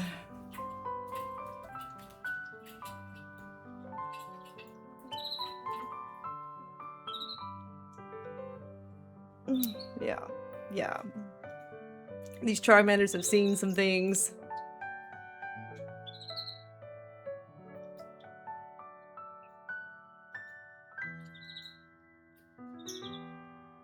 How did theirs end up so round? Like the face, what happened to the nose?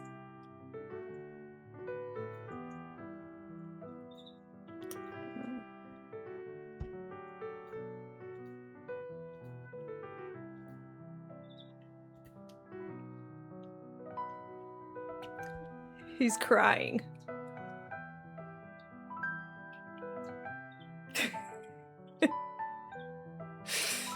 Poor dear. Oh, the little bandana, like the mystery dungeon or whatever games or.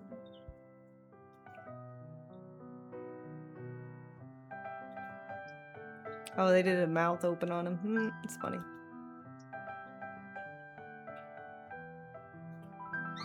Oh, that one's pretty good.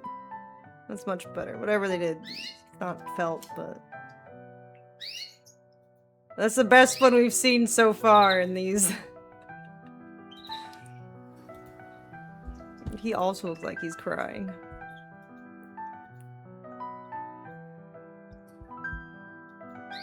Oh yeah, maybe they painted their felt. Maybe that's what the difference was.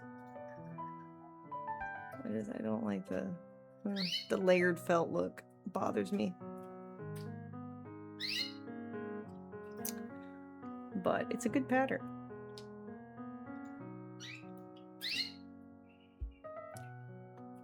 Alright. So we gotta do the white part on the other eye now.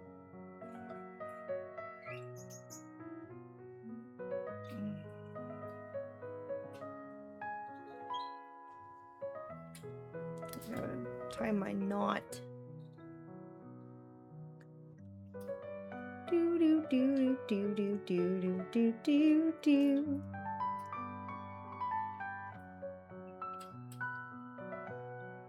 He's got eyeliner. Good. That's how you know he's anime. He's animu. He's emo. I mean, you know. See, Bulbasaur. That's a figure example of Bulbasaur. The reason why I want this method to work is because Bulbasaur's eye shape pains me to think about.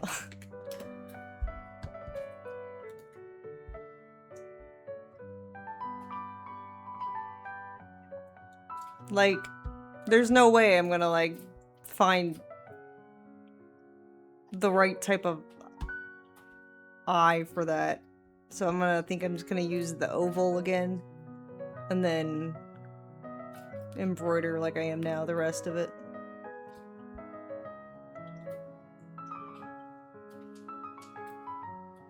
So it's such like it's like a rounded triangle. So that's why I need this method to work. And I think it works well enough. Bleep.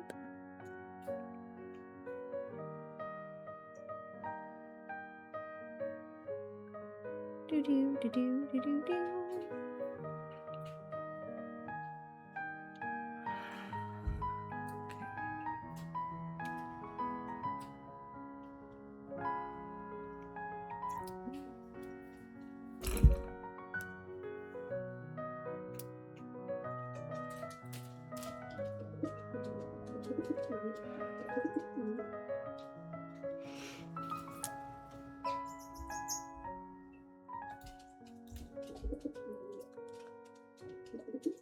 Boo, boo, boo.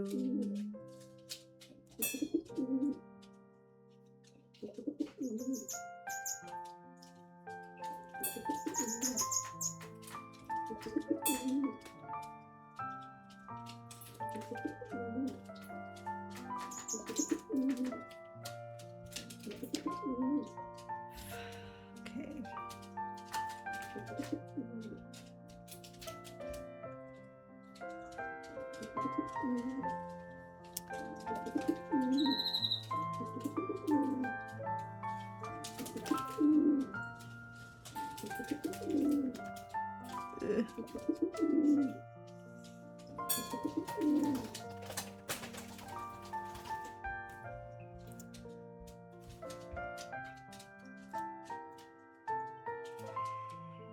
Okay, and then let's just got starting point in. I think I just I'm gonna make like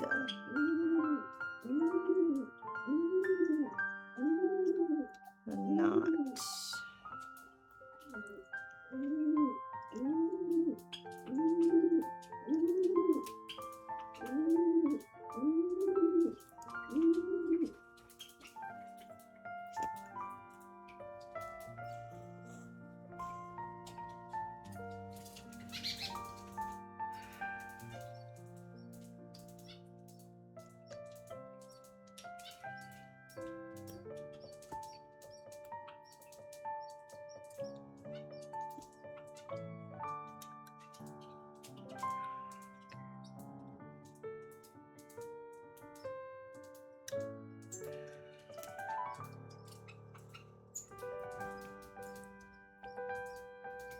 Got our first stitch.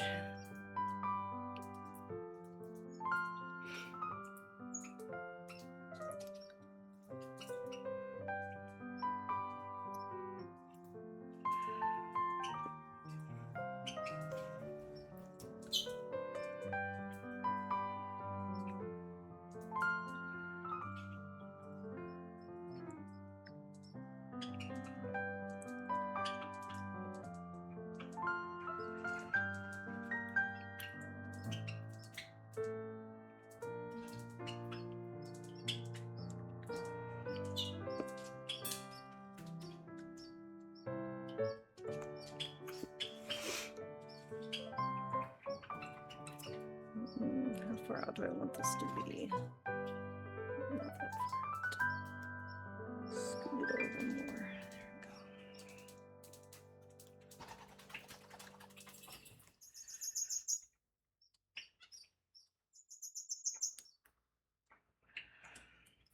There we go.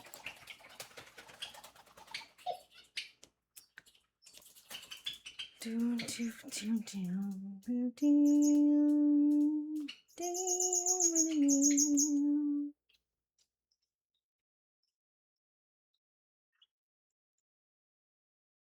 Why is it not like right? Here we go. Okay.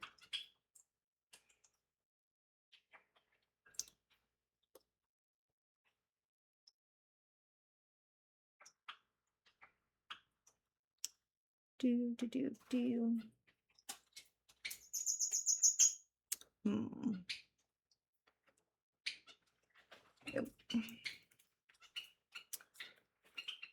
Okay.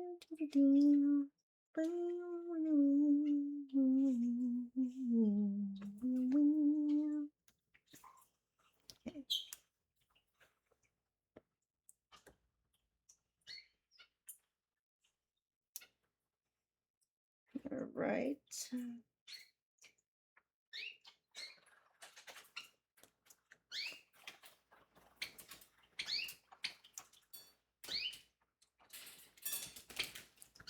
we're getting there.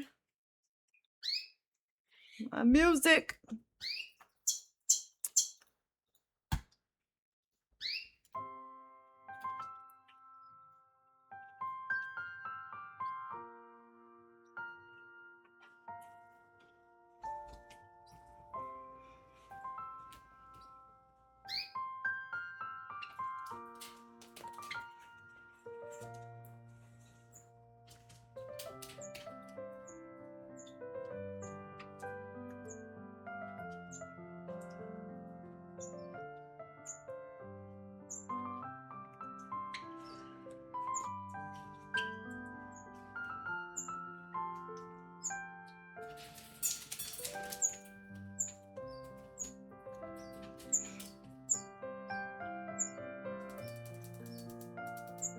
Do, do.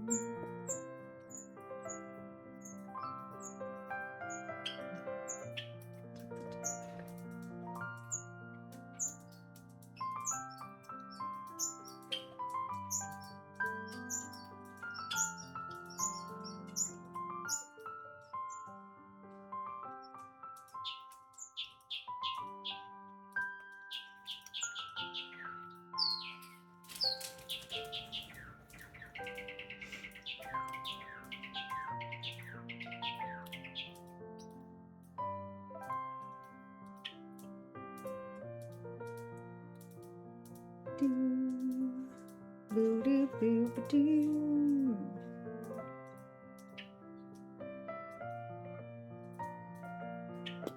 Get over.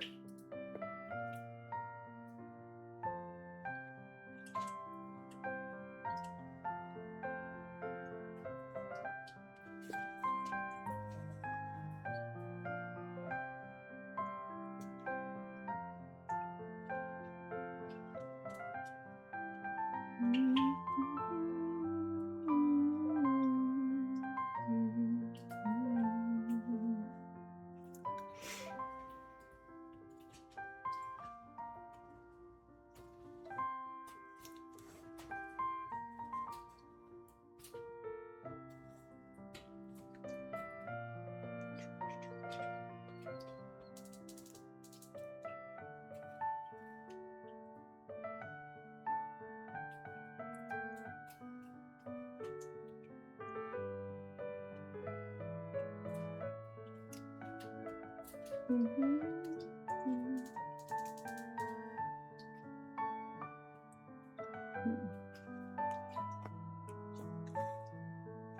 bloop.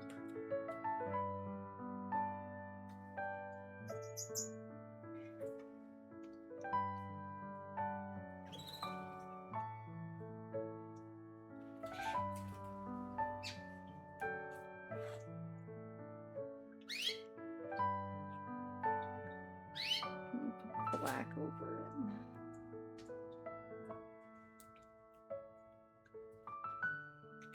it. Eh.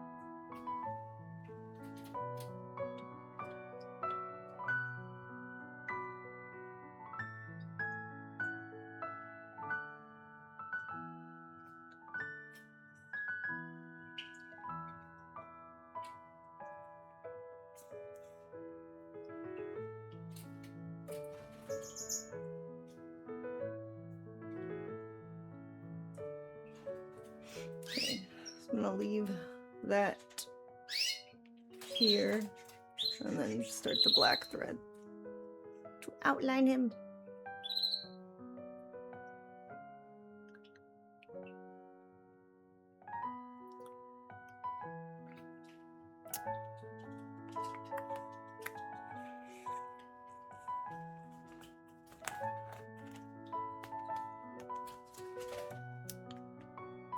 Is this the right one? No. This is the fuzzier one. Yeah, I need the more precise one. Oh, here it is. Thinner.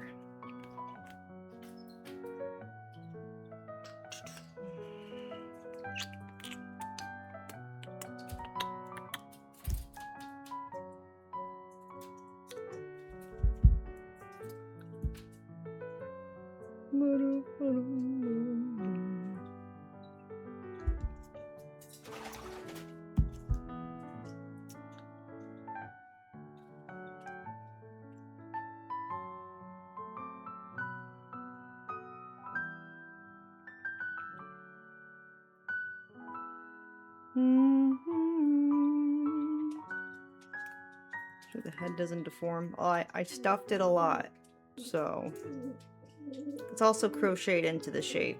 It's not just a overstretched circle. A lot.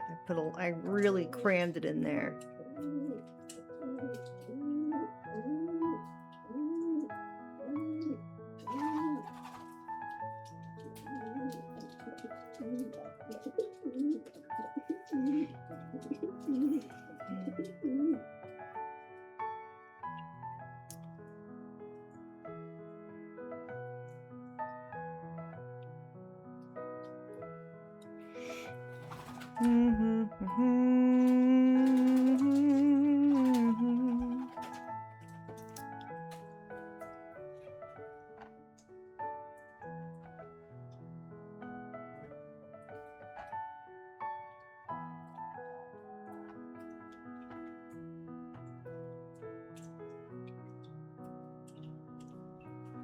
Man, got some sad people in the kick chat trying desperately to get female attention.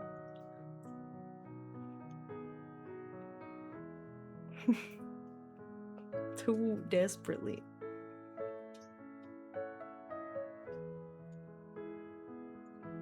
Sheesh.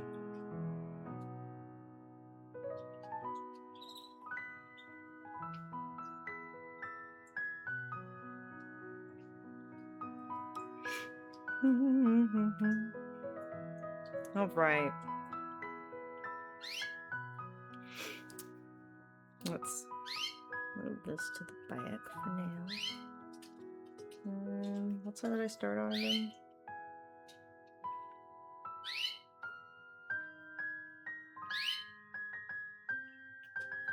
Oh, I went to this corner and then I Uno reversed. That's what I did.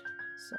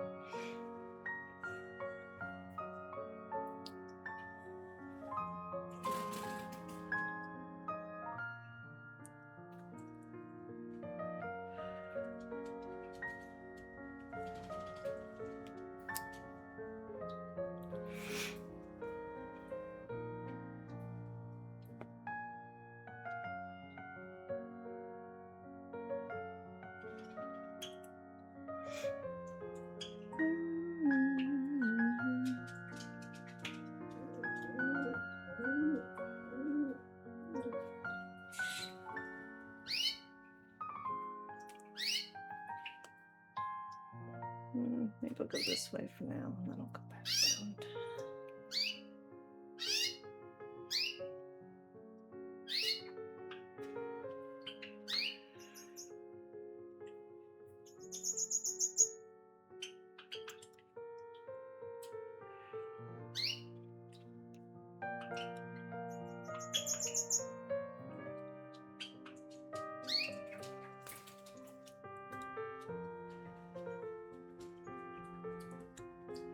There we go.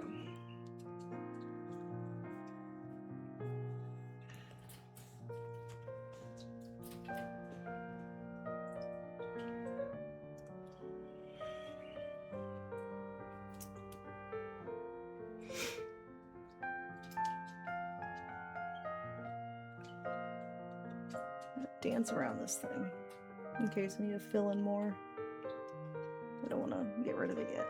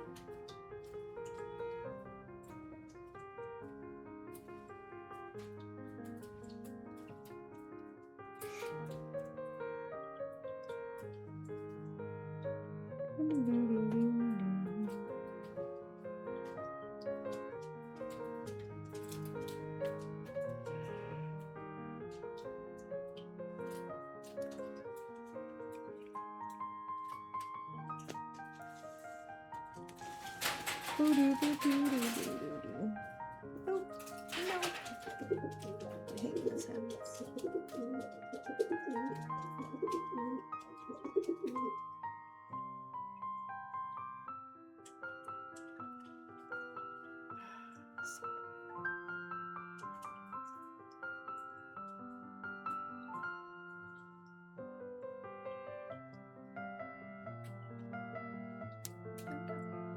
Ugh, got it out.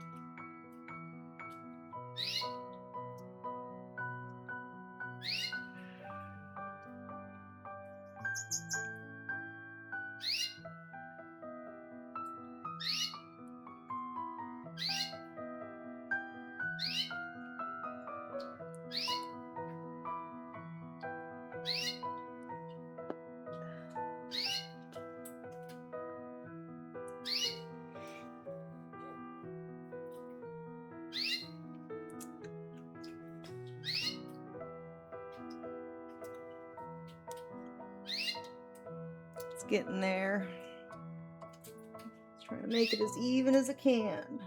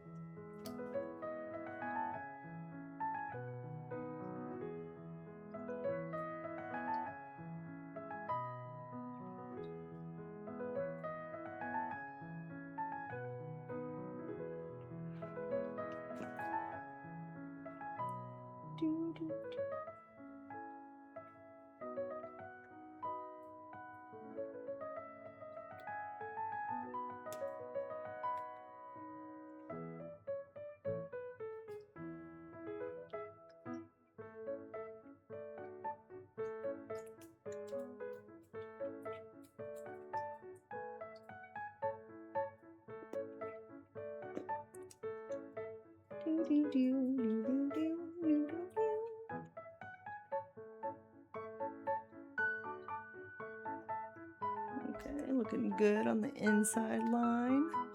Gotta get the corner filled out a little more.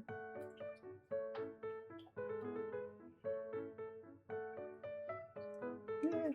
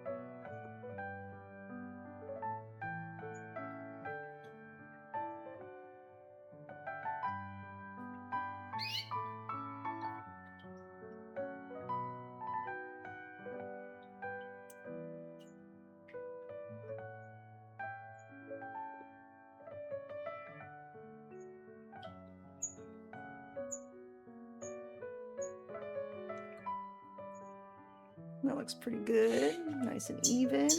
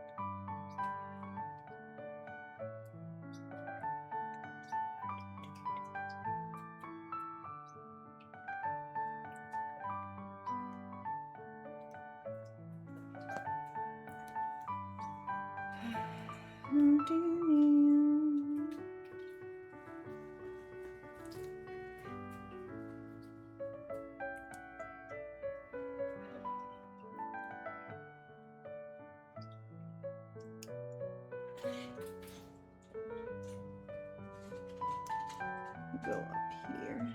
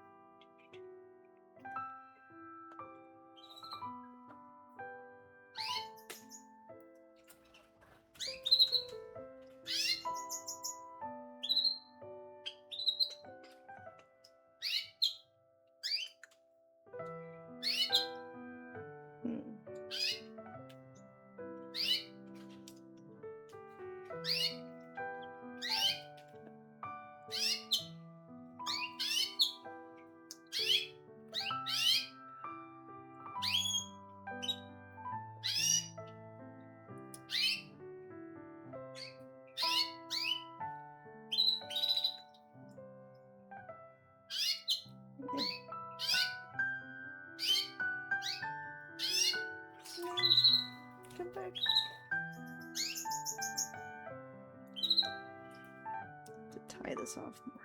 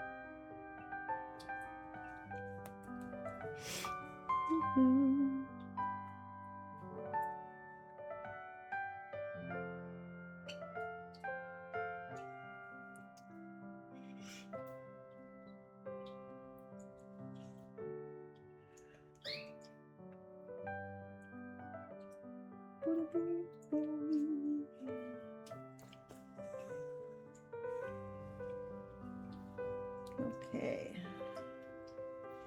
It's getting there.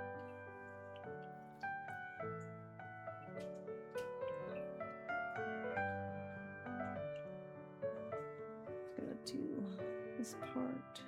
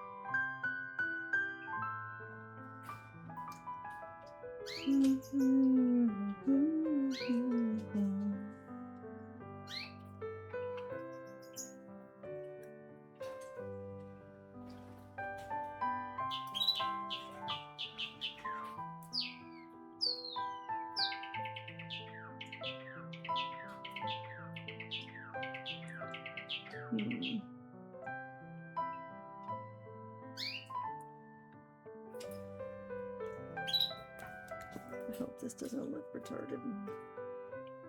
That looks good. Okay.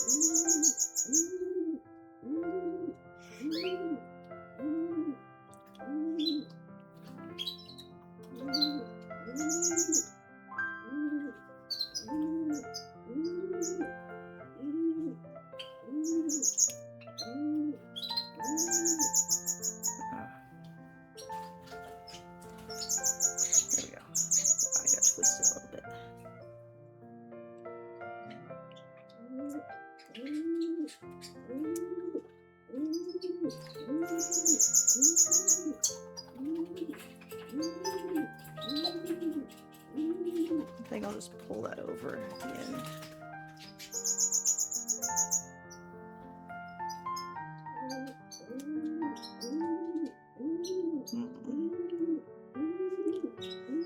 Actually, I might be able to reverse it.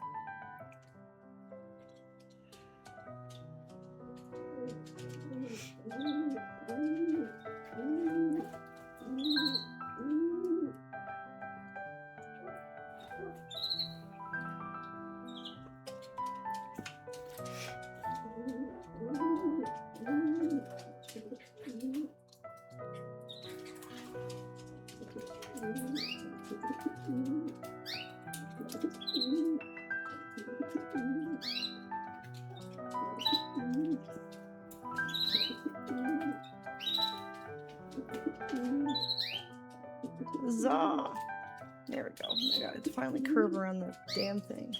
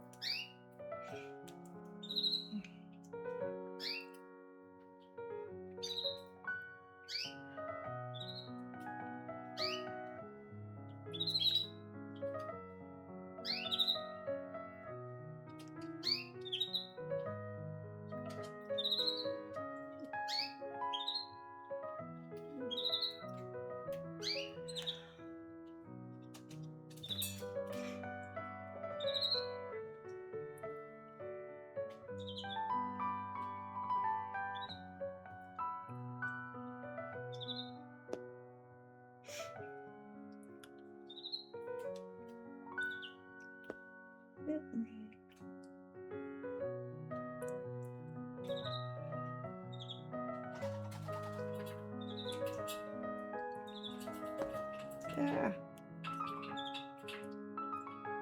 Oh, man. Get in the hole.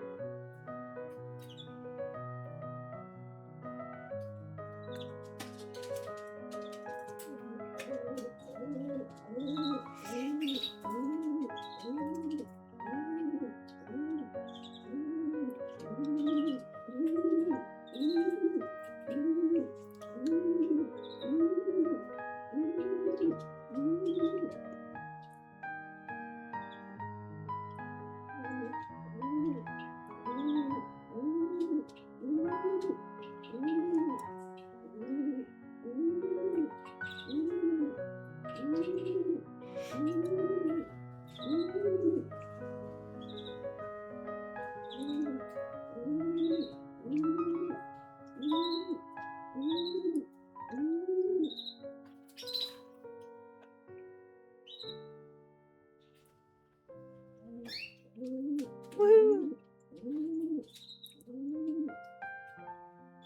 The eye is done. Now I have to do the eyebrow. It's the black part of the eye. I might go back and make some of the white tighter. I'll just press it.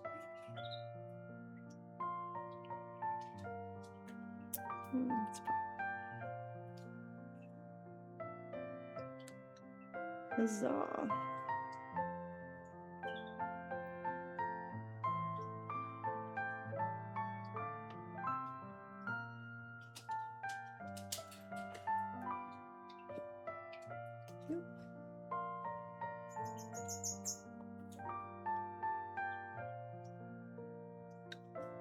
Do, do, do, do.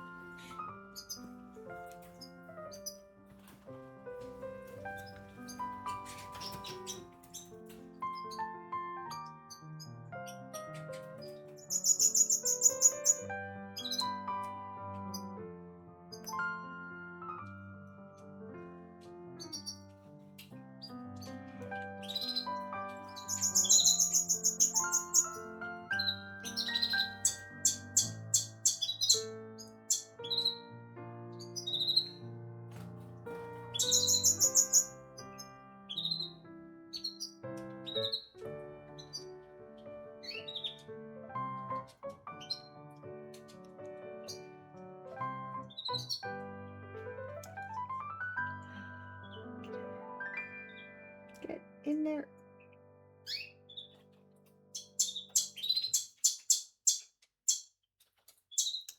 Ah, it's not going through. There you go.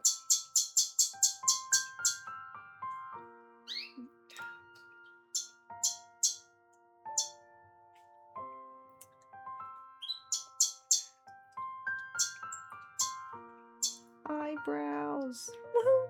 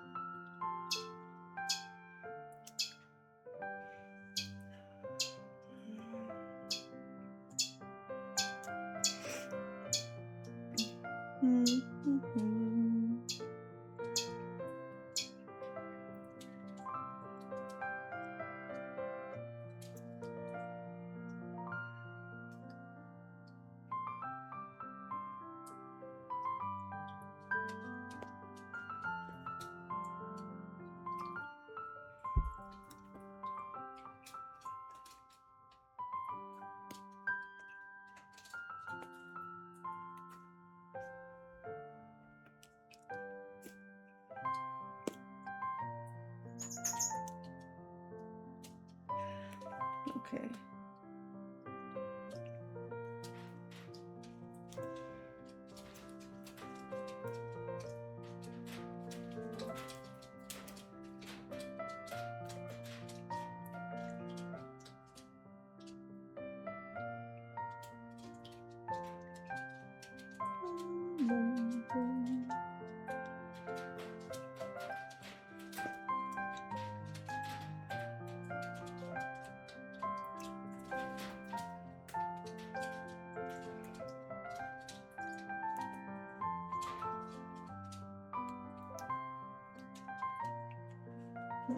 Gotta tie a knot. Ugh.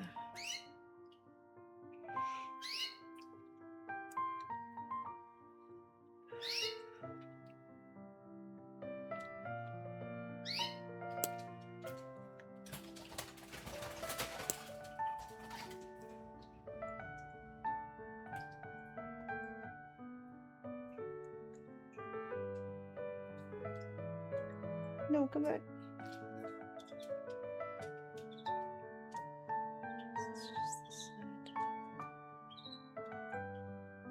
So.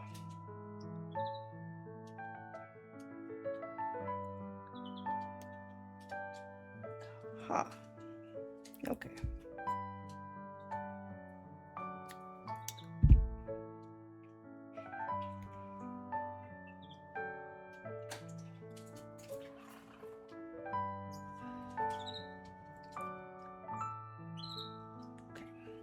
Charmander. Alright, alright. So we've got to get the white part tied off now.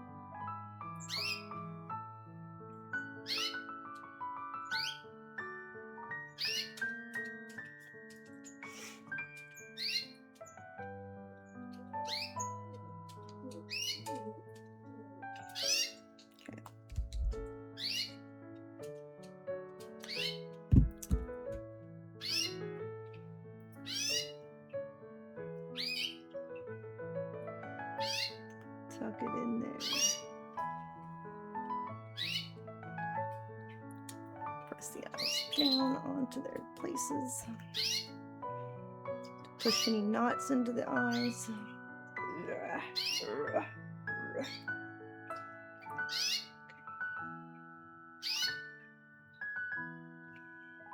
Huzzah! Eyes are done. So I gotta do nose and mouth.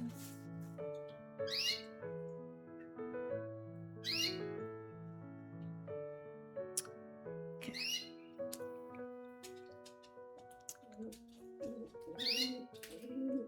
decide which shape for the mouth.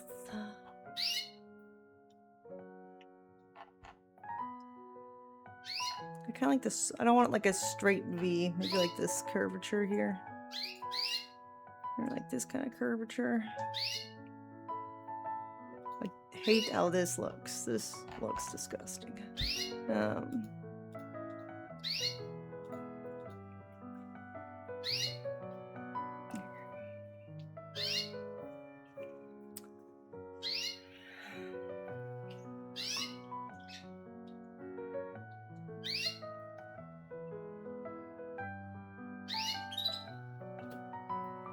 Is this too thick? Maybe a little thick. Let me try soft thread.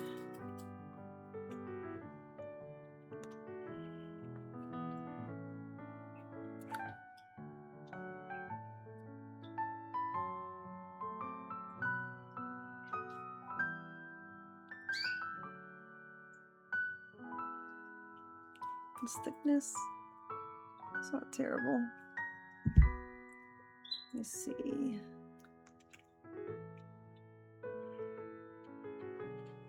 I think that's too thin.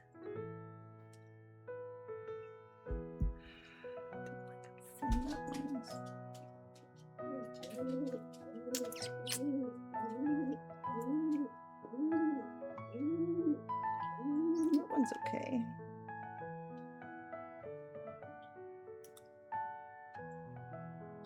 It's a little thin. He's not gonna be in a smiley face, but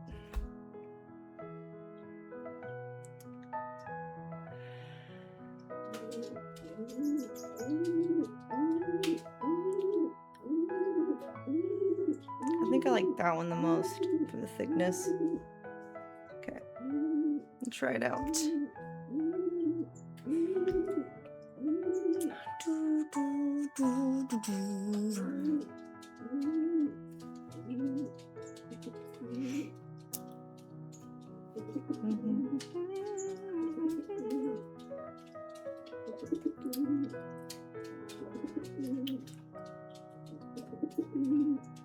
Okay, so the smile extends to the corner of the eyes on this one. What about this one? Yeah, pretty much.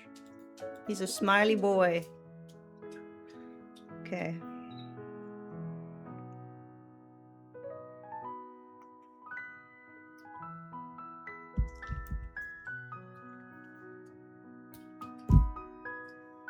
Big mouth.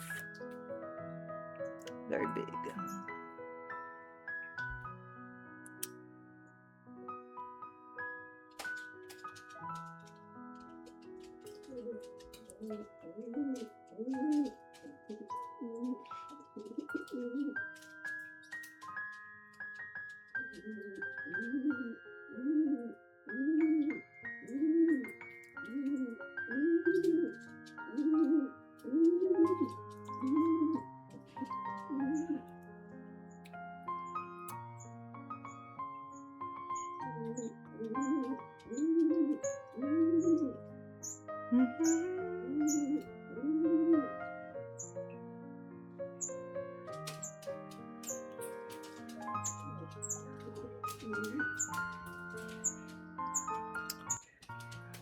Okay.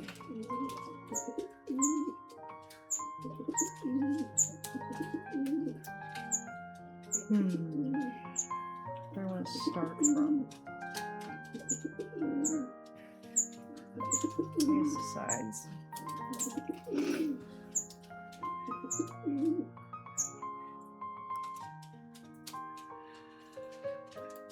Let's see what it looks like. Okay, the position doesn't change.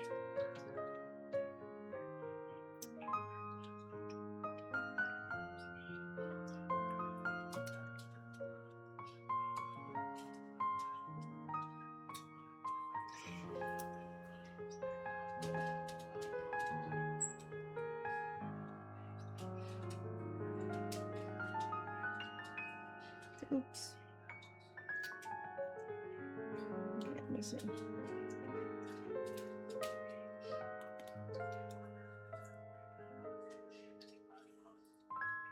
Try again.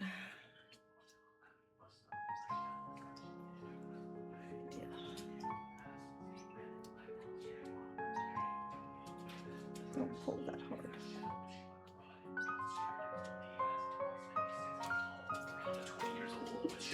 What's up? I'm getting ready for bed, but I'm gonna go across and just cook myself some ramen. But oh, it looks good. Thanks. Dude, look, I got a new $30,000 watch. What did you sell to get that? Nothing. Why not? I didn't even buy it. Well, who gave it to you? The people who are making my Porsche, they sent it as a surprise gift. They go, "Oh, we sent you a gift." I thought it was like, okay, it's like some like fucking magazine or something. I was like, holy shit, it's a $30,000 watch. Oh shit. Isn't that crazy? Should be more with how much the car costs. It's just $1 million. Yeah.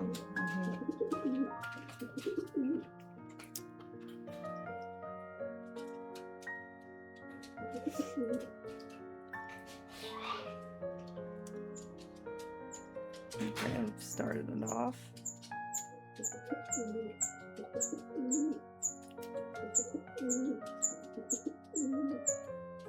Is that over too far? Maybe one over too far.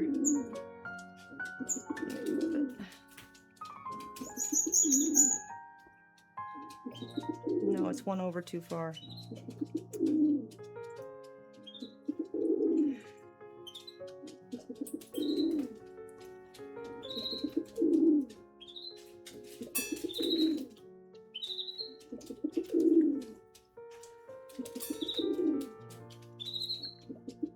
Just by one.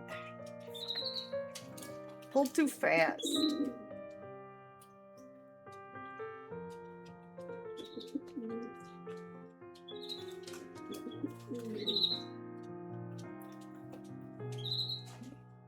Just through there.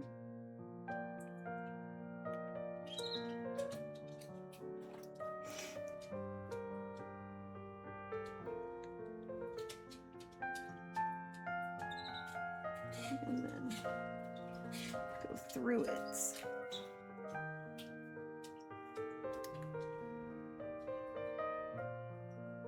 There we go. That's better. Starting from here. And then,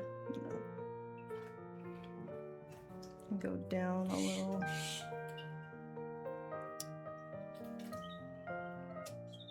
Just because I don't want it to cut into his cheek too much from the front.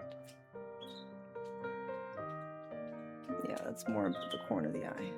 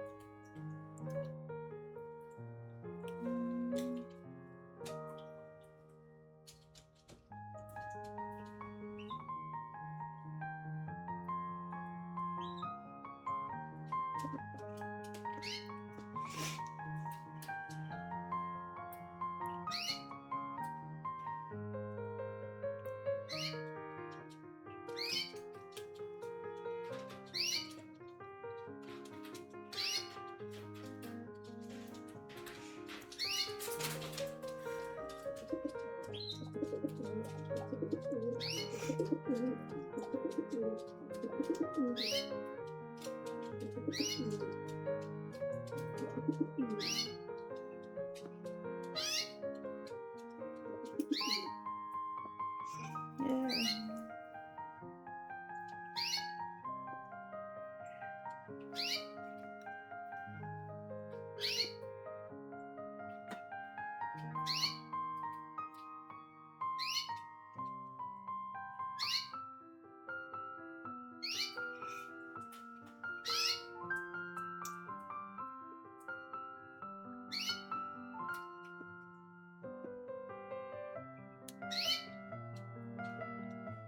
Okay, getting there.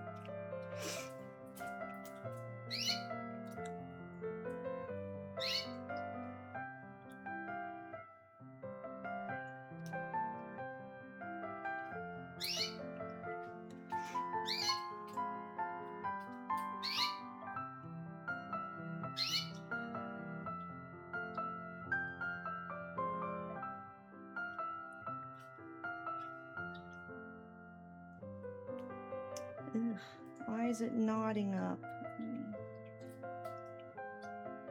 Ugh, disgusting. What the fuck?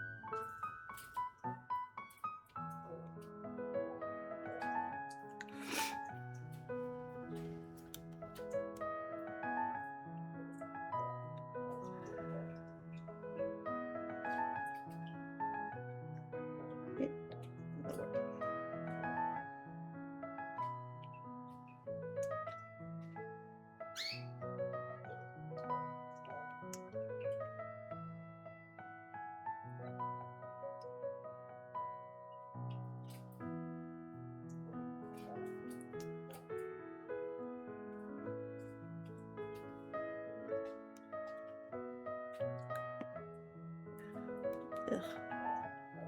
It's being annoying.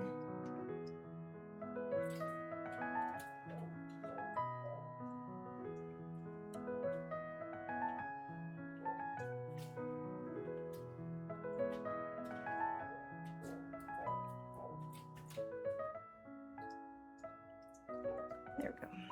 Okay.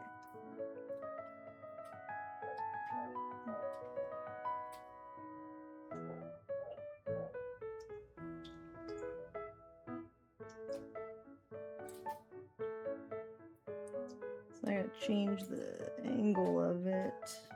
Ugh, I don't like how this looks though here. Oh, well. Maybe I can fix it later with regular thread. Alright. It's gonna go down.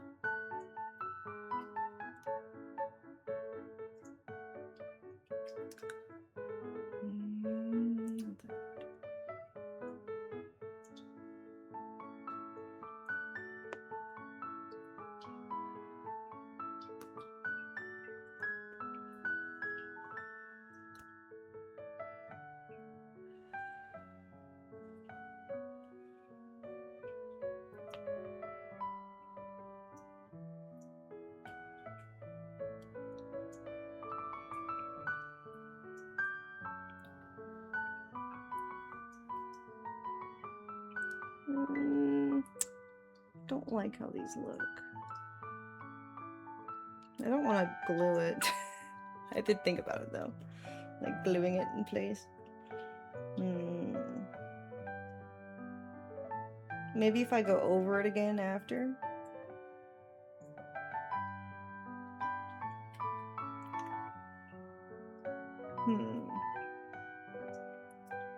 Well, I don't want like a straight V. I'm trying to do more of a curvy V. I don't like the straight V, but it's not working with me right. It's not. I think it needs to be up higher on the other side. Let me see.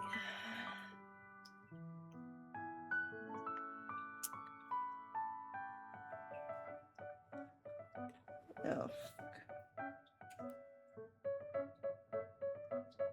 Here, let me see. Look at this.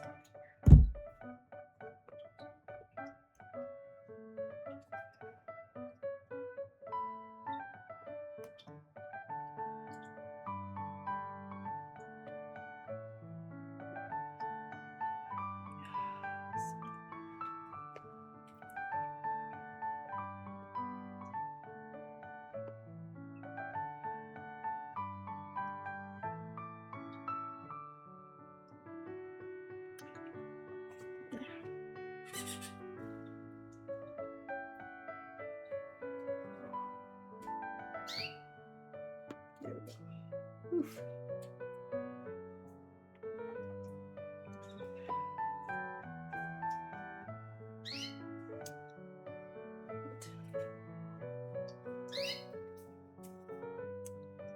I'm wondering now if this isn't thick enough. Do I like how it looks? I don't know. I can always go over it a second time.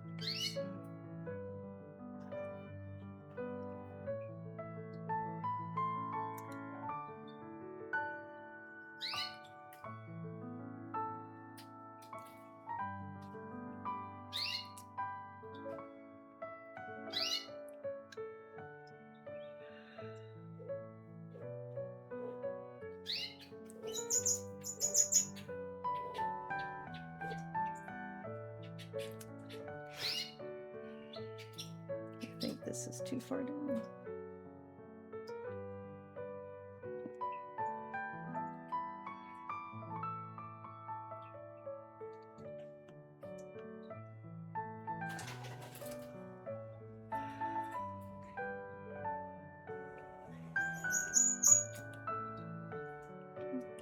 Start over.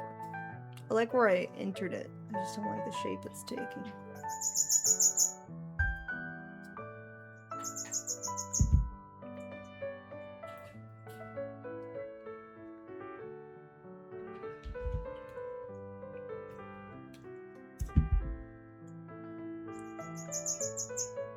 I have an idea. I wonder if I go in and out like a dotted line and then I fill it in when I pass over the second time, maybe, if it'll work like that. I wonder if that would allow me more precision on the angle I turn.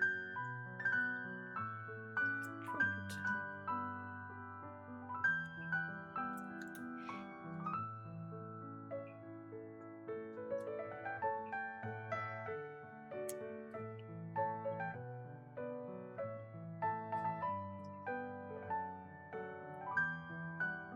Like if I go.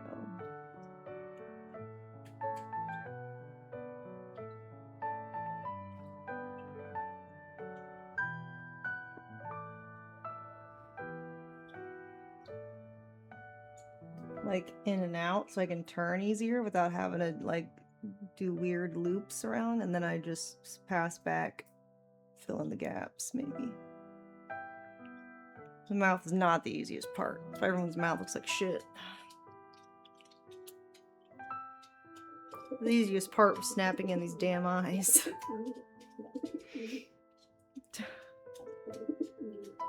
And just like safety on the back, boop, in.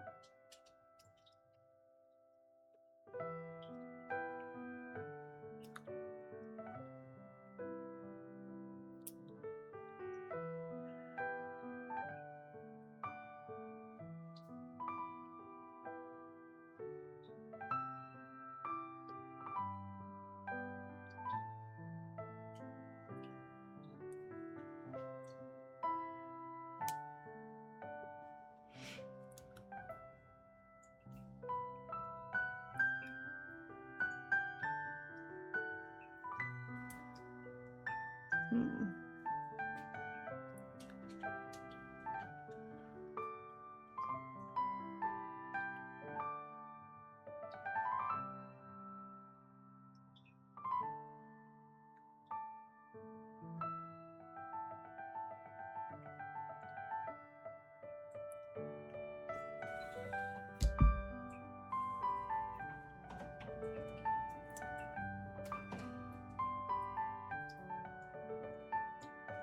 I think I like that shape better, maybe. Because when I come back around, it'll be like, maybe not a big enough V. I'm going to make the V a little bit bigger.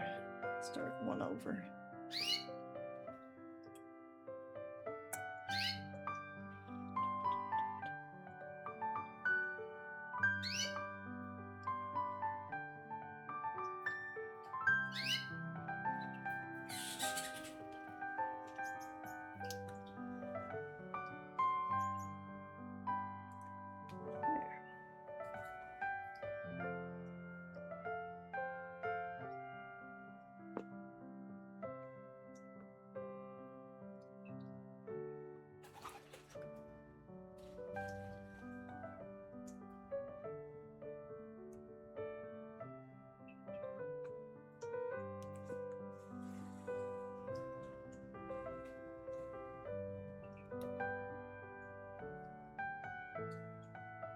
That looks better, maybe.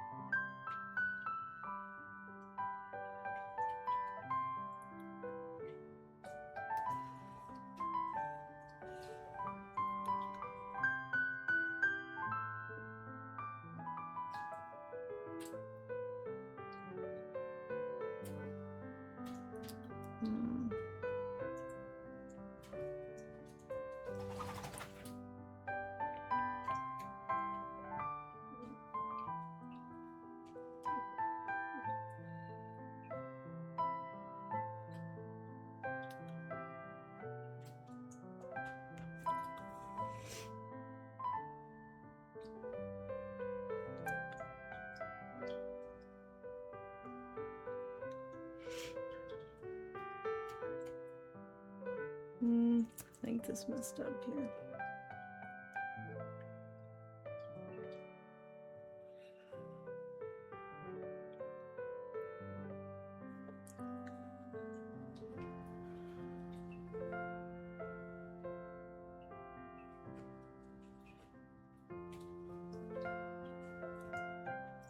It's got some stuffing loose.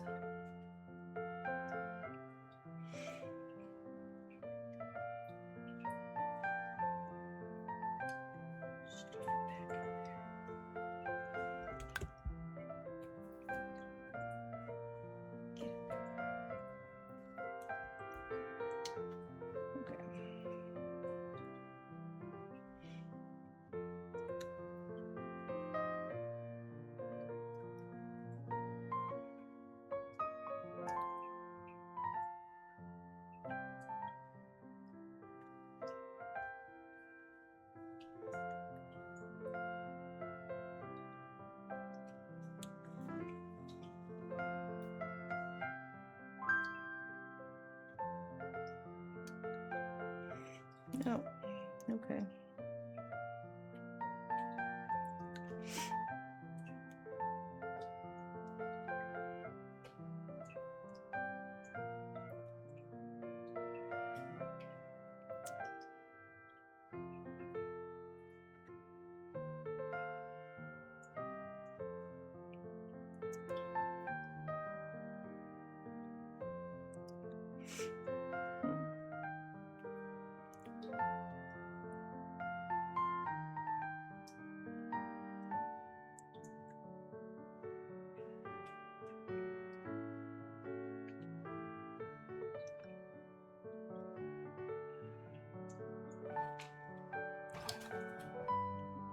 This is gonna go line up at the corner of the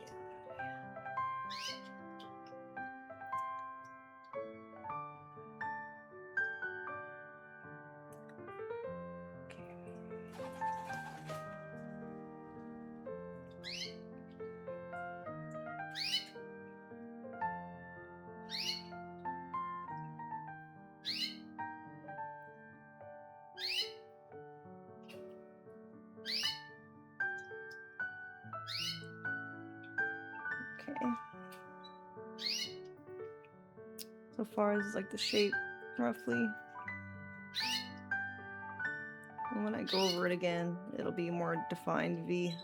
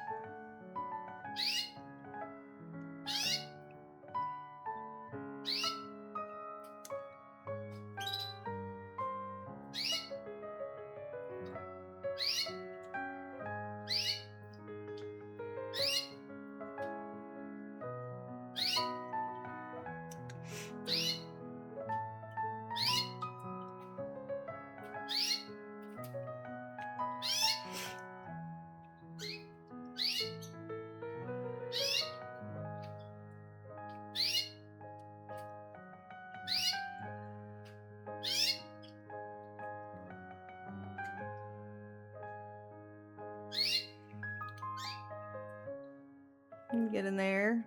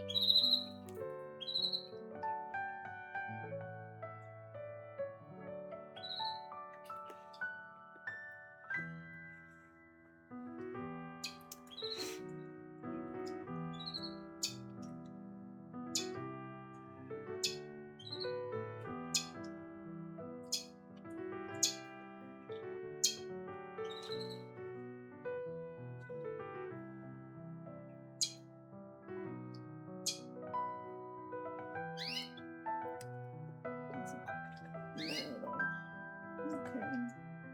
Getting there.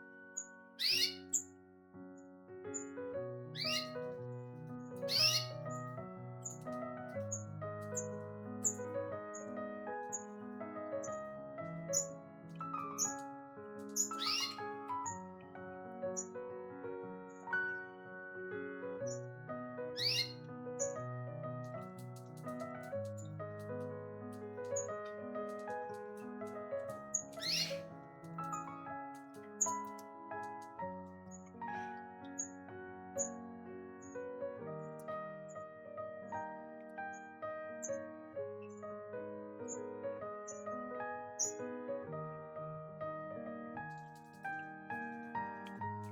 a tiny little mouth corner.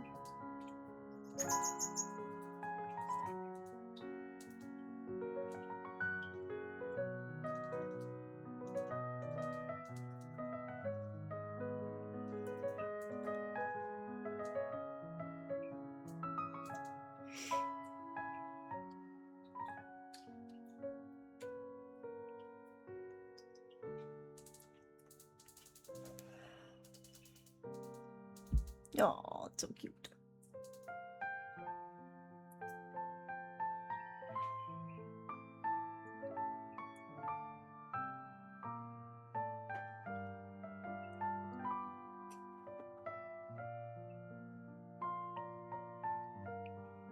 Mouth corner in here. That's cute. It's getting there.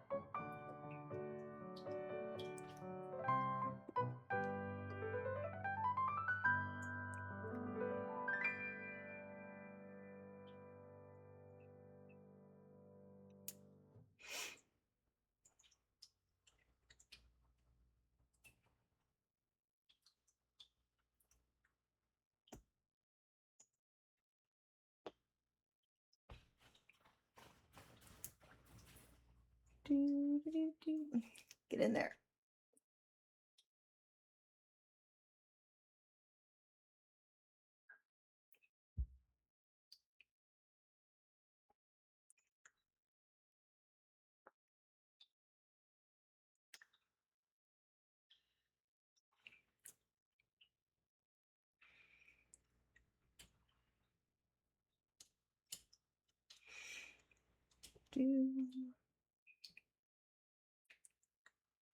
Oops.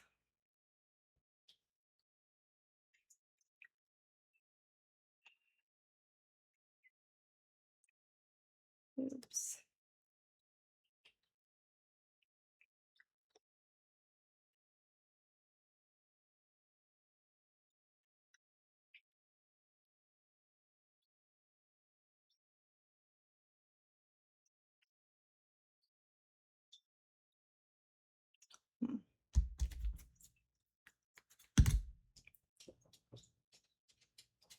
Almost done with the mouth.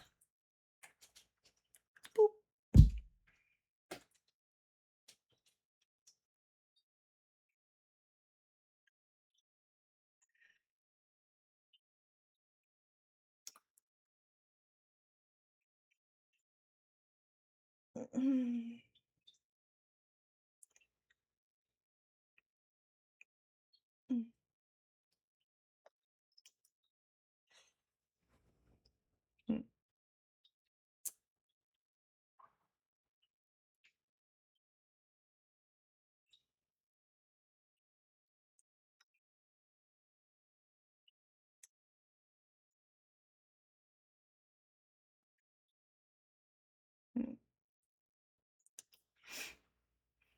Does that look even?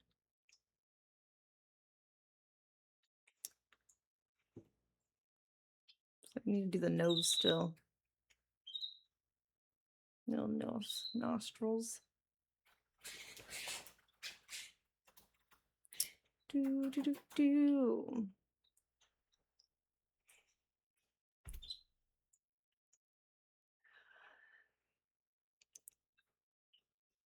Happy Mander.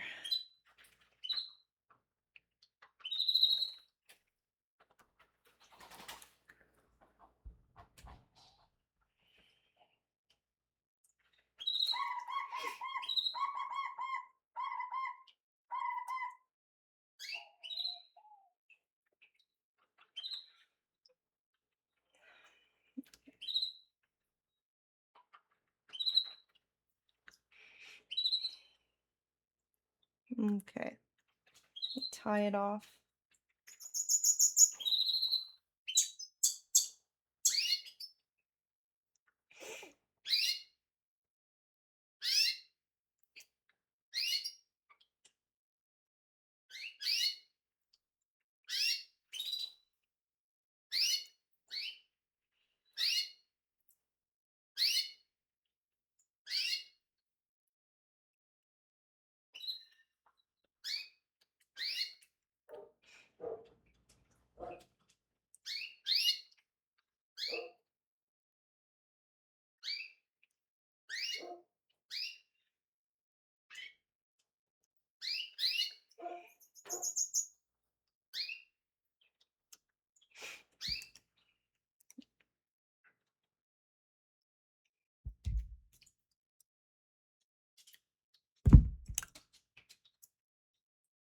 Go.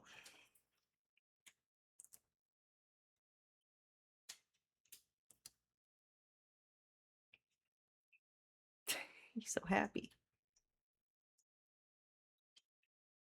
I gotta do the nose. It looks weird without the nose.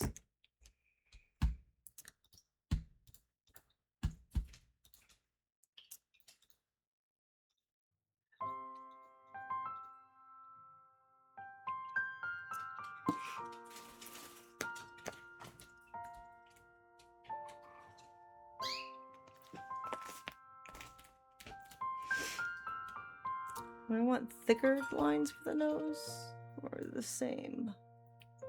It's about the same. I'll just keep it consistent.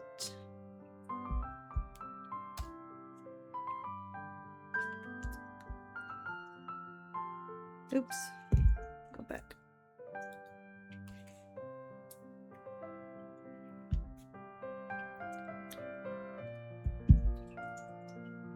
Oh, I'm using the wrong thing.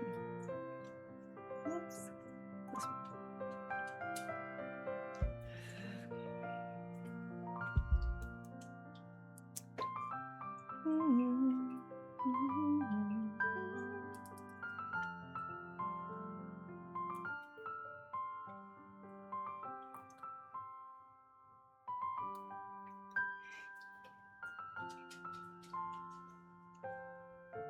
Oops.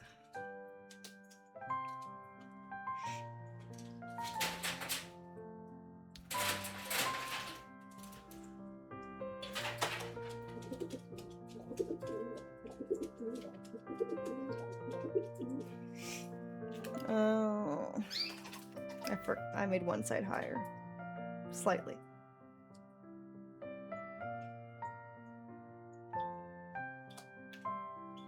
Which side do I like? Do I like the higher side? Maybe I do like the higher side.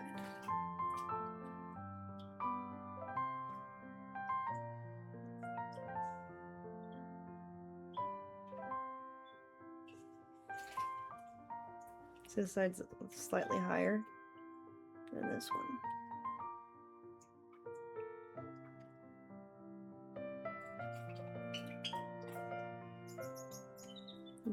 Which side do I like more, though? I don't know.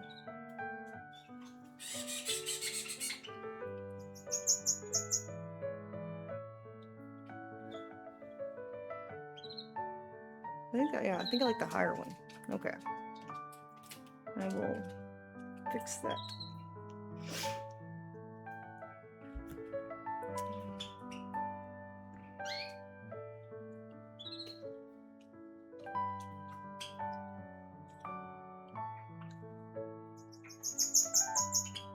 That's an easy fix.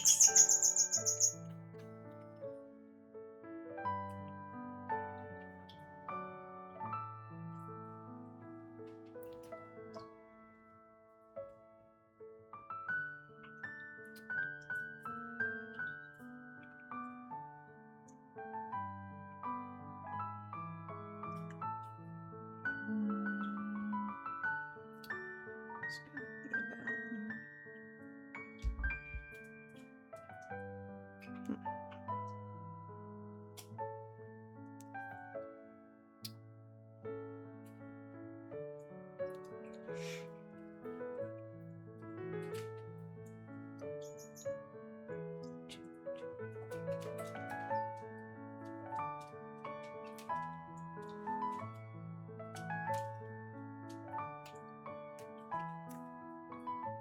Do, do, do.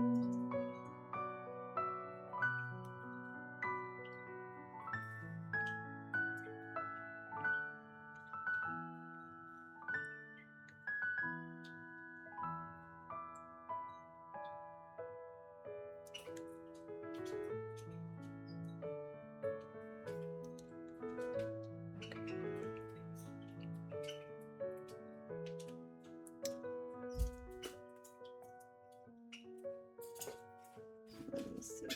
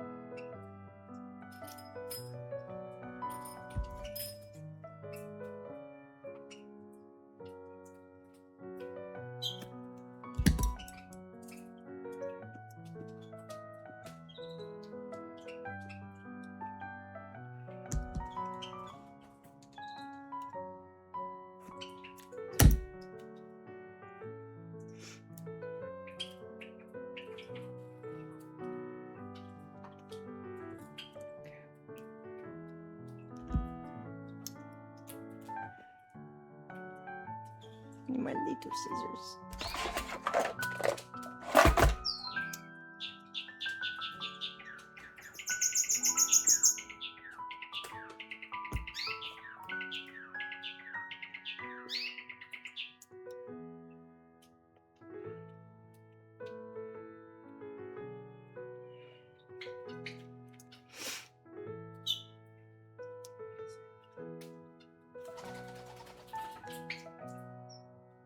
Tie these together instead.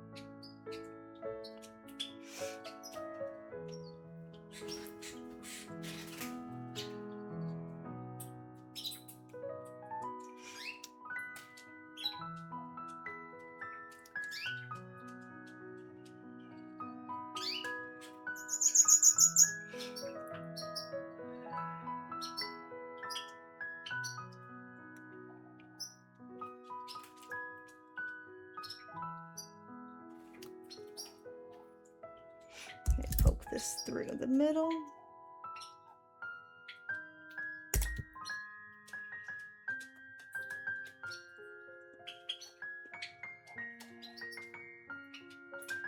Make it disappear.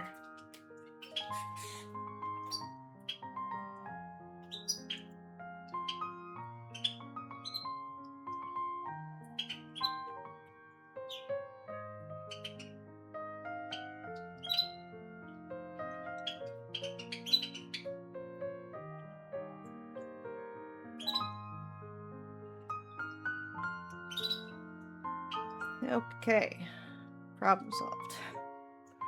Now I can make it better.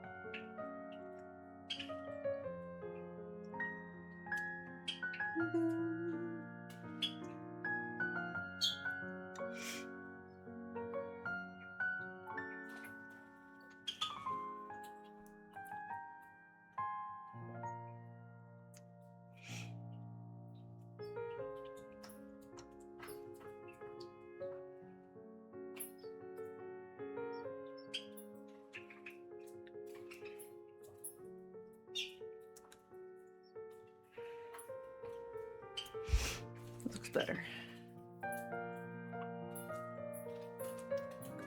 Yeah, come back.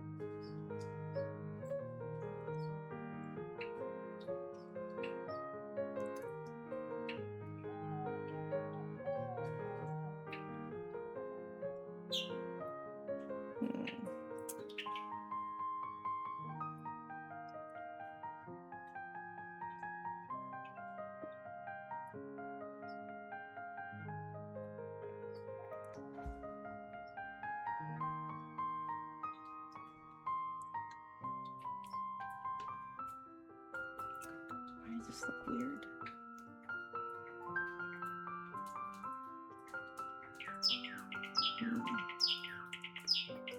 No, well, it doesn't look right.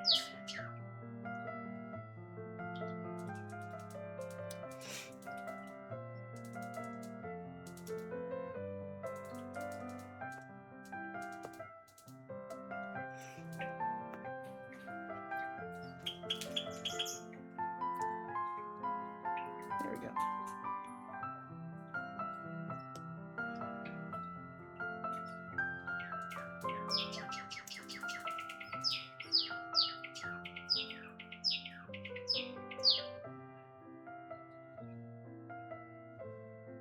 Stuff it in there. There we go.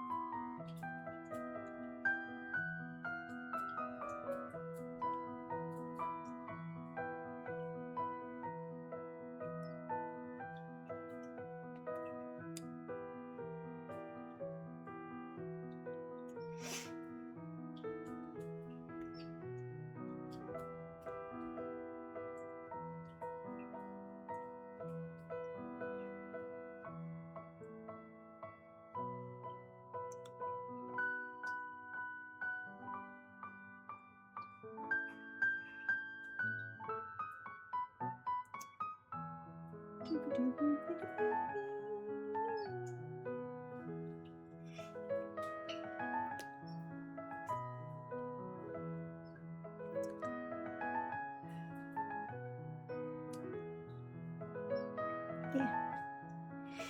Almost.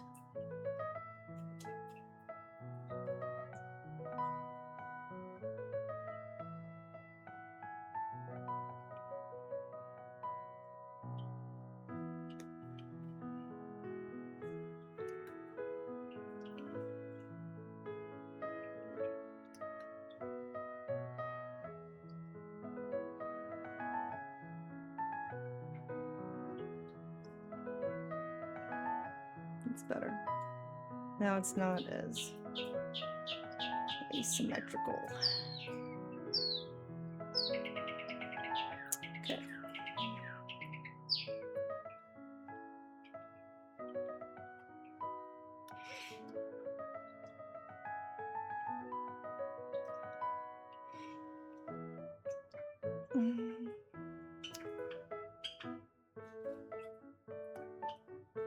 It's missing something, the nose. We're gonna do that next.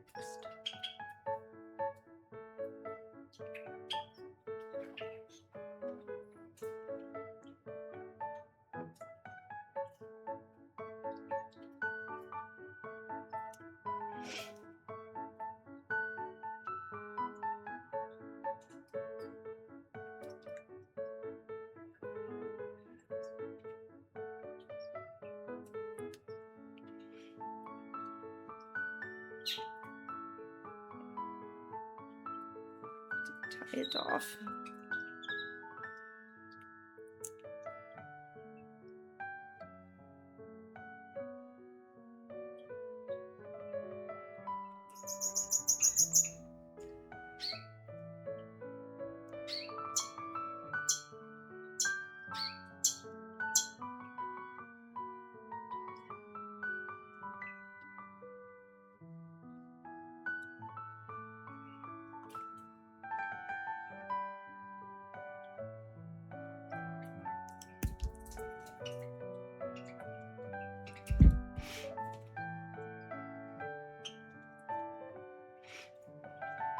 I like from the side. It looks pretty accurate with the dip below the nose.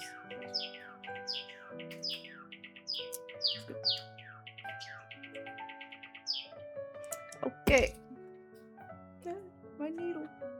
Come back, needle.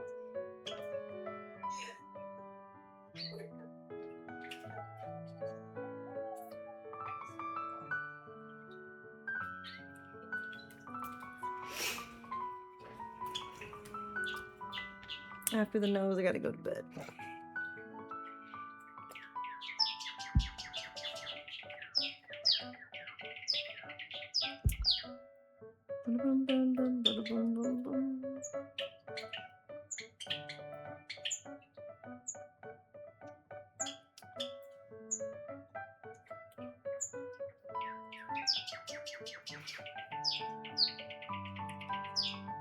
It's not flat on the bottom. It has a V. I don't want it like super pointy, like a beak. It's not super pointy. This is just fan art.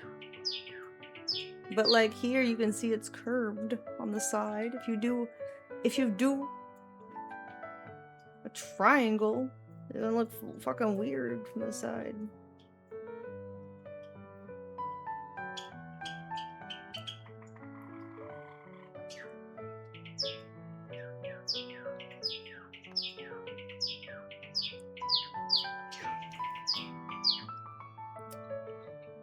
Okay.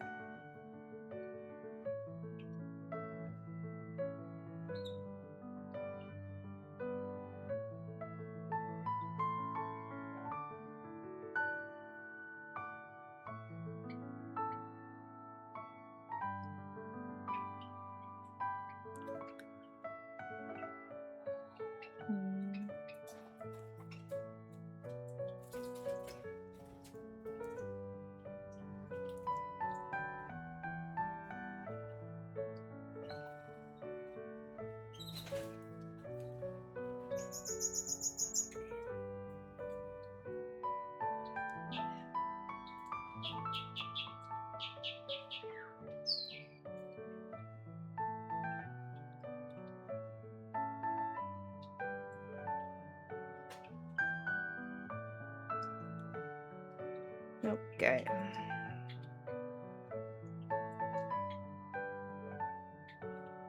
The nose location is very important.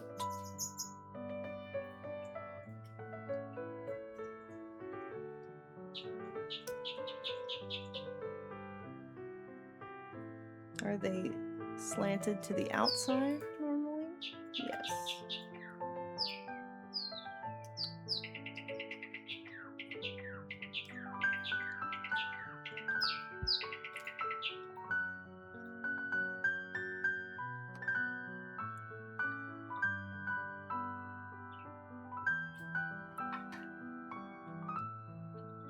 That's gonna be the biggest thing, is trying to get them aligned.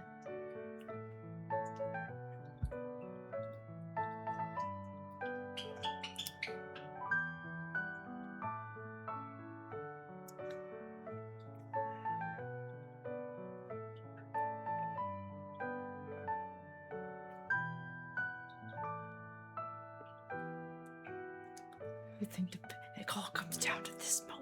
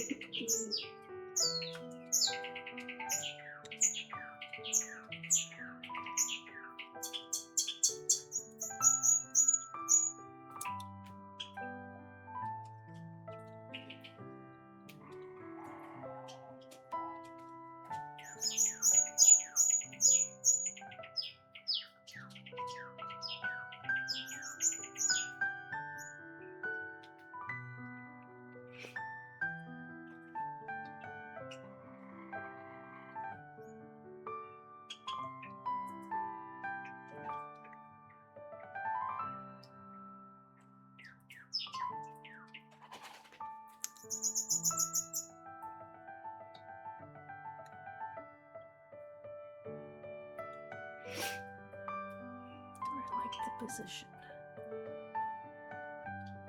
I think so.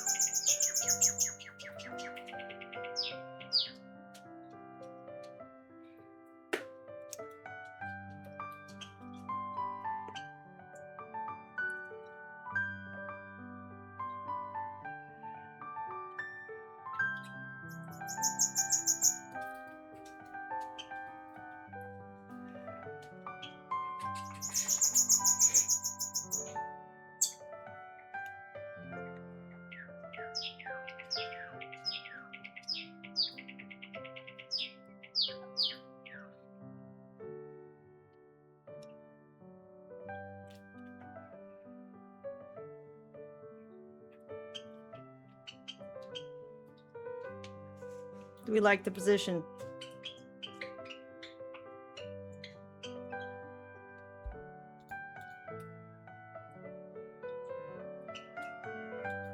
I think it makes it look more V-shaped. For certain. Char. Now he can smell things.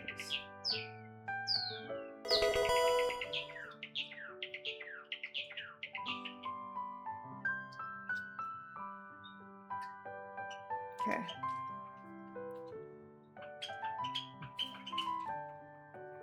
Smell things.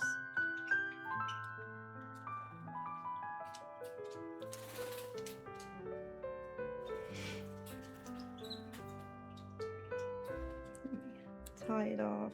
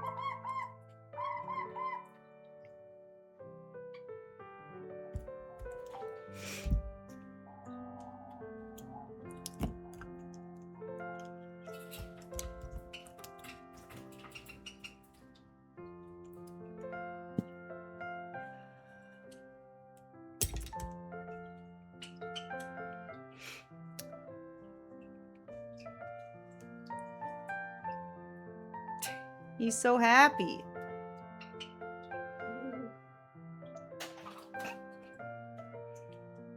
He's a happy mander. It's like one of those bouncy clowns that you punch. Bah.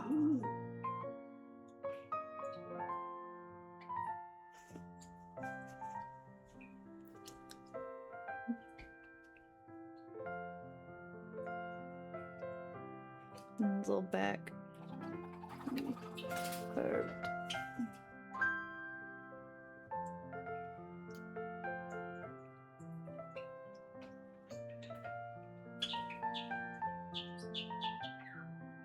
Tomorrow we'll work on the belly.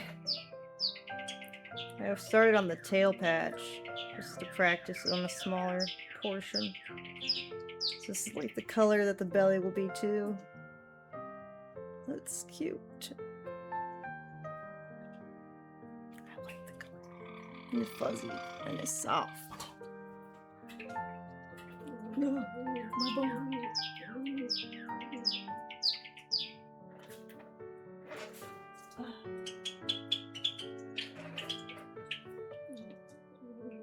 Okay, bed. Time for bed.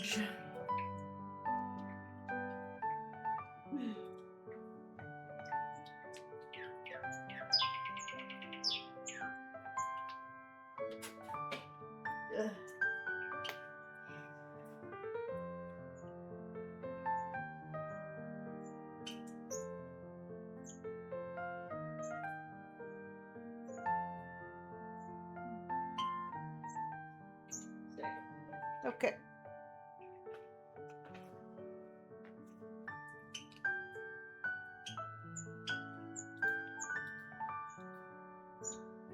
It's not really ivory, it's definitely yellow. Just a pale yellow. Pale yellow. This is feetsies, or his toesies are white. Alright. See you later, chat. Tomorrow.